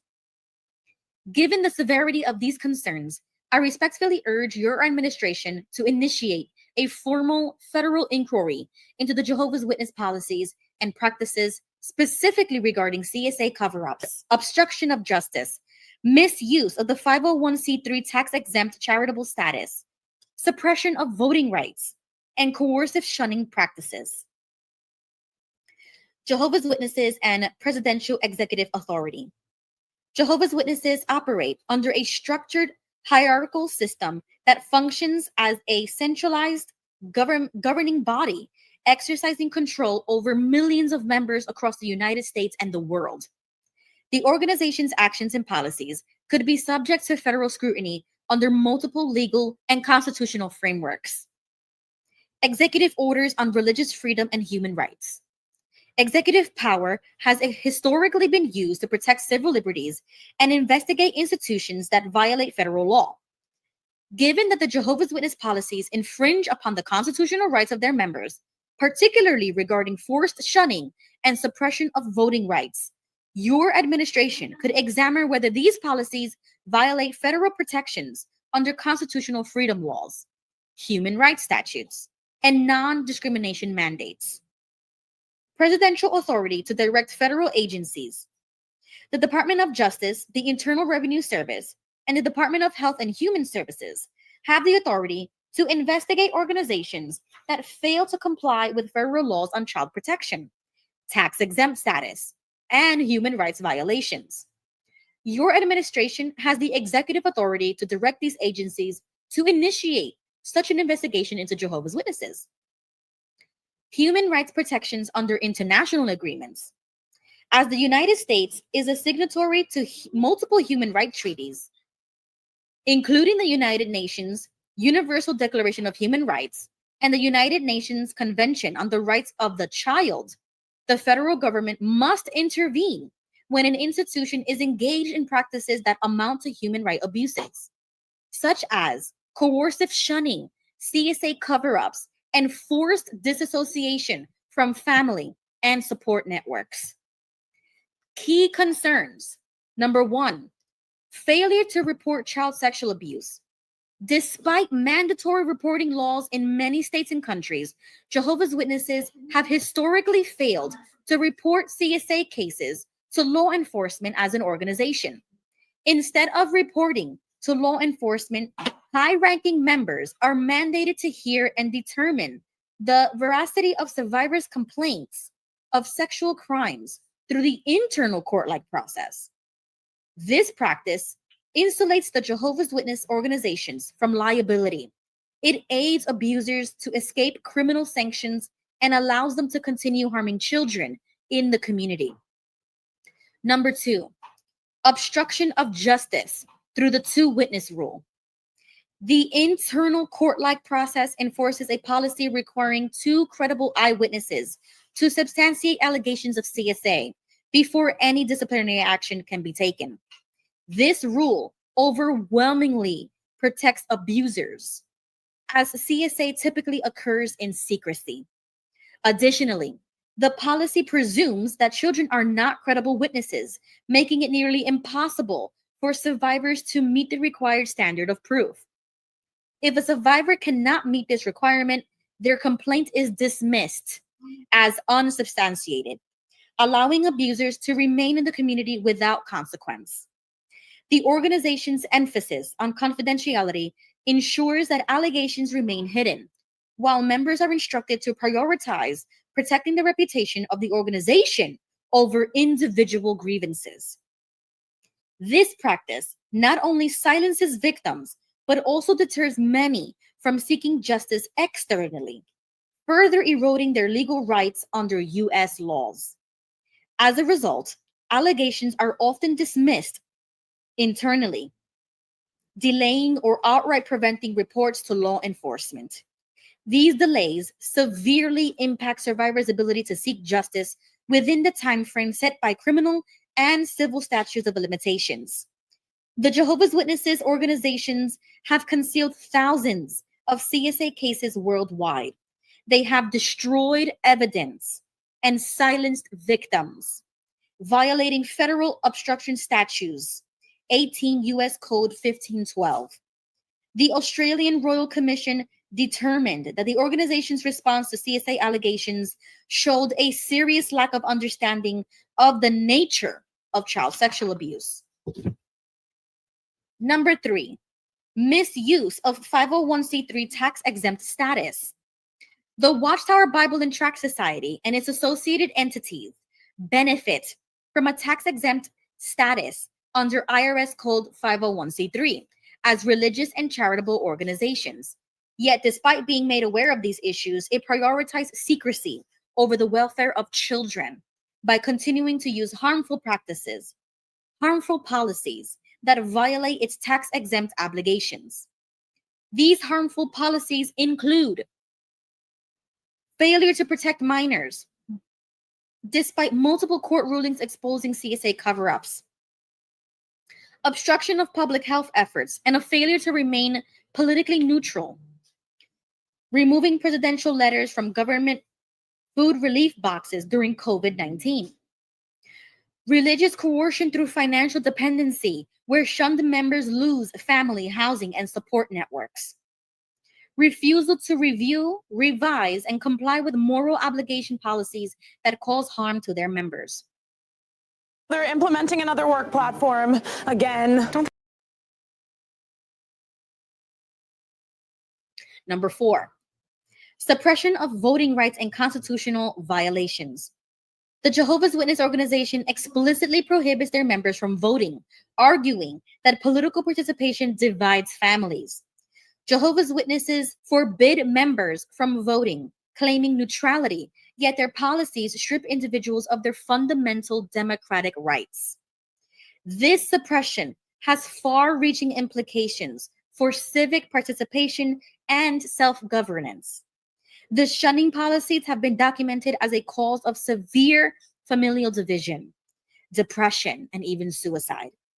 Restricting members' fundamental right to vote is a violation of their constitutional freedoms. Number 5, harmful shunning practices and constitutional violations.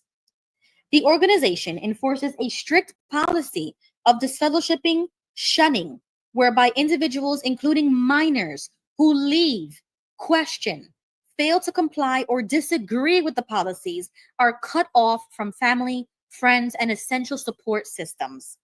This practice violates multiple constitutional protections. The first one being the First Amendment, freedom of religion and association. While the First Amendment protects the right of religious organizations to set their own internal policies, religious freedoms do not extend to coercive practices that infringe upon personal autonomy, legal, familial rights, or adherence to U.S. laws. The Jehovah's Witnesses' strict control over members, denying them the right to associate freely with family members unless they adhere to the faith, constitutes religious coercion. The 14th Amendment, Due Process and Equal Protection Clause. The Jehovah's Witness shunning policy systematically excludes former members from family relationships and access to community resources, effectively punishing individuals without due process. Forced exclusion from family and community resources violates equal protection laws and disproportionately harms minors and vulnerable adults. Violation of federal anti-coercion laws. Jehovah's Witnesses use economic, social, and psychological pressure to enforce compliance with their policies. This leads to documented cases of severe depression, homelessness, and suicide. Courts have ruled in similar cases that religious institutions may be liable for coercive practices that cause undue harm to individuals, especially when such harm leads to family estrangement, loss of employment, or mental health crisis. Number 6, global and domestic investigations. The Jehovah's Witnesses policies regarding CSA and religious coercion have drawn government scrutiny worldwide. Notable actions include United States. Pennsylvania Attorney General Michelle Henry is conducting an ongoing investigation into Jehovah's Witnesses' handling of CSA allegations, including misconduct by elders. Norway. The government has defunded and deregistered the religion due to human rights concerns. Japan, New Zealand, Spain, Brazil, the UK, and Argentina have also launched formal inquiries into the organization's practices in response to CSA. Australia. The Royal Commission into Institutional Responses to Child Sexual Abuse, Case Study 29, revealed widespread CSA cover-ups within the jurisdiction of Australia. This investigation heard testimony that the American Organization of Jehovah's Witnesses requires their Australian branch of Jehovah's Witnesses to keep detailed case files of allegations, reports, or complaints of CSA. Evidence presented at the Royal Commission show that although survivors made internal complaints against 1,006 members, none of these were reported to authorities by the Jehovah's Witness organization. When asked to revise its policies to protect children, the Jehovah's Witness headquarters organizations refused to change the way it responds to allegations of CSA. As a result, the Royal Commission concluded that the Jehovah's Witness organization demonstrated a serious failure to protect children and that children are not adequately protected from the risk of child sexual abuse in the Jehovah's Witness organization. Madison? Oh my God. I'm like a little shit. Their refusal demonstrates that the Jehovah's Witness organization is knowingly and willfully endangering the well-being of its most vulnerable members. Call to action. Mr. President, we assert that the Jehovah's Witnesses' control over their global network, along with the policies and practices used respond to allegations of CSA, undermined judicial investigations, violate fundamental rights, and contradict the principles of charitable work. As a group of tax-exempt entities, their actions erode public trust, place children at a foreseeable risk of harm, and prioritize institutional protection over individual welfare. Protecting vulnerable children and upholding justice is a moral and legal imperative for charities. We respectfully request: 1. The DOJ investigate Jehovah's Witnesses for CSA cover-ups and obstruction of justice. 2. The IRS review and revoke the Watchtower's 501c3 tax-exempt status if it fails to comply with charitable organization standards. 3. Authorize the HHS to assess the psychological and social harm caused by coercive shunning practices. And number 4, a public hearing like those conducted in Australia, Norway, and the UK. Survivors deserve justice, and the public deserves to be reassured that the taxes they pay are being used to benefit and support people instead of causing harm. By launching this investigation, your administration will send a clear message that no organization, religious or otherwise, is above the law when it comes to protecting children and vulnerable people. If you require additional resources, myself and the creators of this document, Jimmy Bell, Monica Kincaid, and Shelley Jean Briot, can provide additional evidence and connect you with survivors. We offer our support in any way possible. Please find our contact details below. Thank you for your leadership in upholding justice and protecting vulnerable citizens. I look forward to your response and trust in your commitment to justice, protecting our constitutional freedoms and child protection. Sincerely, and then you would put your signature, your name, and the date. Operation Spotlight, and they also include the email. I think this letter is amazing. It covers every base that we all talk about in the SJW community as content creators, YouTubers, activists. I made my entire channel to talk about CSA issues when it hit home, because I do care about the Jehovah's Witness children who are forced to be Jehovah's Witnesses. And when they grow up and they don't want to be Jehovah's Witnesses anymore, they are shunned. That is a violation of their freedom of religion. They should be able to choose what they want to do with their life religiously, and they shouldn't have to be punished for it or lose their family, friends, their whole community just because they don't want to be a witness anymore. I have personally dealt with that. So this letter and our personal experiences can all come together for the greater good in exposing the human rights violations that the Watchtower has been doing to us. If you want this letter, please email me. It is in the link in my bio. Or join the XJW Friends Discord server. I already have the PDF file there. You can download it, print it, sign it, mail it. This is a worldwide effort. If you are not in the United States and would like to participate, please do so. Send this letter to President Trump. Use the hashtag Operation Spotlight so we can see your photos, videos, posts regarding this letter. And also, let us know where you are watching from. Let us know where you are sending your letter from. We want to add more countries to this list. Thank you so much for watching this video, guys. And I hope that all of you guys will be able to participate. I will be sending mine soon. Jimmy already sent his. King Tony is sending hers.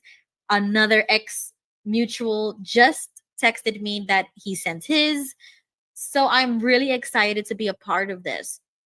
You know, not everybody can go to a protest or, you know, fly to DC for a protest or, you know, protest in front of the White House. But I think this is a great way for us to get involved if this is your first time. It's very easy. You can be anonymous. Nobody has to know.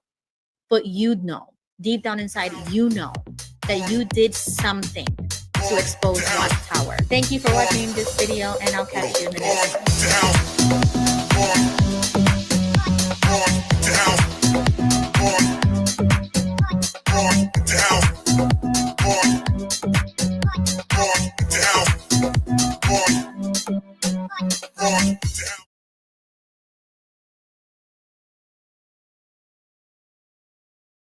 I'm a gun throwing patriot, God-fearing patriot. Pricing why they mad, cause I'm really Navy faking it. Free speech advocate, it's on my mind, I'm saying it. I'm about to buy another gun and ain't nobody taking it. Gun throwing patriot, God-fearing patriot. Pricing why they mad, cause I'm really Navy faking it. Free speech advocate, it's on my mind, I'm saying it. I'm about to buy another gun and ain't nobody taking it. All red MAGA flags waving through the South like we just want 4 more years. Democrats can't get right. Trumping with that Yeezy flow. Don't go broke on Sleepy Joe. Make America great again.